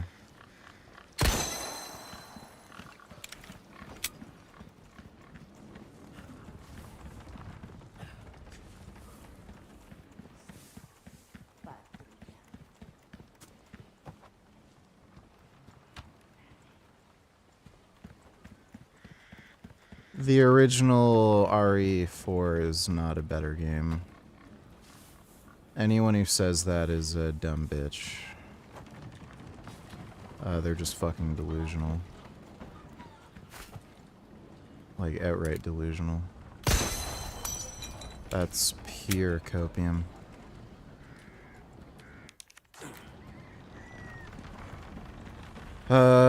Like, the original definitely had a different tone and feel. Like, it was sillier, and you might prefer that. But from a gameplay standpoint, the original's inferior. It has worse controls. It's an easier game.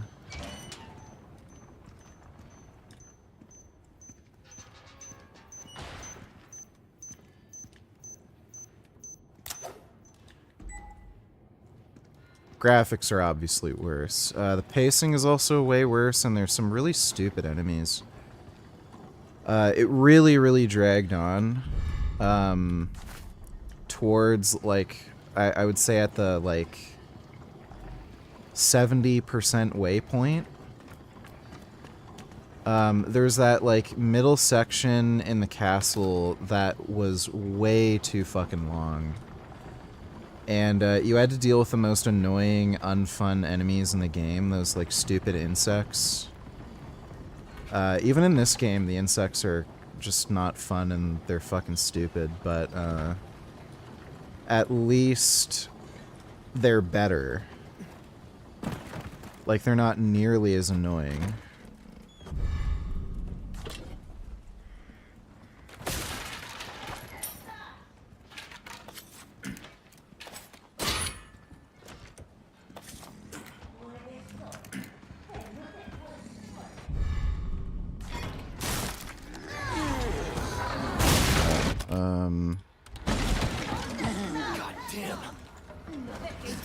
Oh shit. Oh my god, what the fuck? I can't see anything. Great. How was he not stunned for longer? Oh, great. Oh, god. I'm fucking up with the controls. Fuck. Oh my god, I can't see fucking anything.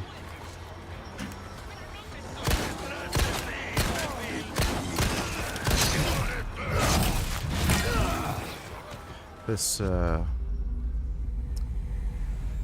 maybe first-person mode was a mistake.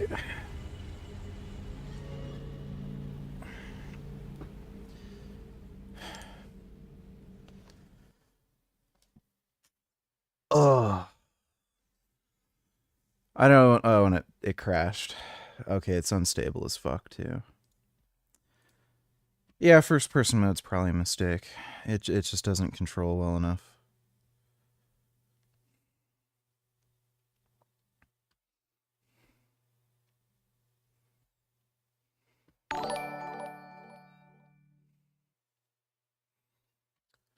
Ronald donated $3. Let me see.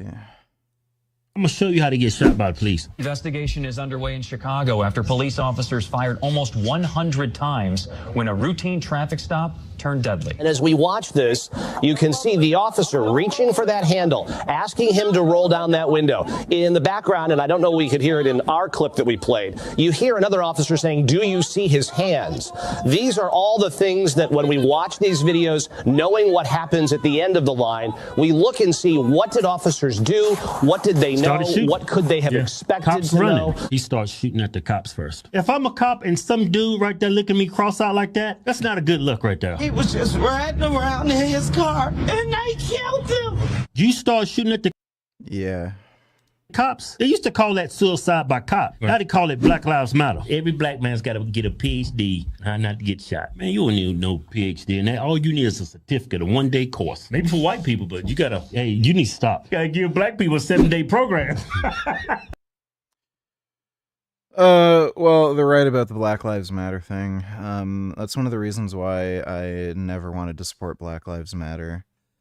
They were defending some of the most retarded, insane, unhinged criminals who absolutely deserve to get shot, and then they're acting like some fucking tragedy when they were asking for it, and they shot at police and they were literally trying to murder police. It's fucking stupid. Thanks for the donation, Ronald.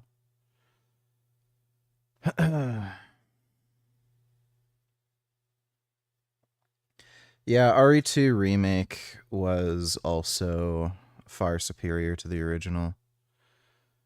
They're coming out with a RE2 arcade game. I hope it ends up getting decompiled so that I can play it on my TV with my light gun.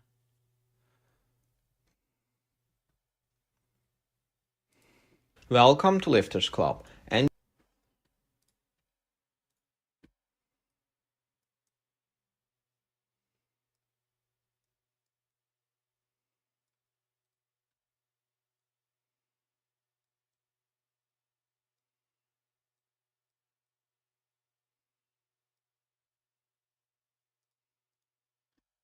Henry Simeo is without question one of the most extraordinary athletes in the world right now. Although he originally comes from a street lifting background, his progress in bench press over the last few years has shocked not only professional powerlifters, but the entire lifting and bodybuilding community. The amount of pure muscle mass he has built in such a short time is especially impressive. In his latest bench press video, Henry hits a new rep PR. He loaded the bar with 260 kilograms or 578 pounds and completed 7 paused reps. This performance was done using PR Lifestyle elbow sleeves. Therefore, it wasn't a row lift. However, if he did it raw, he would likely still be capable of 4 or 5 pause reps at that weight. Based on his performance, Henry likely has a current bench press max of around 705 pounds or 320 kilograms. It's very likely that he will attempt a new 1 rep max in the future. Use code LC for a discount when shopping with our partner brands. Liftoff is one of the... Gotta eat that anabolic cheesecake. I don't know how the hell he's that jacked. The history of steroid use in professional wrestling stretch. Oh, AI. Welcome to Lifters. That's great. I got suckered into watching a fucking AI video. Motherfucker. What a bitch. Fucking cunt.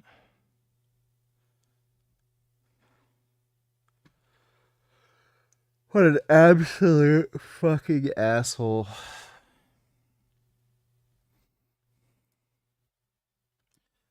Let's see, there's a winter sale.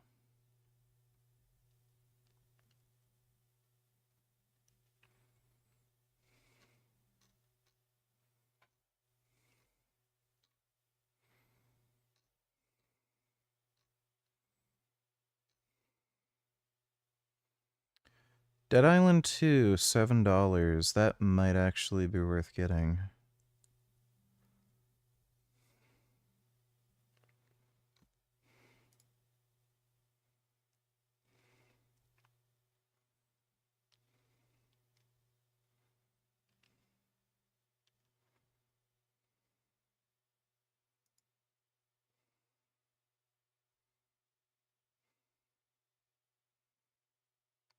Horizon Zero Dawn and Forbidden West are just fucking garbage.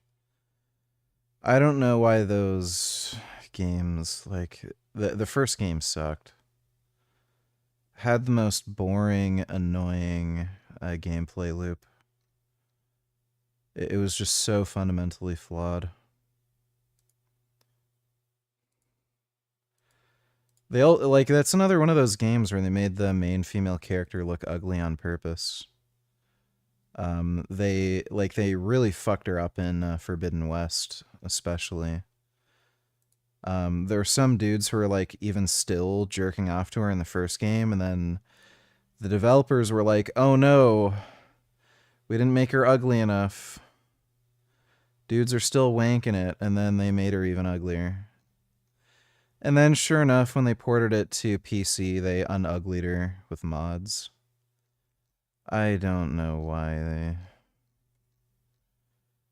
Like, what's the deal with that?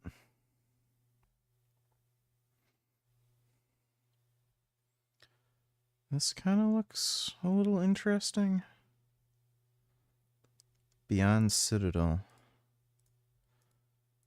Kind of like some of the graphics, but some of this game also just looks fucking weird.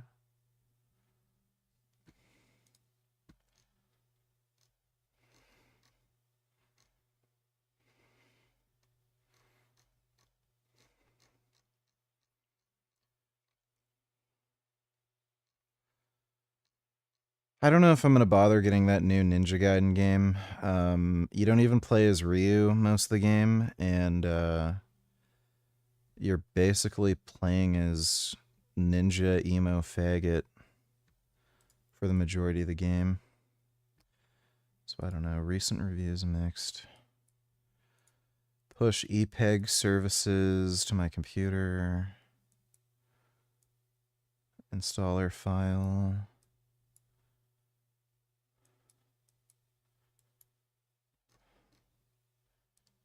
Winter sale for €4. What a good purchase until I was instantly hit with a login screen to Epic Games.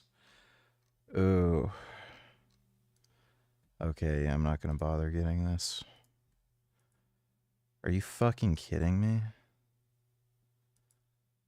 Like, why?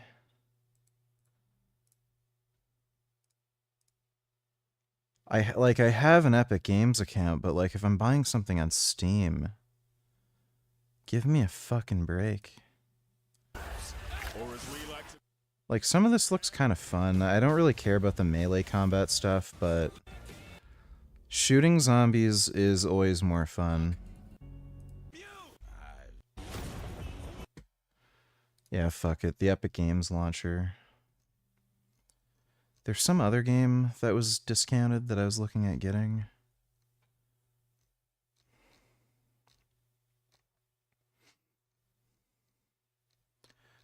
I wonder if they have Red Dead 1 on sale. They're still selling that for like $70. Just fucking crazy. cultic. Yeah, I don't know. Shit, I feel like I'm gonna have to piss soon. Oh yeah, this is only like $5.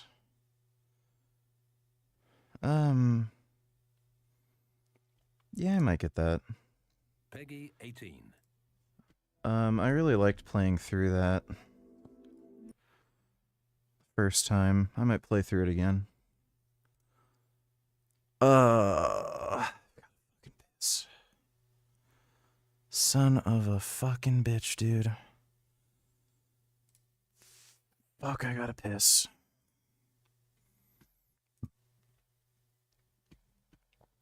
Oh dear God, I gotta piss. Pee, pee, pee, pee, pee. Ugh.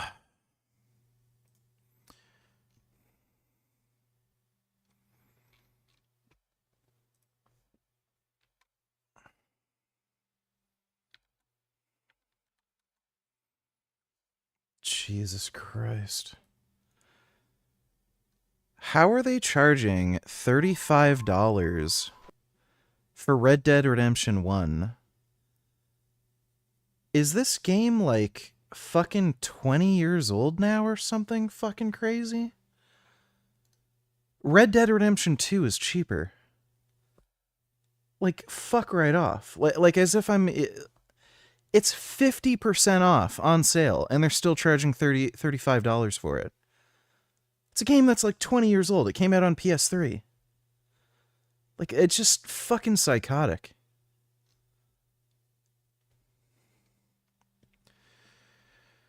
I don't know what else. First Alan Wake was kind of fun. $1.79, why not? Yeah, Red Dead 2 was ass. Oh my god. Oh my god. Oh no. Oh god. Oh shit. I gotta pee and poop. Alright. Sorry, Gum Gum. My little noodle. I'm gonna take a piss and a shit. I'll be right back.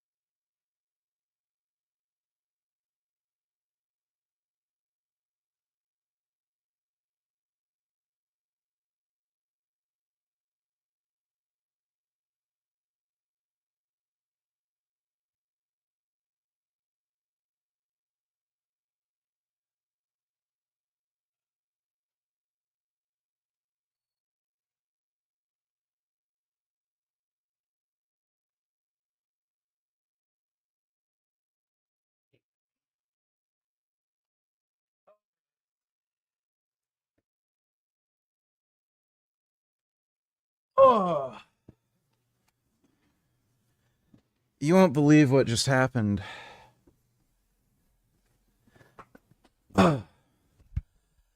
This big brown snake just came out of my butt.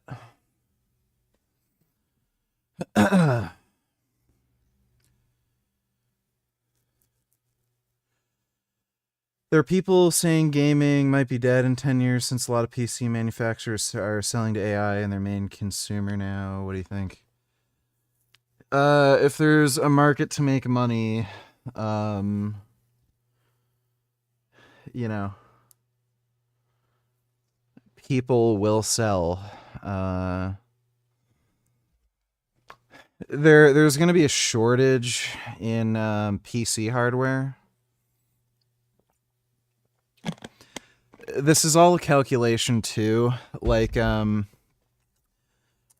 most people don't upgrade their systems that regularly like I do either, so it's not like they're literally only going to sell graphics cards to like AI companies. Gumbush.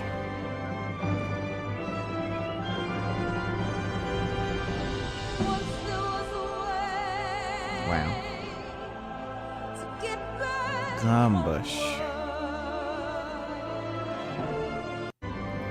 It's a good gumbush.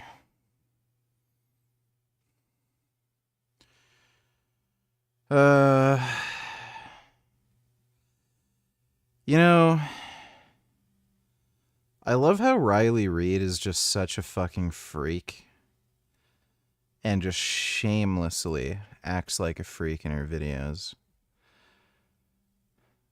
That's probably the best thing about her porn videos. It's not just like that she's hot.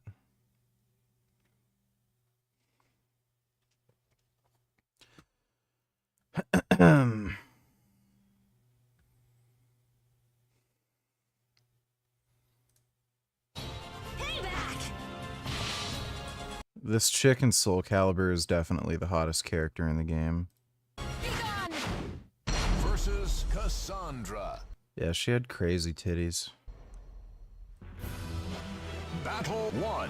Fight. Why is the thing so weird?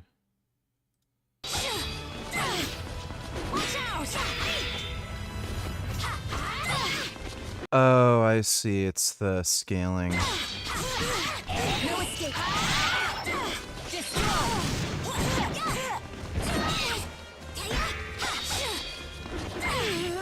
The artwork for Taki is especially fucking crazy. Just really nice ass and tits. Battle 2. Fight. You know, when Asian girls have like big tits and like the big ass, like it's just nuts. Like you just never see it, and like they have such cute faces too. It's just great when that happens.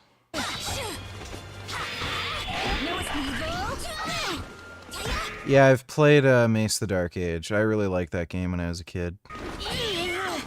I liked playing as Pojo the chicken.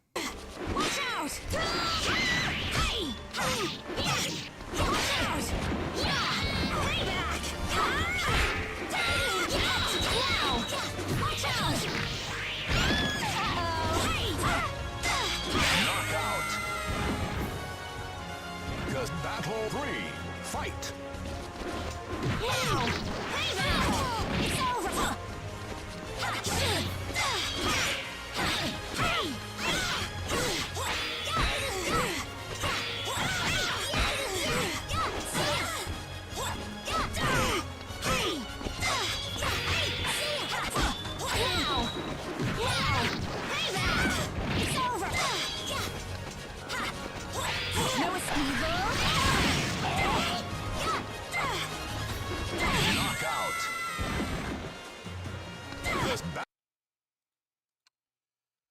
Soul Calibur had some hot babes. Soul Calibur sucks now, though. They completely fucked the last Soul Calibur game. The last two were just horrible. You like Sophitia? Is that Soul Calibur? Or is that a porn star? No.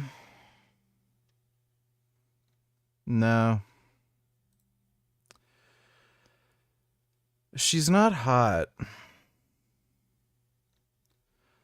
Like, she's conventionally attractive, but, like, she's just not hot. You just don't get the feeling like you need to stick your dick in her mouth, you know? Like you do with some of the other characters. Oh my goodness. Oh. Look at that big belly. Oh my goodness. Oh, he says hey. Don't make fun of me for being fat. Why is that jaguar so chubby? Oh my goodness. So chubby. Oh, that is a big round chubby kitty. Oh my goodness. Oh, look at him rolling around. Oh my god, that is such a big kitty. Oh my god. Oh, Jesus Christ. Oh, wow. You got a heart on your cheek. Oh, wow, that's good. Oh my goodness. Right there. The heart. Now that's what you call a good kitty. If you gently stroke a crow's beak, it will lean in for more. Oh, This is wow. actually how they express affection. Crows are surprisingly affectionate, genuinely enjoying human interaction. When a deep bond forms, they'll happily stay by your You know, there's a lot of crows out here. One time they fucking ripped open my garbage. I should try making friends with some of the crows and finding like tutorials for it online. If you are feeling sad, you just need to change your perspective. See sideways. Wow. Very cool. That's a good gumbish. If you are feeling... Wow, that's a good gumbish.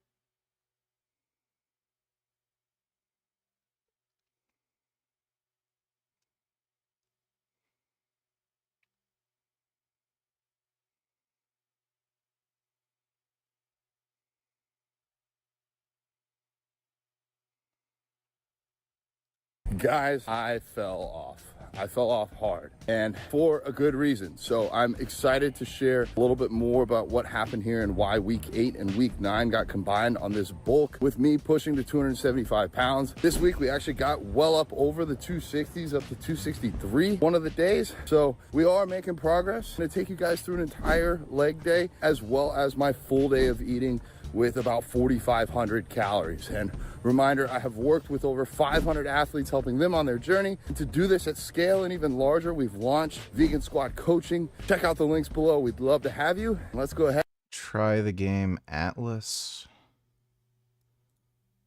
Fuck is that?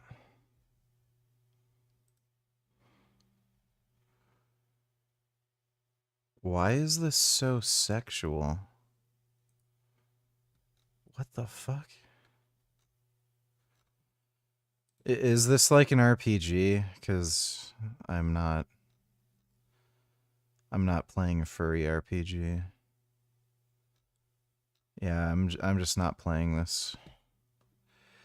There is a crazy game on Steam. I don't know if I could even stream it.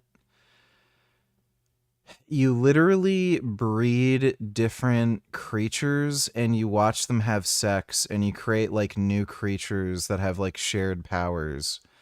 So you can get like a bird man to have sex with like a snake woman, and you like actually watch them fuck, and then they breed and have kids. I can't remember the game. It's fucking bizarre. Ahead and jump into this week.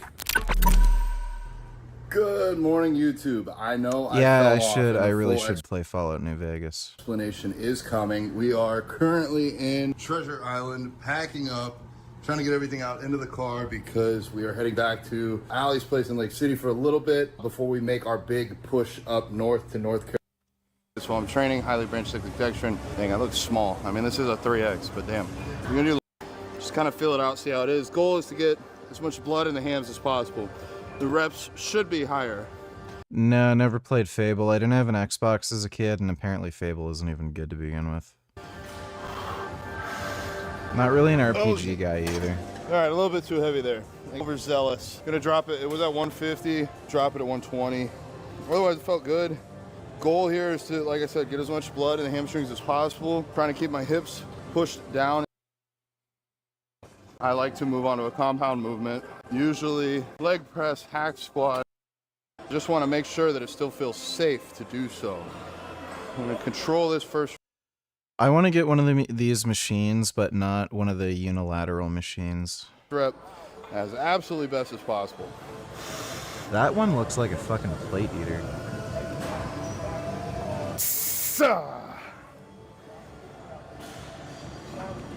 All right, yep.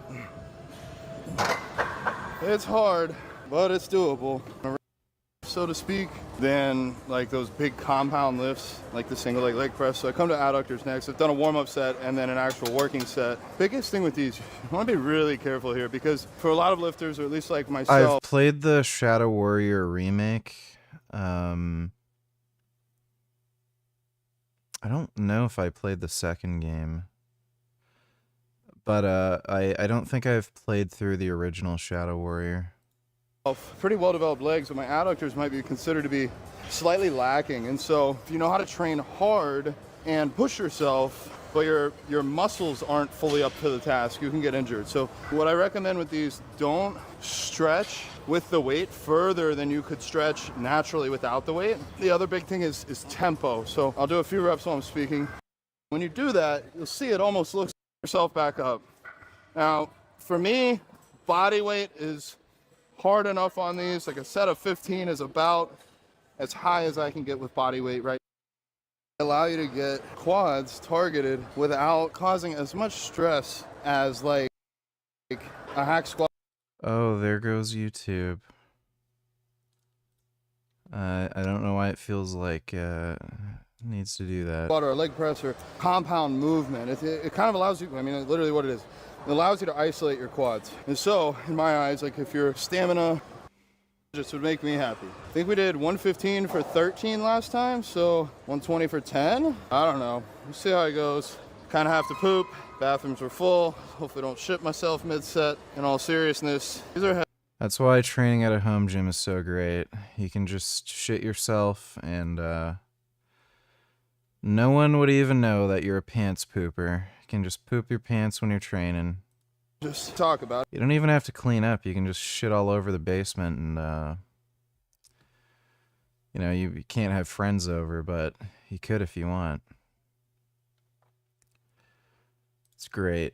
Just pooping everywhere.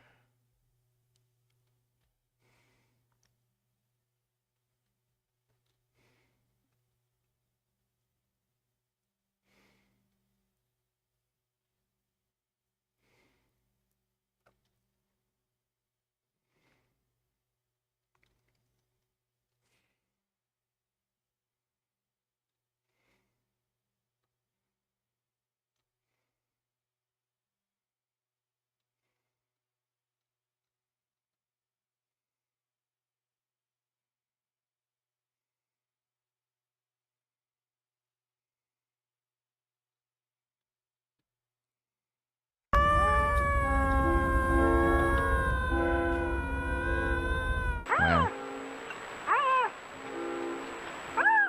Wow. Wow. My goodness. Ooh! Those are big kitties. Those are very big kitties. Oh my god. That is a very big kitty. Look at his paws. Their paws are so big. They're like mittens. Wow. Look at your big cat heads. Oh, Dad, a moth? I wouldn't mess with those if I were you.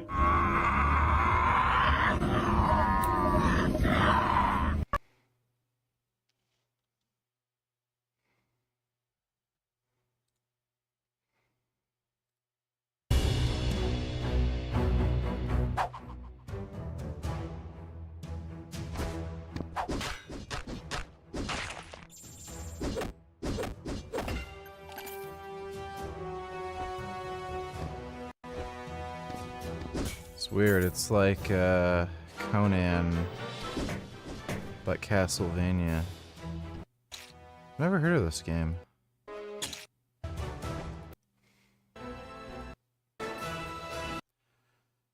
I don't like the Metroidvania style games though. It's not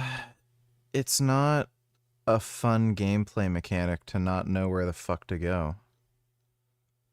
It's just a headache.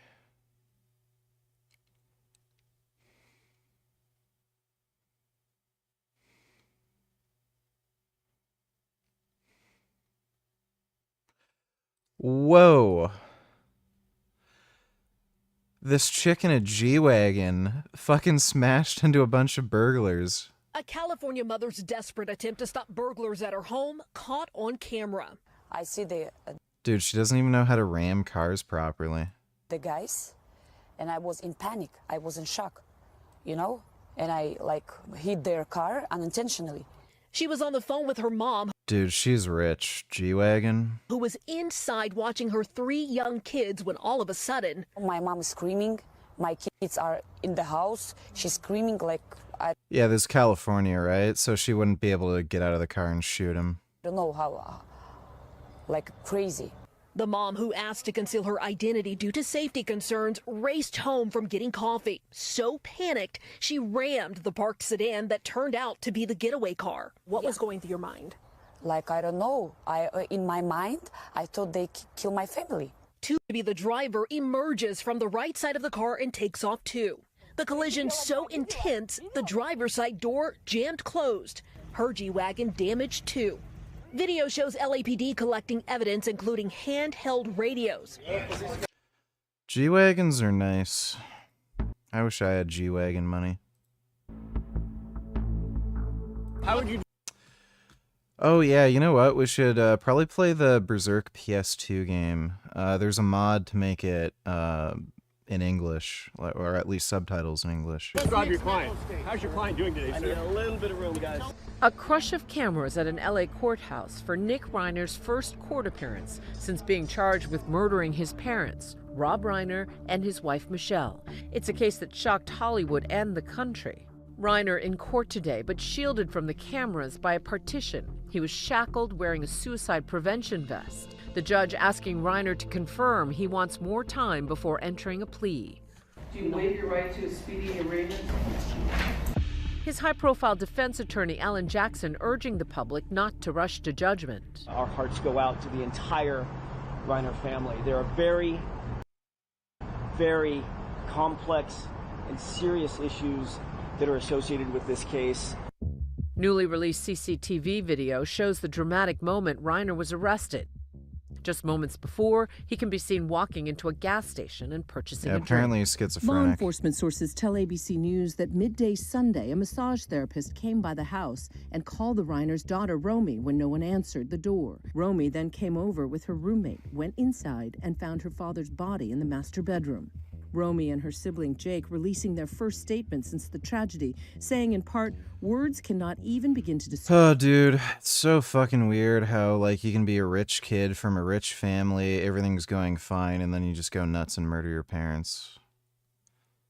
It's just so hilarious how people can get every fucking advantage in life, and, just self-implode, self-destruct because you're just fucking crazy.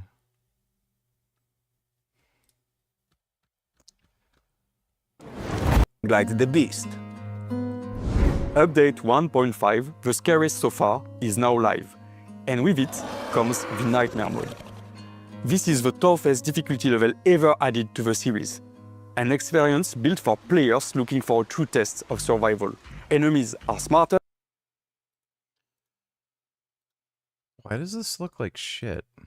And more dangerous. Is this running on like a PS5 or a PS4? Both humans and... Like I saw... I started the gym 3 weeks ago, been on test since the end of week 1.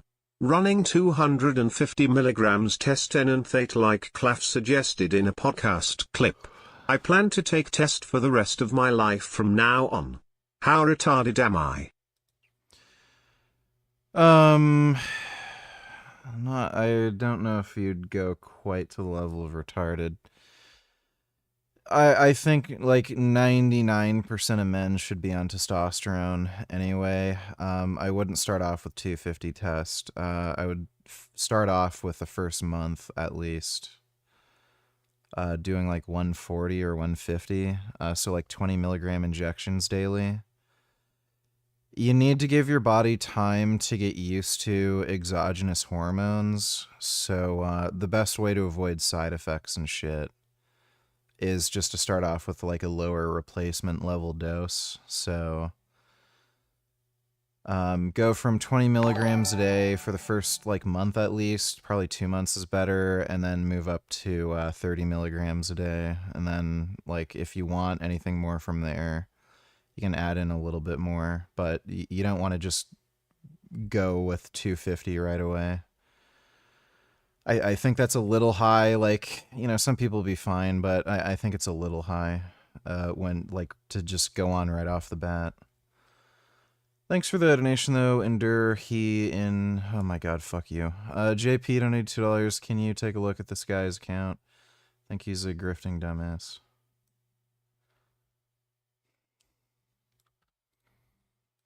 You're like kind of cute. I was like curious about you. I'm 26 years old and I have over 100 bodies. No, you don't.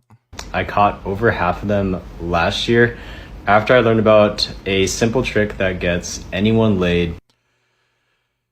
You can just take one look at this guy and know he has not dipped it in a while. Pretty much at any point.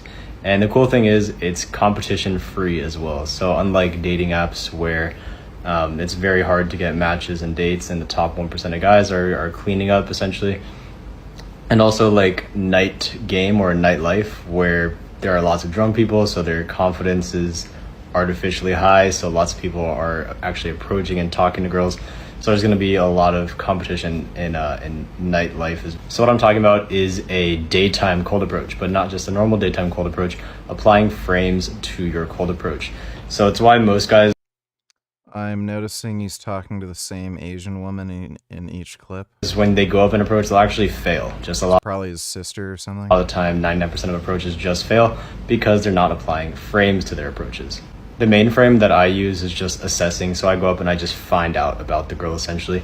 Yeah, I'm noticing in every clip he's talking to the same Asian girl. So yeah, it's just fraud, grifting, bullcrap. Thanks for the donation, JP. Infected use heightened senses, react faster, and punish mistakes aggressively.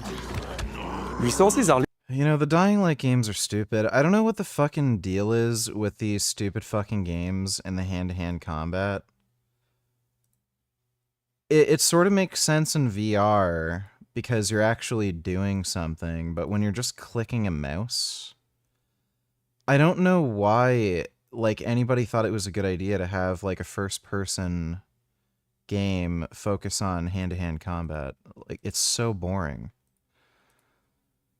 Let me shoot zombies. Like, guns are fun. Blowing zombies' heads open is fun. Why the fuck would I want to smash a zombie with a pipe when I could shoot its head clean off with, like, a fucking shotgun? So stupid. So Andrew Tate's not handling his fight loss very well at all. The guy built a brand saying shit like, what do you call someone who loses? a loser. Must suck to be a loser and watch life's winners win over and over again. Yeah, he's definitely changed his fucking tune since then about losing and losers. If you don't know what I'm talking about, Andrew Tate fought Chase Demore. This guy.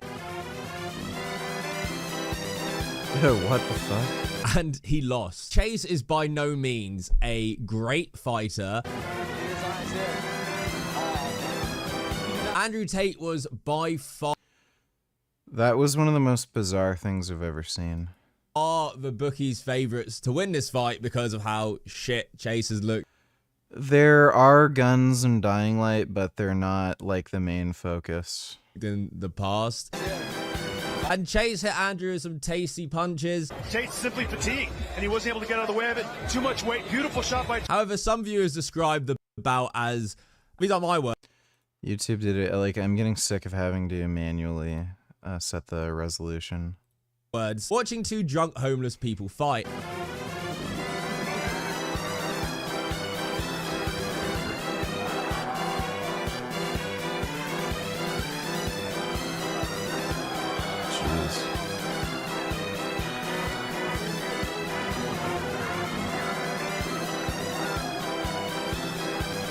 Yeah, that guy isn't even terribly technical. Mike Tyson Heat. I feel fucking sorry for anyone who actually paid for this shit. However, the aftermath has been hilarious because Andrew Tate can't seem to wrap his head around the fact he has lost and has become a meme since then. His whole brand is about winning. And now he lost to, again, not a great fighter. This is the shit that's coming out of his mouth now to help him cope. Let's start with the post-fight conference, the immediate reactions from Andrew Tate. Yeah, obviously I didn't get the result I wanted, but truthfully the result I wanted was to see if I could still do it. But I didn't quit, never give up, never retreat, never surrender, fight to the end, go out on your shield. Time is to fire and... The fact he lost. He did make a video about the loss, which we're going to get into because... like, in 100 years from now, somewhere on the new Earth, there'll be a man reading about me in a history section on the Skynet. And that's not because I never lost, but instead because I always tried. What did you say again? What do you call someone who loses? A loser. Yeah. I don't even know. I've not yet had time to process why he beat me. I got tired after the second round, and I don't know why. You didn't do enough cardio? The first and second round, he couldn't touch me.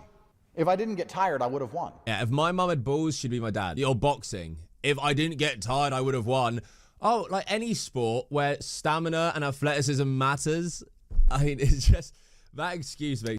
If I could run faster, and I was stronger, and I could jump higher, and I could kick the ball better, I would have won.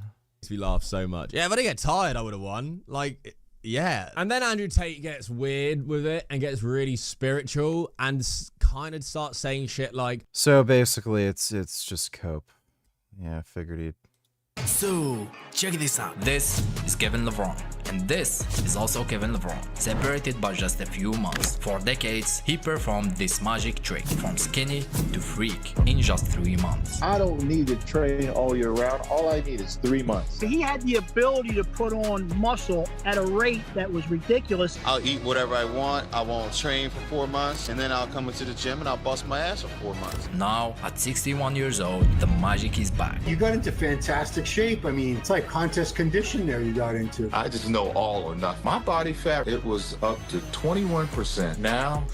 And everyone is asking the same question. How? Is it the greatest genetics of all time, or is it something else? Let's talk about it. It's both. It's good genetics and steroids.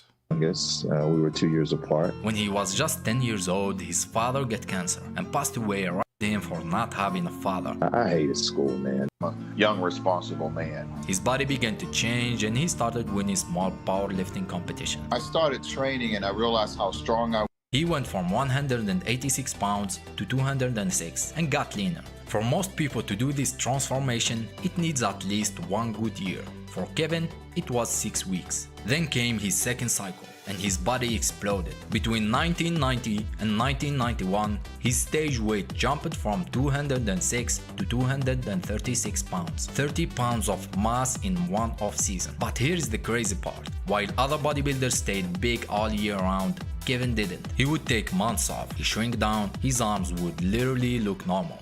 Regular clothes, regular life, then he would train for only 12 to 16 weeks. And it's kind of weird, like, I'd feel fucking not myself shrinking. Like, I guess none of that's part of his identity or something. Freeze and Tellers, what do you think that Alan Jackson, the lawyer for Nick Reiner, will argue in court for his defense? Well, is he pleading not guilty? Like, the only thing that makes sense would be an insanity plea. Also, how could any lawyer feel confident in taking that case? Well, it's about making money, right? So if they're getting paid, that's all that really matters. So if the money's right, they're going to take a case. That's what lawyers are after at the end of the day, so... If dumbasses are gonna, like, play a game and buy an expensive lawyer and try to, like, reduce their sentence and all that crap, well, a lawyer will be there for the cash.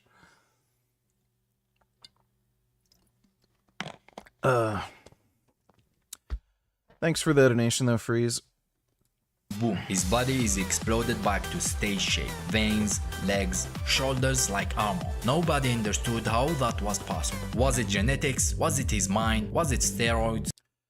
Apparently, he really liked Tren and Anadrol, from what I've heard. Maybe a mix of everything, but we do know something real. Kevin was what scientists call a hyper-responder. That means his body reacts to anabolic steroids way faster than a normal human being. His muscles just soak it in like a sponge. Some guys take everything and barely grow. Kevin take a little and explodes, and because of this, he became dangerous. I said, if I'm healthy, I don't need to train all year round. All I need is 3 months. I'll eat whatever I want. I won't train for 4 months, and then I'll come into the gym and I'll bust my ass for 4 months and get ready for the competition. I was like, you know, competitor number 18, Kevin Liver. Exactly what I was doing. And the transformation was fast. Too fast. In just a short period, he looked phenomenal. Big arms, full chest, thick legs. At 61 years old, he was big and shredded. Probably the most jacked man in the world at this age. But was it naturally? Yeah, you got into fantastic shape. I mean, it's like contest condition there you got into. What did you do for this? Did you do the same like type of cardio you did back in the day? The fish and The same thing, Ron. Well, that's all I know how to do. Lower your carbs, get up, do fasted cardio, 45 minutes of target heart rate zone for burning fat. I changed my diet. I went on a fast. I did everything that they laid out. We laid out a plan. So I locked in, man. And my body fat, Ron, it was up to 21%. That was terrible. Now, we're at 6 right now. Look, I'm not an expert in some evidence. In February 2024, Kevin posted a video getting a testosterone shot with B12 at a clinic called Fountain of Youth. That means he's on TRT, testosterone replacement therapy. And in January 2025, he launched his own company called TRT Kingdom, a service to help people balance hormones and fix low testosterone levels. So yes, Kevin admits he's taking testosterone again, and honestly, that's normal. Many scientists advise They should just make testosterone available over the counter. It's all just a fucking retarded racket. Alright, I'm fucking tired. I'm gonna get to bed, but hope you all had fun. Big thanks to everybody who donated on Streamlabs. Really appreciate it. Should be on tomorrow. Around the same time, but probably I'll be on a little earlier. Had to get some groceries late at night in really bad weather, but tomorrow should be on a little earlier. But thanks again, everyone. I will see you all tomorrow, and sweet dreams.